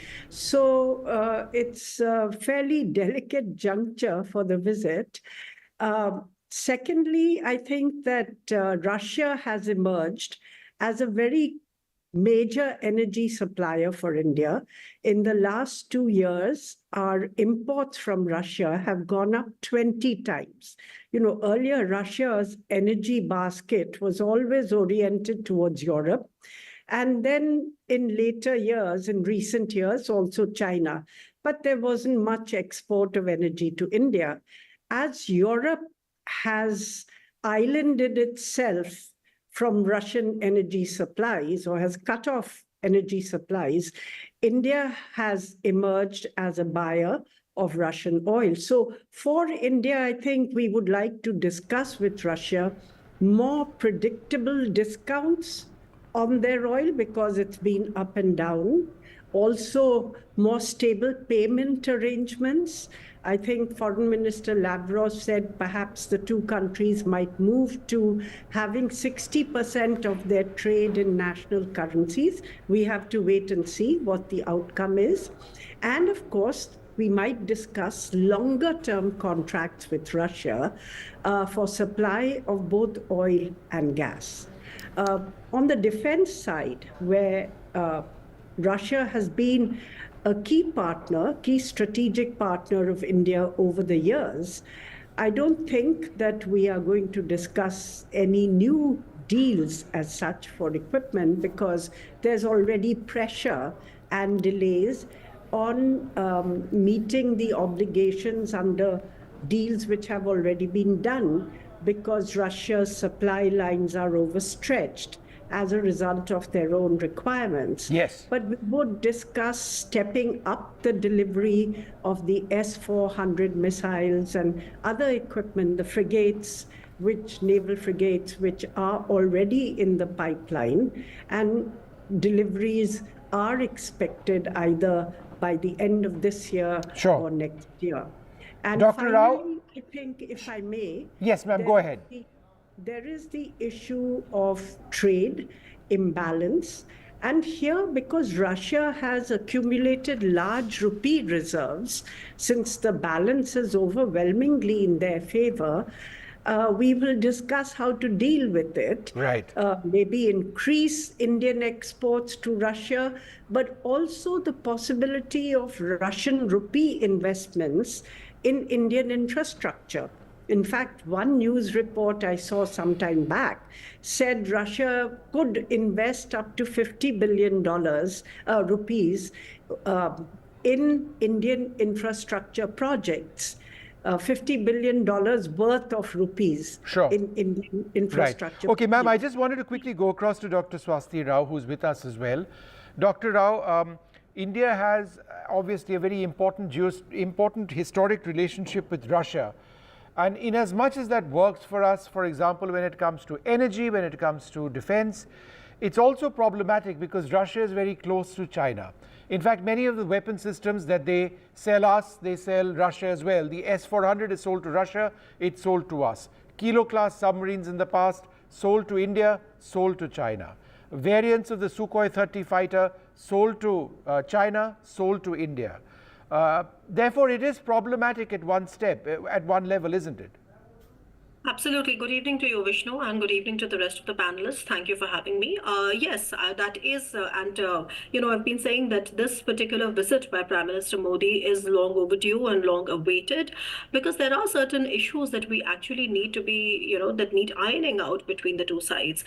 We have so far been discussing energy, of course, all the other issues related with why the rupee ruble mechanism is not working, etc. But to your question particularly, yes, India also needs to be mindful, and I think this is the larger context in which this current visit should be looked at, is that there has been a deepening of China-Russia strategic alignment, and this again, both sides are trying. I mean, from India's perspective, we all know that we have been trying our best to not let Russia fall completely into the lap of China for our own national interest reasons, and similarly, from Russia's perspective also, it should make sense to keep the engagement with India not just going but also thriving. And you see a lot of political will, on both sides. However, the structural challenges are such that you would expect that longer that the war in Ukraine stretches, deeper the alignment might get. And to your red lines, of course, I think India has to have a very realistic view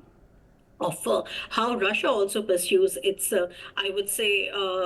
independent approach when it comes to China. In fact, now that you mention it, in the last 5 years, and if you go by the CIPRI data that was released recently, India has not really placed a fresh order, like Ambassador Shankar was just mentioning, with Russia. And if you look at the export base that Russia has had in the last 5 years, Vishnu, at the beginning of 2019, if Russia was supplying weapons to about 31 countries. That has fallen down to 9 countries now. And China is definitely one of them. In fact, if you look at the TIV values, which is trend indicator values of the weapons which are being exported, you will see that Russia actually exports a lot of weapons to China. Not just that, also if you look carefully at the China nuclear program, you will see that a lot of that is actually coming from Russian support. So these are things that require us to be realistic. I think the Indian leadership is extremely, I would say, etched in realism when it comes to that. However, taking issues which are bilateral, taking issues which require ironing out is also required, because like I said, that Russia is not only a historic friend, but also the relevance of Russia is going to retain, remain in whatever geopolitical churning we find ourselves in. So it makes perfect sense for India to actually meet at the topmost level. And in fact, I should mention this, that if you look at how in the last few years, the strategic communication or the channels have been working, I would say that actually it's got quite, the political interactions have gone, there've been a transformation in it. For example, we all know that Modi is meeting Putin in person after a long time. Last time when this particular summit happened, it was before the war, right? But what the other thing that I would like to focus here is that even when we met in December 2021, for example, we had signed a 10-year defense cooperation program. Yes. And if you look at the progress that has been made, there's not much progress made, while the war started in 2022 and probably it is going to go on for the next whatever, I don't know how many years, maybe another 2-3 years. So I think that is something which needs to be ironed out, because as the remaining 2 deliveries of the S-400s are still awaited, and according to the latest estimates that we have from Russia, those are likely to come to India by the 3rd quarter of 2026. So I think there should be, any uncertainty around that should be ironed out. And the other thing that I wish to mention here is that, if you remember, India has this mechanism called 2+2 with its close partners. So with all the Quad partners, we have a 2+2. With the UK, we recently started a 2+2. Similarly, with Russia, we have a 2+2 as well. But the only 2+2 dialogue that we have had with Russia, again, goes back to December 2021, and we have not really had it after that. So I think this 2+2 mechanism, where both the foreign ministers and both defense ministers come and engage at the same platform, is something which will be very, very beneficial for where our ties are right now. Yeah, and lastly, I think the last point that I would like to make is also this geopolitical shift that we are probably seeing. There is some news of Pakistan. The Pakistani envoy to Russia actually mentioned that they are invited by Russia to join the INSTC. Now, from India's perspective, the Chennai Vladivostok, that corridor, as well as the INSTC, are important alternative connectivity routes. And I think these scenarios also need to be discussed at the highest level in terms of what scenarios are emerging. Okay, Dr. Rao, just half a second. I wanted to go back to Ambassador Shankar. Ma'am, does India have the political capital to potentially make a difference when it comes to the biggest question of them all presently in the world, Russia and Ukraine? Well, I think India has made it clear that it sees the conflict coming to a halt only through dialogue and diplomacy, and that, military superiority is perhaps not going to end the conflict. It might just linger on. So talks become very necessary, and that's the message that Prime Minister Modi gave to President Zelensky as well when he went for the G7 meeting. But I am not sure that, India would be heard. So I think what we have been doing is to convey our general sense that A, the conflict should end, B, the world wants peace, and C, that the peace comes through dialogue and diplomacy, and that India wants to be a positive force in the process of bringing peace and stability. But I'm not sure that we go with any specific proposals, or we have sought an active role in mediation diplomacy. So that's, I think, where the picture is still today. And eventually, I do think that, the countries have to talk about their concerns, as well as the previous correspondent mentioned, because, while Russia assures us that its relationship with China and with India are in separate baskets and they don't impinge on each other, I think it depends on how much China's influence in Russia grows as the West squeezes it further. And I think these are things which India would be concerned about. I'm sure the Russians want to understand the nature of India's relationship with the US and the Western world. And yet at the same time, this is a relationship which has endured. And in fact, perhaps a relationship which Russia values more since the war in Ukraine. No, absolutely, ma'am. And I'm just interrupting because I just wanted to go across to my colleague Vasudha Venugopal, who's been reporting from Moscow. I'd like to thank you both very much for being with us. This is Vasudha's report. Take a look. Prime Minister Narendra Modi's very critical visit to Russia to have bilateral meetings with Russian President Vladimir Putin begins on Monday. Joining me to talk about what's on agenda is legislator from Vladimir Putin's party, Abhay Kumar Singh, who's also Bihar born, in fact India born. Thank you so much for speaking to NDTV, sir. You come from a place in West Russia which has a huge history, and you've been in Russia for many years. You started out very simply as a medical student, and clearly a very inspiring life that you've led. But now, as the legislator of Putin's party, what do you think is on agenda when it comes to Narendra Modi, Putin's meetings? You know very good my biography, so no need to say about that. And about visit of Narendra Modi today in Moscow, not only Vladimir Putin is waiting for that, every citizen of Russia is waiting for that meeting. People are very excited, and I think agenda, very important agenda will be touched in this meeting. The war supplies, war manufacturing, culture, economic, ruble trade, everything will be touched. I think, and the most important thing, I think it will come out, that is world geopolitics. This visit can change a bit. It will not change fully. It will change a bit world geopolitics. You know, in England, Sunak went away. Soon, I think after few days, Macron will also fly. In November, we will wait for the US election. So everything is changing. Let's see what will come out. Prime Minister Narendra Modi is on a very critical visit to Moscow in Russia to meet President Vladimir Putin. This is his first bilateral meeting since he assumed charge as the Prime Minister of India for the third time. But while politics goes on, there are also people-to-people ties here. In fact, I'm joined by two students from India who are studying medicine here, Rushti and Gayatri. Thank you so much for speaking to NDTV. Tell us, how many years have you been in Russia, and what do you like about this city, and what do you study here? It's been 3 years since I am here, and I am from Penza, and I studied medicine there. And the best thing about Russia is we feel secure, and most of us, our parents, are worried due to some war and other reasons. But we, being Indians here, feel safe as every point there's security. Even in the smallest city like Penza, we are secured. Here also we are secured, and so. Gayatri, did you know that the Prime Minister was coming? In fact, you guys knew about it, right? So have you been following what's happening in India? Yes, when we came here and we talked to our parents, and she also talked to her father on phone, then उन सब ने ऐसा बोलने लगा कि अरे यार तुम लोगों को पता है हमने मतलब वीडियो भेजा, देखो हमारे मोदी साहब वहीं पे है. तो पेरेंट्स सब बोलने लगे कि बोला कि मोदी सर हम यहीं पे हैं, we heard to appreciate you, and we all are very happy that you came here. Russia India के बीच में बहुत सारे टाइज बहुत पहले से थे, लेकिन अभी ये वॉर चल रहा है यूक्रेन में.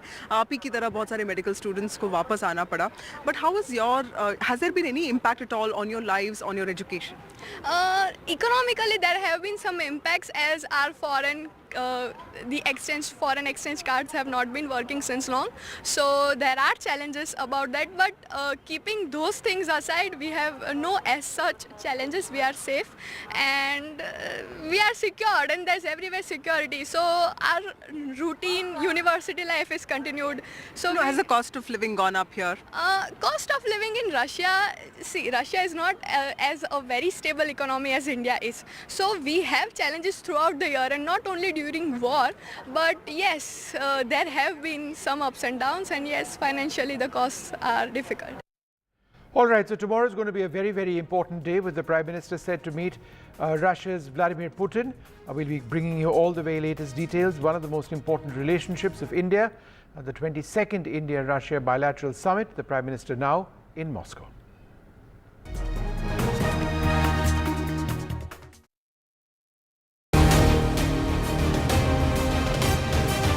strategic, bold move, par for the course, or a balancing act? How is the world going to look at Indian Prime Minister Narendra Modi's visit to Moscow to meet President Vladimir Putin? Remember, this is Mr. Modi's first visit to Russia after the Russia-Ukraine war broke out. What does India gain out of it? What are the consequences for the world? We'll keep getting you all that and more from Moscow. Keep watching NDTV.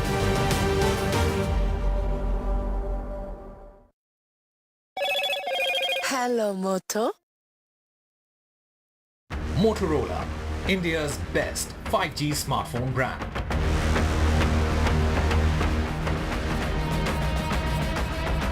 And here's the tweet of the day, at least so far. Narendra Modi, Prime Minister, landed in Moscow, looking forward to further deepening the special and privileged strategic partnership between our nations, especially in futuristic areas of cooperation. Stronger ties between our nations will greatly benefit our people.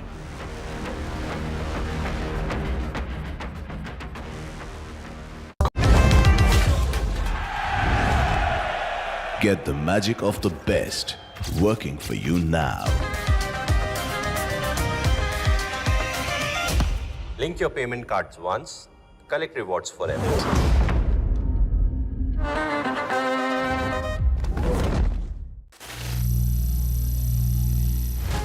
Some people say the metaverse will only be virtual. One day this lecture hall will be made of code, and driverless cars would be trapped in intersections. But even in this maze of the future, you can't wish away health. It's time to become more resilient.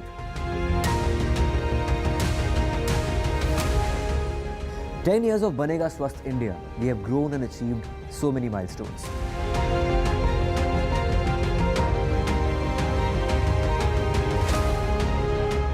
And now I have a plan to beat the urgency, to stop breathing with difficulty, to relieve getting choked with inactivity.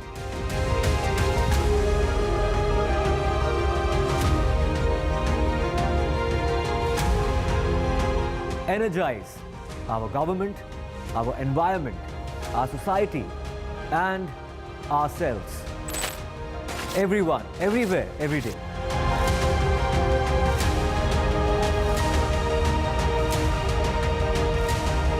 Banega Swasth India. One world hygiene. NDTV proudly upholds its legacy of trust and credibility. According to the prestigious Reuters Institute's Digital News Report 2024, NDTV is the top-most news platform in the country. Number one in both online and offline reach in India, beating all its competition.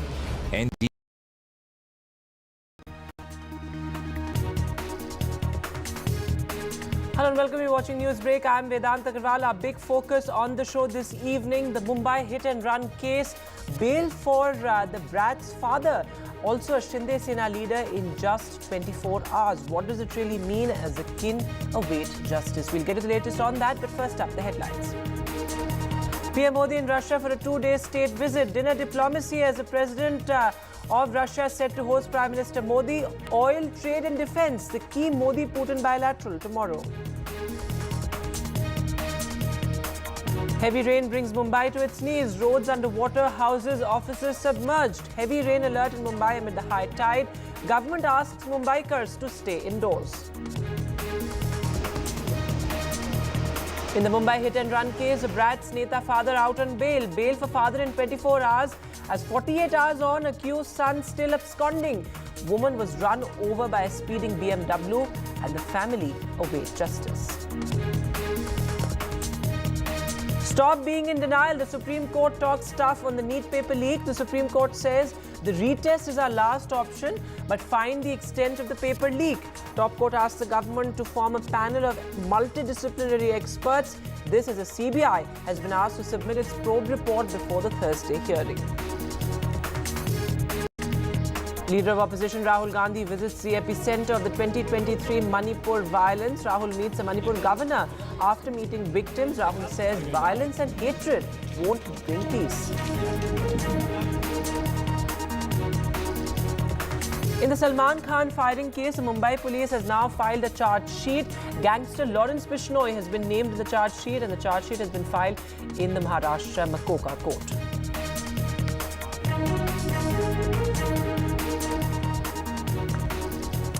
Our lead focus at this hour, Rahul Gandhi visited Manipur. In fact, he met the victims of the 2023 Manipur ethnic violence as well. After that, he met the Manipur governor as well, handing over a memorandum of understanding. In fact, Rahul Gandhi, in his press conference, said that hatred and violence will not bring peace. Remember, this is Rahul Gandhi's third visit to Manipur since the violence broke out in the month of May back in 2023. But his first visit as a leader of opposition. There you can see Rahul Gandhi also visiting a relief camp. Listen in to what Rahul Gandhi had to say. Here, the need of the hour is peace. Violence is hurting everybody. The state is completely split in two, and it is a tragedy for everybody involved. I want to tell all the people of Manipur, I come here as your brother. I come here as somebody who wants to help you, and I am ready to do whatever I can. Congress party is ready to do whatever it can to bring back peace here. I don't want to go further into politicizing this issue. It's not my intention. Rahul Gandhi इसका राजनीतिकरण करते हैं। वहाँ मलहम लगाने की ज़रूरत है। चुनाव खत्म हो गया। दोनों समुदायों को नज़दीक लाने की ज़रूरत है। संसद में क्या हंगामा किया? नई संसद में प्रधानमंत्री को जवाब नहीं देने दिया। उकसाया उन्होंने मणिपुर पर हमला करें। ये ठीक है क्या? And moving now to the other big headline this evening, the rain mayhem in Mumbai. Well, key roads and underpasses were submerged. In fact, Mumbai woke up to almost 440 millimeter of rain. There you can see key roads submerged, streets waterlogged. In fact, people wading through waist-deep water. There's a high tide in Mumbai as well, and there's a heavy to very heavy rain alert for parts of the Millennium City as well. Chief Minister Eknath Shinde urged Mumbaikars not to step out and stay indoors. In fact, the Mumbai Municipal Authority also issued a work-from-home advisory. There you can see how those vehicles, those two-wheelers also completely submerged in Mumbai. Rail traffic was badly hit. In fact, since this morning, close to 50 flights have been cancelled. Listen in to what Chief Minister Eknath Shinde had to say earlier. बारिश हुई है रात से, ये ज़्यादा हुई है, 65 mm से ज़्यादा होती है तो अतिवृष्टि जैसी परिस्थिति होती है। अभी तो 267 से 300 mm बारिश गिरी है। ये बारिश जो है ये कम समय में गिरी है और जो पूरी तरह व्यवस्था जो है कैरिंग कैपेसिटी है उससे बहुत ज़्यादा, कई गुना ज़्यादा ये बारिश हुई है और इसलिए रेलवे के ट्रैक पे भी पानी आया है। पंप, रेलवे ने 200 पंप लगाया है, 480 पंप कारपोरेशन के है, वो पूरी तेज़ी से काम कर रहे हैं और पानी फेंकने का काम शुरू है। और अभी आपने देखा कि ट्रेन भी ऐसा सब शुरुआत हुई है और रोड में भी अभी हमने यहाँ पर देखा सब 5000 स्पॉट इसमें दिखते हैं। सब रोड पे अभी ट्रैफिक शुरू हुई है। And my colleague Abira is now joining us from Parel. Abira, as you've been reporting through the day, there has been it has been raining consistently. Key roads and underpasses have been completely submerged. What's the situation where you are? Because these are peak office hours we're talking about, and this rain has only exacerbated the nightmarish traffic of Mumbai. I'm reporting from Parel right now, where there are a lot of offices, and you can see behind me. Let me tell you, I was live an hour back, and this place was getting a little bad with the water here, but now it's completely submerged. The water is till my knee, so I have come straight ahead so that I can stand in a place and give a live here. People are still walking in this water, trying to get out of their offices. There are a lot of vehicles here, but yeah, people are making their way towards the station. This road leads to Prabhadevi station, and there are a lot of offices around, so they're all trying to make their way slowly and steadily. But as you can see, the water is only rising, and if this rain continues throughout the night, tomorrow morning we are going to wake up with another horror of a waterlogging, and I hope it doesn't get worse like we woke up today morning. But yeah, it is raining very heavily, and in just an hour this is the condition, and I shudder to think what will happen in the next few hours if this continues. People are right now on their way home, and trains are luckily right now back on track on the Western line. So we know that much right now, but again, like I said, if this rain continues, we have to wait and watch what happens with the railway tracks, and where all these people that you can see, all these people walking towards the station, I hope they don't get stranded in the station, because the rain is just getting worse and the waterlogging has already started. Absolutely, Abira. In fact, those visuals that you're showing us, in a sense, capture the essence of the story. And these are peak office hours we're talking about. My colleague Anuj is also with us. He's joining us live from Worli. Anuj, what is the situation where you are?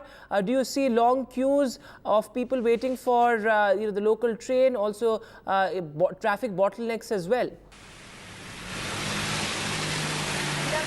I'm not at the Worli station, but I'm here at the Worli sea face, considered to be one of the better off places in the city. But then you see there is no difference between a better off places and the different places are. Seem to have a patchy network there with Anuj. We'll try and reconnect with him, but similar visuals across Mumbai. There you can see people trying to wade through knee-deep water. Abira continues to be with us though. Abira, we saw the Chief Minister also appeal to Mumbaikars, asking them to work from home. There's a work from home advisory from the municipal corporation as well. But it has been really a nightmare of a day for Mumbai, given the fact that there was high tide as well through the day. What is expected in the next couple of days? Because the Met Department has predicted heavy rain, heavy to very heavy rain in parts of Mumbai. Yes, there's an orange alert in Mumbai. People have been told to stay at home and work from home. But all these people that you see on the road right now, they had already reached office in the morning, and now they are trying to make their way home. But what is expected is very heavy rainfall in the next 24 hours. So tomorrow morning, when we wake up, we can just hope that things get better. But as the government has alerted all the people to stay home as much as they can, unless it's very necessary, please do not step out. But like I said, Mumbai never stops, and for the people who are working here, staying at home is not a choice, because they have to make their living. They do come out. We spoke to a few street vendors here. They don't have a choice. They have been sleeping. In water. Let me try to get people here. भैया, आप कहाँ से आ रहे हो? मैं कमला meet से आ रहा हूँ। और आप ऑफिस से आ रहे हो? ऑफिस से आ रहा हूँ। और इतना बारिश में आप ऑफिस क्यों आए आज? भैया, सुबह तो इतना बारिश नहीं था, अभी शाम को बारिश ज़्यादा हो गया। अगर ये बारिश चालू रहा, आप कल भी ऑफिस आओगे? नहीं आऊँगा। नहीं ना? नहीं। आप कहाँ रहते हो? दहीसर रहता हूँ। दहीसर? वहाँ पे भी तो दहीसर तो पानी भरता है? हाँ, भरता है। आज सुबह पानी भर गया था वहाँ पे? भरा था, फिर कुछ टाइम के लिए निकल गया तो हम लोग आ गए। अच्छा, thank you. Like, he stays in Dahisar, that is another end of the city. So we are in one end and that's in another end. They have no choice but take the train. If they get stranded, they can't even take the road. So these are the people who are constantly working every day, and they really don't have a choice but to come to work and not work from home. Abira, thanks very much for joining us with that. As you said, Mumbai waits for nobody. Mumbai never stops, and staying at home is really not a choice for Mumbaikars, as there's heavy rain across the city. But staying with news from Mumbai, in the Mumbai hit-and-run case, the court has granted bail to accused Rajesh Shah, who's also a Shinde Sena leader. He got a bail on a provisional cash bond of 15,000 rupees. He is the father of the absconding accused Mihir Shah. Mihir Shah is still on the run. In fact, he was behind the wheel when that speeding BMW killed a 45-year-old woman. An absolutely horrific case there, and a grim reminder of the Pune Porsche case as well, in which the accused, though he was a minor, was granted bail within hours. My colleague Radhika, who's been tracking this story, joins us live. So Radhika, extremely unfortunate there, and many larger questions will be asked, given the fact that this man who's an all-powerful leader, he's been given bail within hours. Certainly, very unfortunate and bizarre turn of events where the father of the 24-year-old who was arrested just the day ago has now been granted bail. Now, he was arrested for aiding the accused, for aiding his son, and so was the driver. The driver has, however, been sent to one-day police custody. In fact, judicial custody was what was given to the father, who was also a Shiv Sena leader, post which he applied for a bail, and that has been granted by the Metropolitan Magistrate Court. So certainly unfortunate turn of events. The fact remains that the main accused is still absconding. Mihir Shah is still absconding. Now, before the court, the police did make certain important, pertinent revelations saying that both the father and son were in touch post the accident, and the father, in fact, tried convincing the driver to take the blame for the accident, wanting him to switch seats with his son. So there were multiple phone calls that were exchanged between Mihir and father, after which, of course, Mihir went absconding. So which is why the father's role becomes imperative to understand perhaps where Mihir is hiding, whether, he was given refuge by any of father's friends or relatives. But unfortunately, now that cannot happen since he will be out on bail. So this could lead to influencing of the witnesses and of the case as well, which we saw in Pune Porsche case. Now, at this point, of course, Mihir is at large, attempts being made, multiple teams, at least about 10 to 15 teams have been formed by the Mumbai police to trace him, to track him down, CCTV footage being examined, his phone being traced, his friends being questioned, people who were with him on that particular night are being questioned. His female friend is also being questioned. He had abandoned the car and gone to meet his friend and then escaped from there as well. So at this point, unfortunate turn of events, the 45-year-old woman losing her life after this man, allegedly under the influence of alcohol, was behind the steering wheel, ramming into the bike, leading to the loss of life and, of course, fleeing from the spot. And he has still not been traced by the police. Radhika, thanks very much for joining us with the latest there. So, of course, the police inching closer to arrest Mihir Shah, the absconding accused. But the fact of the matter is that his father has been released on bail within 24 hours. And it's been 48 hours, but the man has not been arrested yet. Joining me this evening on Newsbreak, PK Jain, former additional DGP of Maharashtra. Also, Aniket Ujjwal Nikam, a criminal lawyer with the Bombay High Court. Thanks both very much for joining us this evening. Going across to you first, Aniket.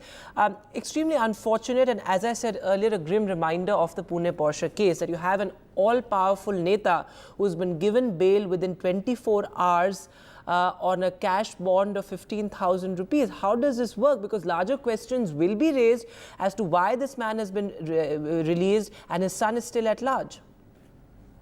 Let me first tell you that the incident that happened is extremely unfortunate, and the guilty must be prosecuted very diligently, and I believe the government is doing that.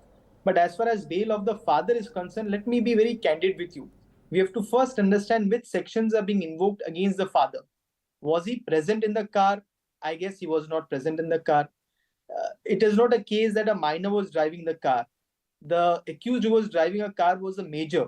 Now, therefore, under which provision of law is the father been booked? What I could gather, the information that I could gather online is that he's been booked on the grounds that he's screening the offender, he's helped him go scot-free, something like that. Now, that is a section which prescribes the procedure under the law and also provides that the punishment is not of a severe nature. And therefore, in such cases, when somebody is charged with an offense of screening the offender or allowing somebody to go scot-free or trying to cause disappearance of evidence, then bail would normally follow, unless it is the case of prosecution that he is the one who abetted the main accused to do the offense or something to show that they shared common intention. Then perhaps he could also be charged with the main section, which is, I believe, 105 under the new law. But what the initial probe seems to reveal, Aniket, is that he helped his son in running away, and he also, in a sense, asked the driver to take the blame for his son. So these are serious charges against him. So, of course, these are serious charges. I do not say no. But then the sections that are being invoked are screening the offender, as I said earlier, or trying or causing disappearance of evidence. Now, such kind of offences normally, when bails are being heard, normally bails are allowed unless extraordinary circumstances are pointed out. I do not know what did the remand report say. I do not know what did the bail say that the police had filed at that point in time. And of course, if there is something more than what meets the eye, the police can always challenge this order. It is not that this order cannot be challenged. At the same time, what is important is that while the principal accused is still absconding, whether the magistrate court could have exercised the jurisdiction and granted bail is also an issue that the government can look into when if at all they wish to challenge that order. So that is the point, because the principal accuses the man's son. The man who's been given bail, the principal accused is his son. But PK Jain come in on this, because in cases where you have powerful leaders involved, we've seen a similar sort of sequence of events in the Pune Porsche case as well. That was absolutely horrific. 2 techies were killed. In this particular case, you have a 45-year-old woman who was first dragged for 100 meters and then killed on the spot. And then you had, the man run away. In cases like these, questions on police complicity will also be raised. As somebody who has been, who's a former IPS, how would you respond to that question? Because time and again this argument of police complicity is also raised. Yeah, hi, namaskar. Thank you very much for inviting me to the show, Vedant. See, I would agree with Aniket to start with. It is a question of what sections have been applied in the case of the father and the driver. The driver, I understand, was in the car at the time when this accident took place, but then the driver, the son, Mihir, he is an adult, number one. Number two, in the Bharatiya Nyaya Sanhita had prescribed, actually under section 106, a punishment of 10 years rigorous imprisonment for an offense like this, a hit and run case also. But then because of some agitations by truckers and by the transport unions and all that, that section has been held in abeyance. So till today, the old provision of punishment of 2 years only applies.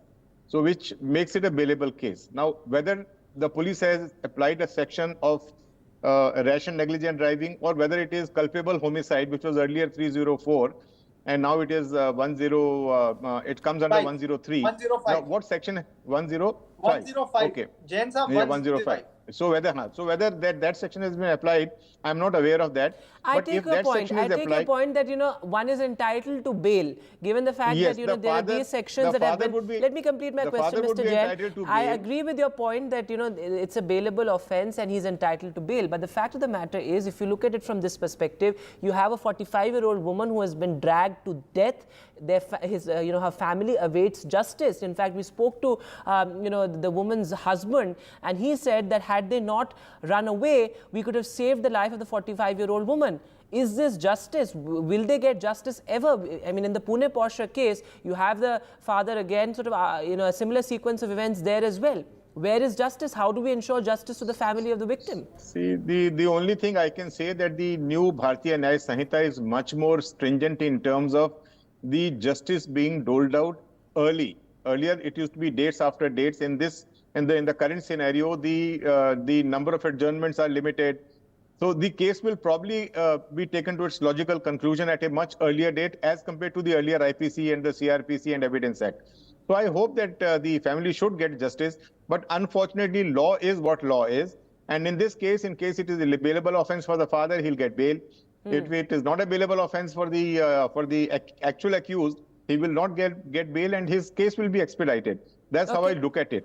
Okay, Aniket, come in on this. In fact, I just have about a minute and a half on the debate. How do we ensure justice to the family? That is my limited question right now. Vedanta, I believe in this section, the police have invoked 105. Now, 105 is a stringent provision of law which provides punishment up to life when you commit an offense either with an intent or with a knowledge. Now, perhaps this may be a case of knowledge where he would know that by driving rashly in an intoxicated state, one may die, and therefore the punishment is up to life, up to 10 years. So it's a severe section that they have invoked. They have not gone with a mellowed down sort of section. Yes. That's number one. Number two, the police, I believe, are doing completely whatever is within their powers to nab this guy who's absconding. Lookout circulars have been issued. The Honorable Chief Minister of Maharashtra has already clarified that everybody is equal before the law, even if he may have been associated with any political party, that won't make any difference. So as far as justice to the family is concerned, I believe the police needs to investigate this case properly, make it a watertight case so that it stands trial. And because of the new law, the trial would be conducted expeditiously. And I believe the accused will be brought to justice. Okay, Mr. Jain, I just have 30 seconds. Go ahead. Yeah, only one more thing I would like to say. See, again in this case, it was found that this boy had visited, the main accused had visited a bar before this, and he was intoxicated, driving under the influence of liquor. Yes. I only wish that these bars are closed at the right time so that this kind of accidents don't take place early in the morning, which have been taking place. But, See, but the onus is as much on the police and the law enforcing agencies. We can't just sort of put the onus on the bars, while of course I take your point, but the fact is that law enforcement agencies also have to be more vigilant as far as cases of drunken driving are concerned. But thanks very much, gentlemen, for joining us on Newsbreak this evening. Moving now to the other big headline. Well, the Supreme Court came down heavily on the National Testing Agency, saying that the government must not be in denial. There has been a paper leak. In fact, the Supreme Court has also asked the CBI to submit its probe report as far as this case is concerned. Now, remember, the Chief Justice of India said that retest is the last option for us, but we must investigate the extent of the paper leak. Take a look. The Supreme Court making it very clear today that, of course, the paper leak had happened and that had led to compromised sanctity of the examination. Your first response as the petitioner, what was your demand? Yeah, our major demand was the re-exam. We demanded re-exam of NEET because of three issues: the malpractices as well as the paper leak which has happened in Patna and Jharkhand. And the alternative, we demanded a SIT agency under judicial to be clear and concise issues should come out. Are you satisfied with the observations being made by the Supreme Court today? On one side, of course, they have stated that the sanctity of the examination had been compromised. But the last option would be, according to them, will be the retest, because it takes a lot of financial burden. It takes a lot of logistical issues as well to conduct re-examination. 23 lakh students' career is on verge. So do you think that these observations and the answers that have been demanded by the center, by the NTA, is something that you're satisfied with?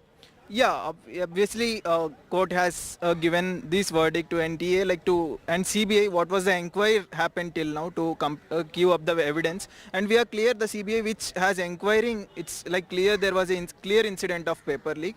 Hopefully this will go to the recancellation of exam, and the logistics is not clear. The article 14 and 16 says the justice and first should be based on equality for all. So if paper leak has happened at one place, so other people also should get that justice. So hopefully we are hopeful that this re-exam should happen and justice will come on behalf of us. Your response to the Supreme Court observation? I think that the apex court is going on right, because you know that this Supreme Court takes time for a judgment, and we think that it is a good decision for taking time and observing all the situations, all the happenings. इस protest में किस लिए आए हैं? ये protest किस लिए, प्रदर्शन आज किस लिए हो रहा है? देखिए, आज का जो प्रोटेस्ट है ये पूरी तरह से जो देश के बेरोजगार युवा हैं इनको समर्पित है। आज पूरे देश में 40 से ज्यादा परीक्षाओं के पेपर लीक हो चुके हैं। राजस्थान और उत्तर प्रदेश, बिहार, झारखंड, मध्य प्रदेश, कोई ऐसा स्टेट नहीं बचा है जहां पेपर लीक न हो रहा हो। क्या इस देश की सरकार जो पिछले 10 सालों से केवल ध्रुवीकरण के मुद्दे, सांप्रदायिक मुद्दों को लेकर के आगे बढ़ रही थी, देश के युवाओं के प्रति क्या इसकी जिम्मेदारी नहीं थी कि इसको लेकर के कड़ा कानून लाए? और आज कम से कम कांग्रेस सरकार ने अपने घोषणा पत्र में इस बात को लिखा कि पेपर लीक के विरुद्ध कड़ा कानून लाएंगे। और जो पेपर लीक होते हैं तो क्या आप मनोदशा समझ सकते हैं? जो देश का युवा है उसके साथ साथ उसके अभिभावक, पूरा परिवार प्रभावित होता है। आज जो सुप्रीम कोर्ट में हियरिंग होने वाली है नीट केसी पेपर लीक केस को लेकर के, उसको लेकर के आपका क्या कहना है? क्या उम्मीदें हैं आपकी सुप्रीम कोर्ट से? देखिए, हमारी तो अंतिम उम्मीद इस देश का न्यायालय है और देश का उच्चतम न्यायालय इसको संज्ञान में ले रहा है। आप देखिए, जो एनटीए है, जो एनटीए एक संस्था है, नेशनल टेस्टिंग एजेंसी, इसके अलावा जो अन्य संस्थाएं हैं, इसमें कितना ये सक्षम नहीं है आज परीक्षाएं करा पाने में। तो सुप्रीम कोर्ट को ये देखना पड़ेगा कि जो ट्रांसपेरेंसी है, जो एक्सेसिबिलिटी है, इसको इंश्योर करने के लिए कौन कौन से मानदंड अपनाए जाने चाहिए। जो शिक्षा का माफिया है, जो कोचिंग चलाते हैं, इन पर लगाम लगाने के लिए कौन सी नियुक्ति लानी चाहिए। देश का बेरोजगार युवा, अपने जो गरीब लोग हैं, जो फेलोशिप जिनको नहीं मिलती है, किसी तरीके से एप्लीकेशन फीस जमा करते हैं, भारी भरकम अरबों रुपए कमाई होती है एजेंसी की, उसके बाद भी परीक्षा नहीं करा पाते हैं। तो आज इस देश की सबसे बड़ी जरूरत है कि जो पेपर लीक के मामले हैं इस पर कड़ा कानून लाए और उच्चतम न्यायालय स्वतः संज्ञान लेकर इसकी जांच कराए। शुक्रिया। So that's what we're understanding right now from one of the protesters here. He's the Samajwadi Party worker, belongs to the education committee of the Samajwadi Party. He's asking for transparency and accountability on part of the government, especially on part of the National Testing Agency.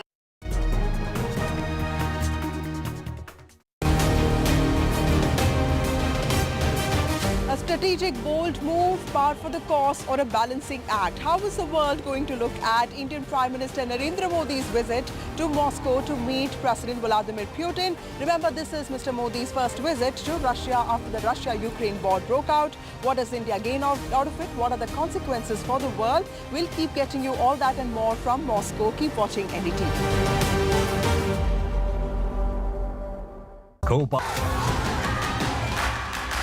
The biggest democratic exercise in the world. Team NDTV covers it from ground zero. BJP really had to fight a tough election this time. Unprecedented exercise. Unmatched coverage. There is no dispute. जनता को decide करना है. From polling to counting, NDTV brought you the most trustworthy news and updates.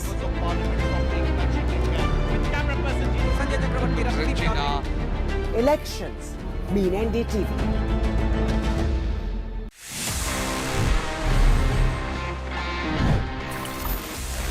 कैसे आप technology को use करते हुए अपने gadgets का पोटेंशियल और एनहांस कर सकते हो. And this time it's about AI. It's about Google's latest Gemini, because ये अभी इंडिया में आ चुका है and you should use that because it can do a lot. मतलब अगर आपको ईमेल लिखना है and you need some help composing that email, यहाँ पे just by using the help me write option आप ईमेल्स जेमिनाई से लिखवा सकते हैं. ये आपकी ईमेल्स को समराइज कर सकता है और आपके लिए बहुत सारे अच्छे तरीके से हेल्प कर सकता है all across scenarios, all thanks to the power of AI. तो जेमिनाई अभी इंडिया में अवेलेबल हो चुका है. Well, as of now it's only for the premium Google customers या फिर ये गूगल वर्क प्लेसेस में अवेलेबल है, but I am sure it's coming soon for everyone. और आप सभी जब इसको फोन में यूज करेंगे, you can utilize the full potential of Google's AI to make your life and your phones even smarter.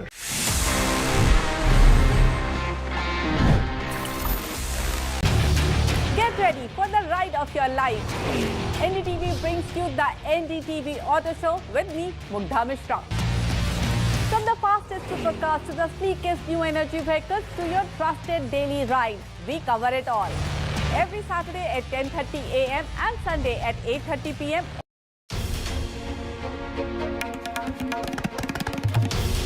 This is NDTV, and you're watching NDTV 24/7.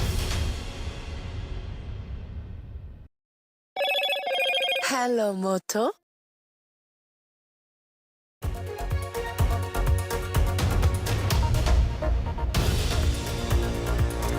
Good evening, it's 8 o'clock. Coming up on the show this evening, the Prime Minister's crucial two-day state visit to Russia. We'll get you ground reports from Moscow. What all is on agenda? What are the geopolitical implications?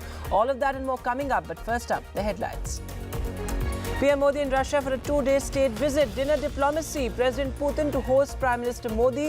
From oil, trade to defense. Key Modi-Putin bilateral tomorrow.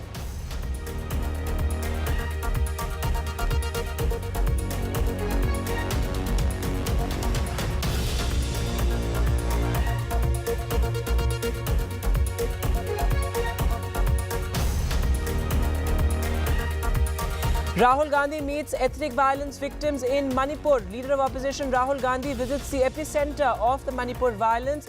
Rahul on his third visit to the state since the 2023 violence.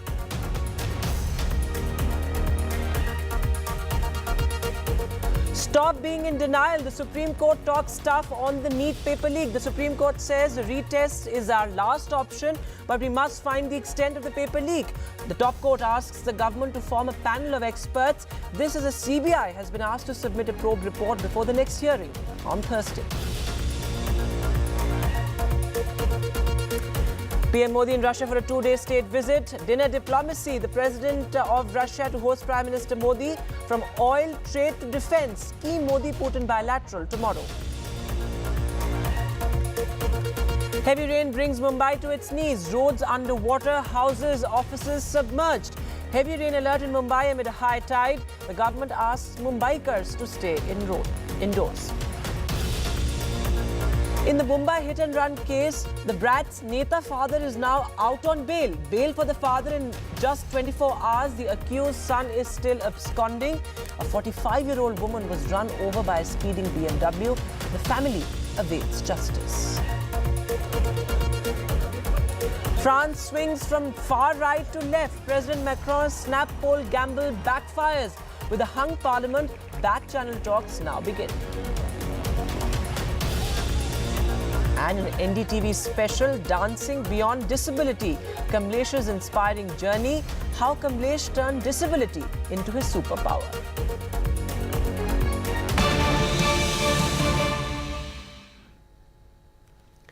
Some tragic news coming in from Jammu and Kashmir's Katwa, where after a fierce encounter, 4 Jawans have been killed in the line of action. Remember, there were multiple encounters that took place as far as Katwa is concerned, a challenging terrain. And this is a place where militancy has really been unheard of. And after a fierce face-off between security forces and terrorists, it's now been confirmed that 4 army Jawans have been killed in the line of action. It was an army vehicle, an army truck, in fact, that was attacked by terrorists. Our senior colleague Nazir Masoodi is now joining us live. Nazir, absolutely tragic there. 4 Jawans have been killed in the line of action. Well, clearly there are reports of casualties. Different sources are giving different numbers. PTI has put 4 soldiers being killed and 6 others have been injured. Condition of some of the injured is stated to be very critical. Injured have been evacuated and shifted to hospital. It appeared clearly a deadly attack, well-planned attack in the Bilawar area of Katwa district, which is a far-off place. As we have been reporting earlier, this was not a militancy-infested area, but last month we saw in a Katwa village, 2 Pakistani terrorists were killed. During an encounter, after people alerted, they refused food or water to those militants, and they alerted security force and police. 1 CRPF Jawan was killed during encounter, but both the militants were killed, and among the weapons were M4 American carbine. So one thing, all these militants who are fresh infiltrators are carrying state-of-the-art weaponry. They're carrying state-of-art communication system, which is the micro satellite communication system, so that their communication is not detected. And this attack, it appears to 2 to 3 militants appears to have attacked on this army truck. They have resorted heavy firing. There are pictures of injured Jawan also circulate on social media, which we are not showing. We're showing you a truck, which we could clearly show there are bullet marks. Its windows have been completely shattered. It has received volley of bullets, and 4 soldiers have reportedly been killed in action, and 6 others have been injured, even as different sources are giving number of casualties as different numbers. But this is area which was not militancy infested, and this is the second attack in Jammu province in 2 days. Yesterday morning, there was an attack on army camp in Rajouri, Manjakot, Rajouri. 1 army soldier was injured. Army repulsed the attack, but no militant could be tracked down. It is the same modus operandi, or the same way things happening. After every attack, attackers managed to escape without facing any casualty of their own. That remains a big challenge. Even as the security forces have intensified anti-militancy operations across Jammu and Kashmir. For example, yesterday during 2-day-long operation, 6 Hizbul Mujahideen militants were killed in Kulgam district of South Kashmir. But army also lost 2 Jawans, 1 paratrooper special forces Jawan and 1 Rashtra Rifles Jawan, and 1 more was injured. But in this attack today, 4 Jawans have been killed. 6 others are reportedly injured. Right. Condition of some of the injured is stated to be critical. Operation is underway. There were reports of heavy gunfight, but right now, since it's a far-off area, not much information is coming forward. So several important points there that you're mentioning, Nazir. A, the picture of the injured is still unclear. 4 Jawans have been killed in line of action is what we can report at the moment. In fact, there were various casualties in the initial ambush itself is what we're getting to know via sources. But Nazir, as you're reporting, this is an area where militancy has been unheard of. So there's a clear shift as far as militancy is concerned that we have seen particularly in the past year or so. Well, there are reasons why it is happening. Particularly, Jammu has its high on terror radar for last at least 3 years since October 2021. You have a mixed population, so there are they want to create a communal wedge, as we have seen. Besides specifically targeting army, remember in last more than 2 years, 39 soldiers were killed, army soldiers were killed in Poonch Rajouri areas. Now you add these 4 or more soldiers and other incidents as well. You can see Jammu is becoming a more hotbed of militancy and a big site of terror attacks over the last 2 years.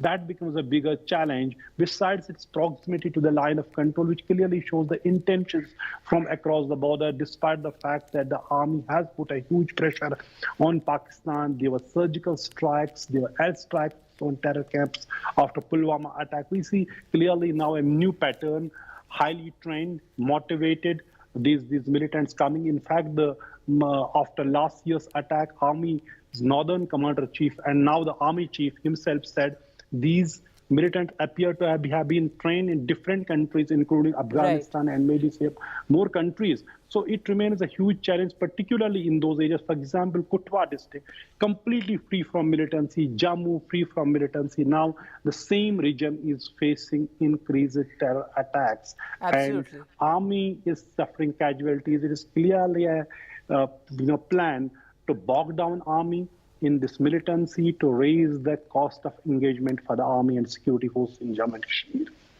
Absolutely tragic there, Nazir. Thanks very much for joining us with that update. As you're reporting, a clear shift in militancy. It's now Jammu and not the valley that has clearly become the hotbed of terrorism.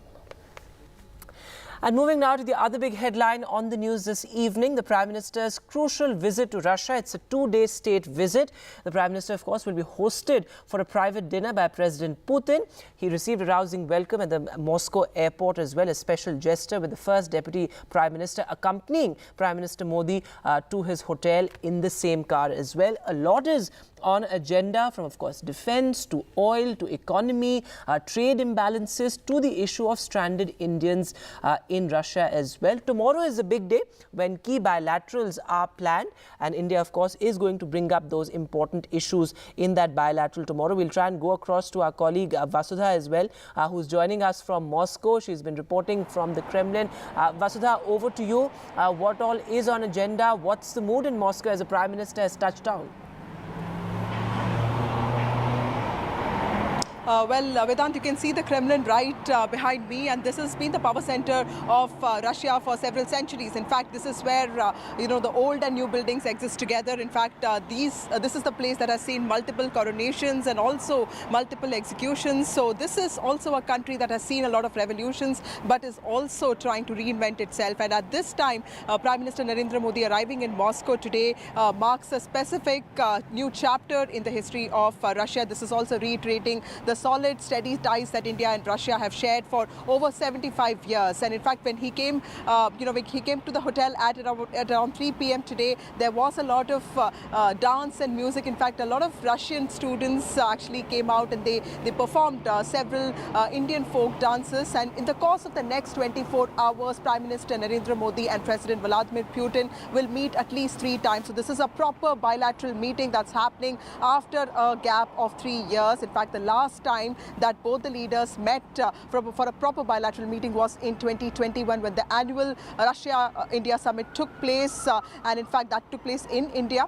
This is after 9 years that the Prime Minister of India, Narendra Modi, is coming to Moscow. In fact, last time he was in Russia, it was in Vladivostok, which is an eastern city in Russia. And President Putin has also, in fact, reached out to countries like, China in the last few years, which has been a concern for India. But government sources, RMEA sources, are basically saying that Russia-India relationship has been going on steady for several years. There's no need to worry, but we can expect some announcements in the economic sector tomorrow. In fact, there is specific emphasis on correcting the trade imbalance. Apart from that, there is also emphasis on energy and also tech transfer. And most importantly, India will also be pressing on the early release of those Indians who have been misled into joining the Russian army. If we talk about about numbers. 10 of them have already come back, 4 of them have died, and there are around 35 to 50 Indians who could be there fighting on the front lines of the Russia-Ukraine war, something that India is not happy about, and it really wants those Indians to be released as soon as possible, something that the Russian government has promised that it would do soon. While the Indian community is at the spotlight, I'm also getting you two important guests. These are people of Indian origin who have settled in Russia for so long. Ms. Sujata, who has been in Russia for 26 years, she represents the Isha Foundation. She's a chartered accountant. Also, Mr. Santosh he's an economist and he's been around in Russia for 40 years. Thank you so much for speaking to NDTV. Sujata ma'am, today did you see the Prime Minister arrive here? What does that mean? And you have seen, last 26 years, Russia growing, Russia evolving. Tell us, what does it mean to the Indian community that it is actually part of a growing Russia that's also at war with Ukraine? What kind of impact has it had on your lives?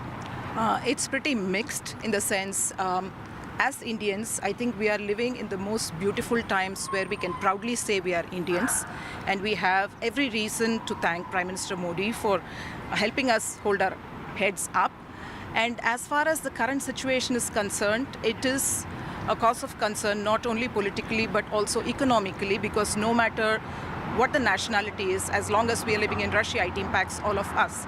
So in the backdrop of this, Prime Minister Modi's arrival gives a ray of hope for us that some of these issues, especially where it concerns mutual relationships, trade or person-to-person relationship, travel, spiritual, tourism, all of these can move to a next level beyond the sanctions once they come to some kind of an agreement, especially with the payment systems. Right.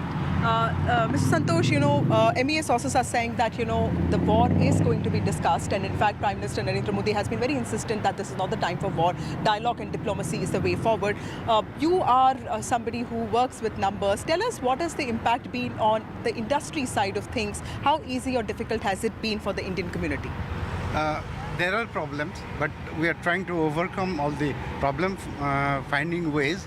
Of course, transferring money was a problem, then logistic is a problem, but always there is some way coming up, and we are very much hopeful that during this discussion there will be more ways how to work, and Indians are getting good opportunity as from Western world it is cut off.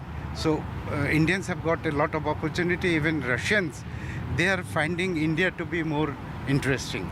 Right. So we're looking forward to the meeting and the outcome tomorrow. I'm sure that something good will come up. Okay. Thank you so much for joining us. So clearly, the emphasis of the community event tomorrow will also be the Indian community in Russia, talking about the challenges that it is facing. Remember, this is Prime Minister Narendra Modi's first visit to Russia after the Russia-Ukraine war broke out. Tomorrow, announcements could be expected in the economic sector. This is also Narendra Modi reiterating the fact that the ties of India with Russia remain strong and steady. But at the same time, this is also India playing the balancing act by deepening its ties with other countries, but at the same time watching out for its own old ally, Russia. Back to you.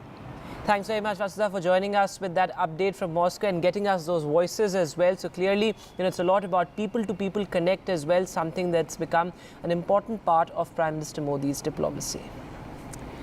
But moving now to the other big headline, well, the Supreme Court's scathing remarks in the NEET case. Well, the Chief Justice of India said that there is no doubt that the sanctity of the examination has been compromised. In fact, the Supreme Court has also asked the government to form a multidisciplinary panel of experts to probe the mess. The CBI has also been asked to submit a probe report. The CJI said that the government must stop being in denial as far as the paper leak is concerned. Here's the report.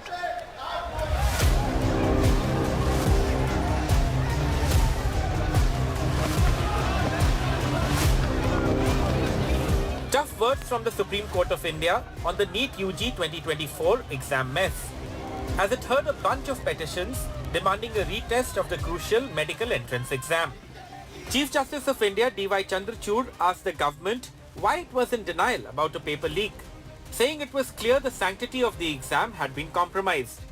The court said it could order a retest if the leak beneficiaries were not identified. The court, however, sounded a note of caution, saying a retest would be the last option since lakhs of students were involved. The Chief Justice proposed a multidisciplinary panel for a comprehensive probe. It's like clear there was a clear incident of paper leak.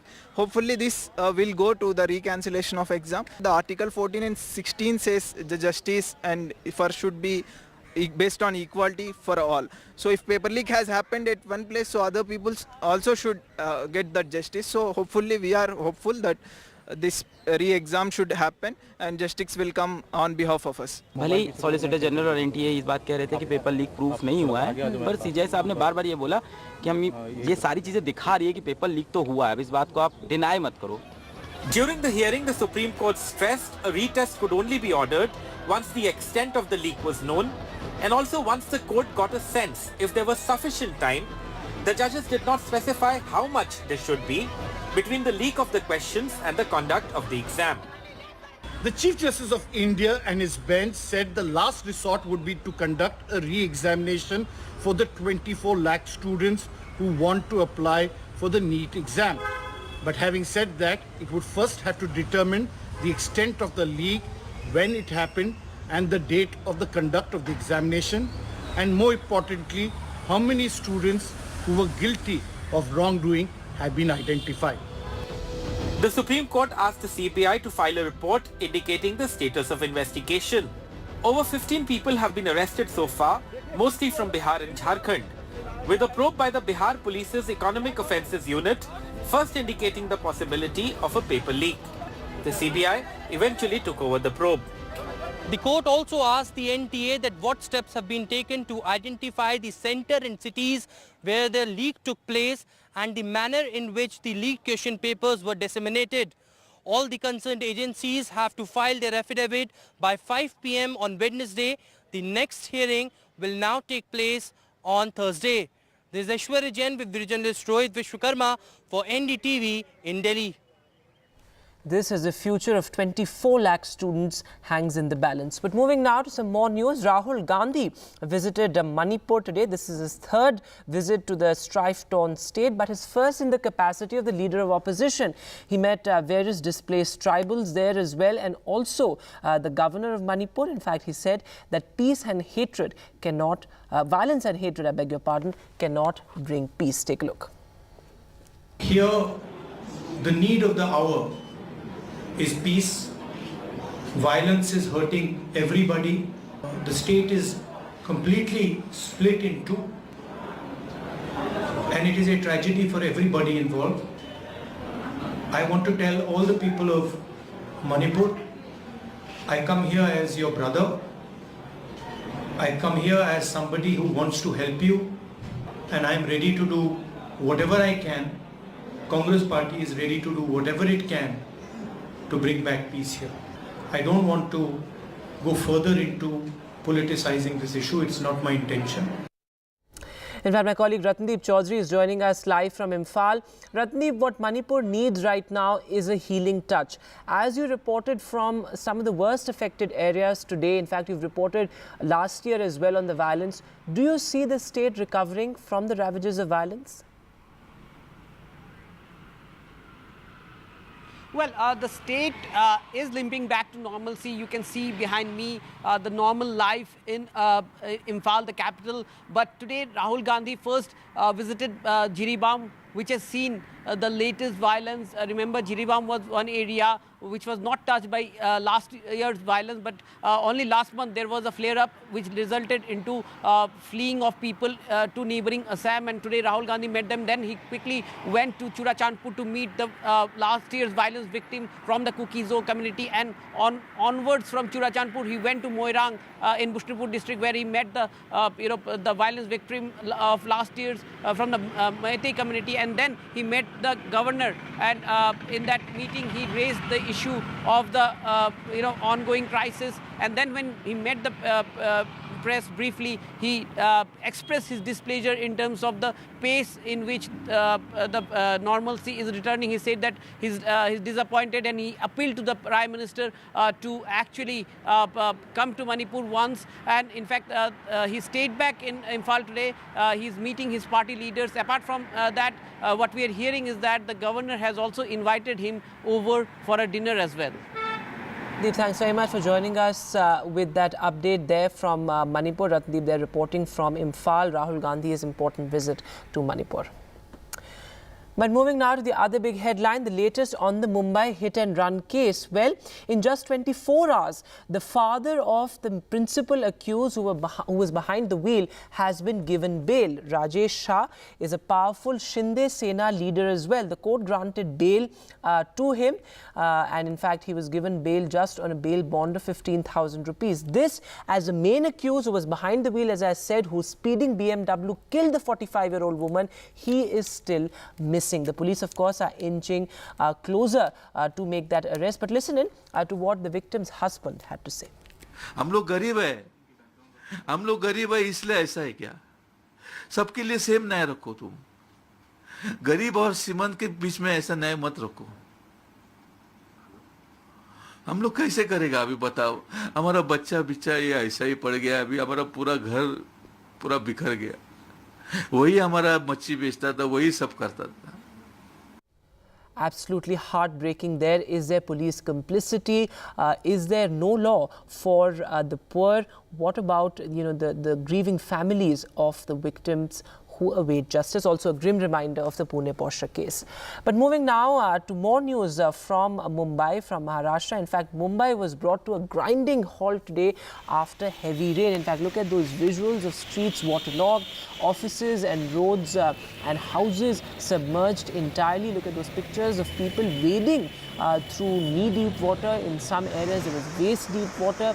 There you can see visuals from across Mumbai through the day, from Marine Drive to Bandra to Andheri to Dadar. In fact, peak office hours really saw rain exacerbating Mumbai's nightmarish traffic, and infrastructure collapse also across the city. This is just the beginning of monsoon that we're talking about. In fact, Chief Minister Eknath Shinde appealed to Mumbaikars to stay indoors, not step out. In fact, a work from home advisory was also issued by the local authorities.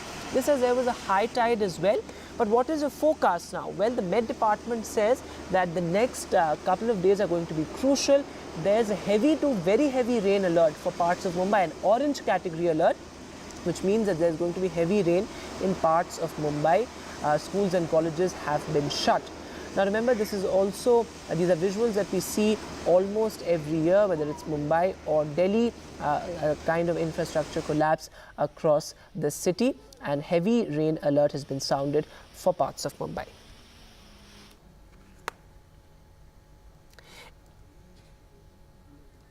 In fact, Abira is now joining us live from Parel, is what I'm being told. Abira, over to you. You've been reporting from Parel since this evening, peak office hours, seeing people really being inconvenienced. Yes, absolutely. The office hour people are still walking. If you can see behind me, this place is completely flooded. And you need to remember that whenever I have seen these people, whenever they are walking in flooded street, they all walk in a queue. They all walk in one line so that, they can help each other. If there is any open drain out there, they never walk in groups. They're always walking in a line. So that's what they're happening. They're all walking towards the station to go home, and this is the situation here. It's pouring right now, and if this continues, it's going to be very soon. The water will cross the danger levels very soon. All right, Abira, thanks very much for joining us with that quick update there. So the situation in Mumbai remains concerning.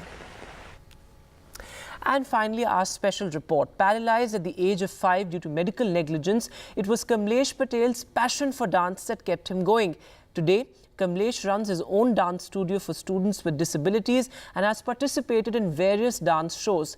As part of the Samarth by Hyundai initiative in partnership with NDTV, this is the inspiring story of Kamlesh Patel, our Samarth hero.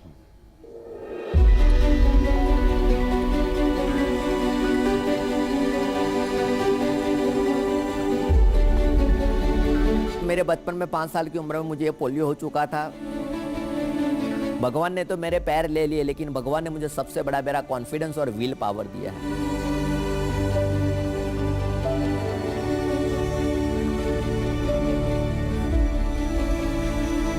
और उसी confidence के जरिए मैंने DID में अहमदाबाद में audition दिया। इसके बाद मैं बतौर जज वहाँ पे डांस इंडिया डांस में मैंने काम किया है। और किसी ने कहा है ना कि वक्त को बदलने के लिए ज़िंदगी दोबारा नहीं मिलती, लेकिन वक्त दोबारा ज़रूर मिलता है ज़िंदगी को बदलने के लिए। मैंने अपने गांव में एक एकेडमी ओपन किया, महादेव डांस स्टूडियो। 5, 6, 7, 8 ताकि मेरा जज्बा भी जिंदा रहे, मेरा डांस भी जिंदा रहे और मेरे जरिए मेरे बच्चों को, मेरे गांव के बच्चों को भी एक प्लेटफॉर्म मिले। तो मैंने अहमदाबाद में एक एकेडमी ओपन किया, बड़ौदा में ओपन किया था। वहाँ पे ऐसे बहुत सारे बच्चे आते हैं, सीखते हैं।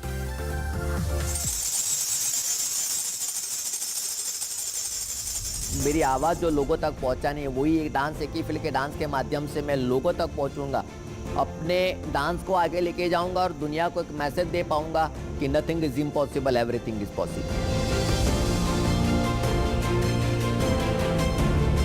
I am Samar.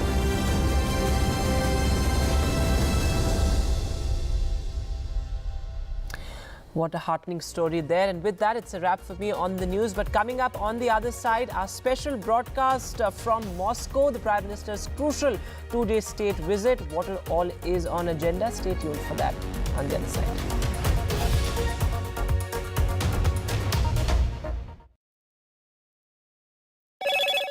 Hello, Moto. Motorola, India's best 5G smartphone brand.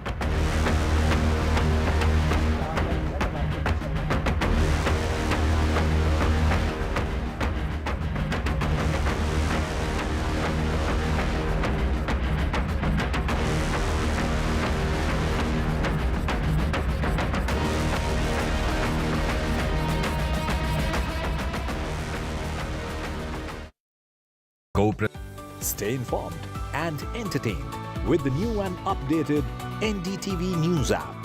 You can watch all our channels live, listen to podcasts, read breaking and exclusive news from around the world and more. Download the NDTV app today and get access to the best journalism and storytelling on your smartphone or tablet. The NDTV app. News that matters to you.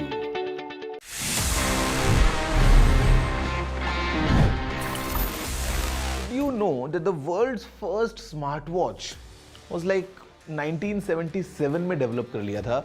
It was straight from HP. Yes, Hewlett Packard जो laptop आज दिखता है HP के, ये HP ने ही unveil किया था and the model was HP01.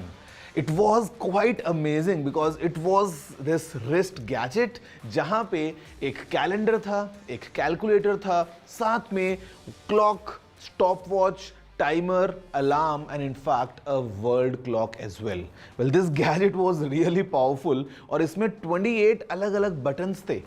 28 buttons इतने से size में, well obviously उस time पे we didn't have touch screens. उस time पे I would say for engineers and for professionals it was such a boon. But then again this product failed because it was quite expensive, थोड़ा bulky था and maybe not that easy to use that. But मैं बोलूँगा it was the beginning of the era of smartwatches and eventually today you know how popular they are जहाँ पे हर किसी से जब आप मिलते हो after the mobile phone the second purchase that you do as a gadget is definitely a smartwatch these days.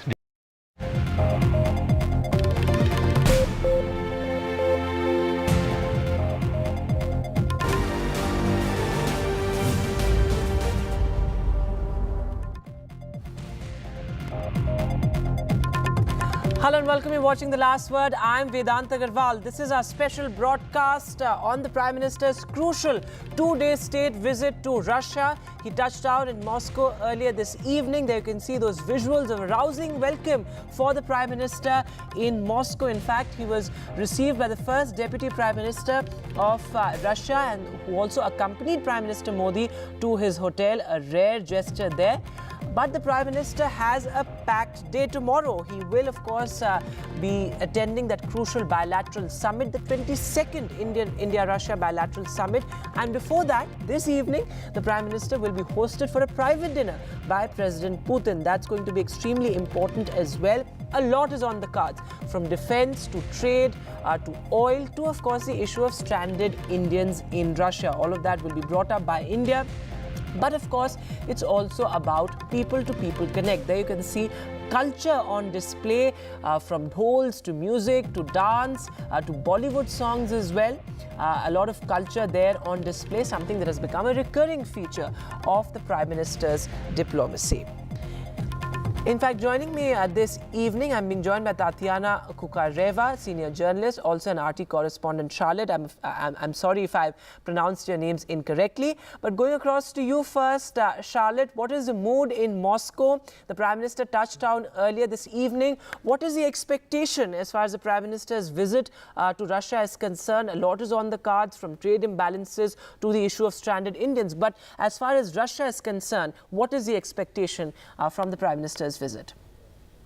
Well, I think the expectation is that this is a relationship that Russia feels is very important. We've heard from the Kremlin that they see India as being a trusted partner. And the way that the world is at the moment, those kind of partnerships are incredibly important to Russia. You mentioned trade there. Russia and India have huge trade ties between the two countries, some $65 billion US, but most of that trade is coming from Russia into India rather than the other way around. So do you think that the Indian Premier is going to be looking to find ways to perhaps readdress that trade imbalance? Something like only $4 billion US of that trade is Indian exports. And there is a move to look to have more services provided from India, for Russia to buy more pharmaceutical products and to get more of a balance. But there are issues in making that balance happen. And this is mainly to do with the currency conversion, the mechanism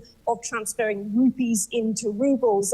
You may be aware that obviously as a general reserve, the rupee isn't held by many countries around the world. And it's also been difficult in the past for companies to get their capital gains out of India. But we know that the Indian Reserve Bank has now lifted some of the restrictions, and that is going to make trade a lot easier in the future and will encourage potentially more Russian companies to look at investing in India. We recently saw that Rosneft, which is one of Russia's biggest oil producers, signed a new deal for selling more oil to India. But we also understand that there are other investment opportunities on the cards. We may find out more about those during the visit of the Indian Premier. This is his first bilateral foreign visit since he was elected last month.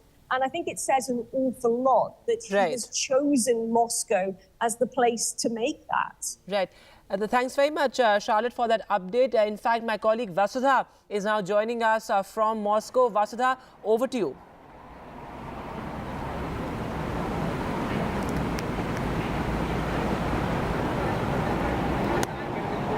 Vasudha, if you can hear me? All right, we'll try and reconnect with Vasudha.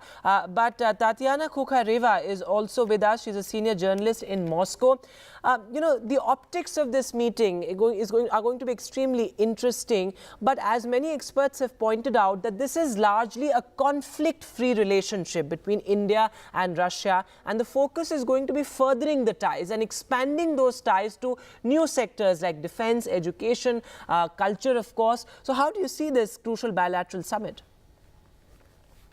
Well, and let's not forget, you know, energy being one of the most important, you know, corporations so far. We know that there's, you know, this nuclear plant that is under construction, and you know, we've heard in Prime Minister Modi has set, you know, already some ambitious goals for his energy agenda. You know, he's been looking to make India more energy self-reliant, and so Russia comes in incredibly handy in this, you know, in this task that he has set for himself.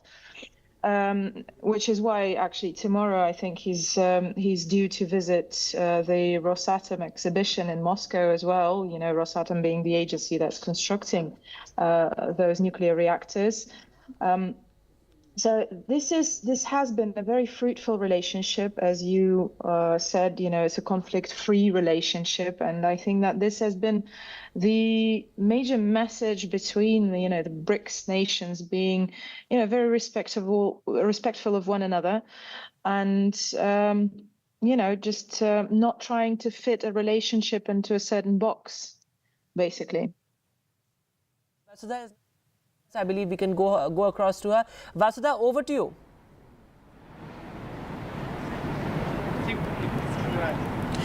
Well, I'm coming to you from Moscow, which is the capital of Russia, the largest city in Europe, and it's been an action-packed day. In fact, Vedant, people say this about Russia, that everything changes here in a year and nothing changes for 200 years. And that's quite true, because here the modern exists along with the old. And today was very important in that whole context of Russia seeing a lot of revolutions at the same time, trying to reinvent itself with all these sanctions that have been issued, by the West against it, and also Russia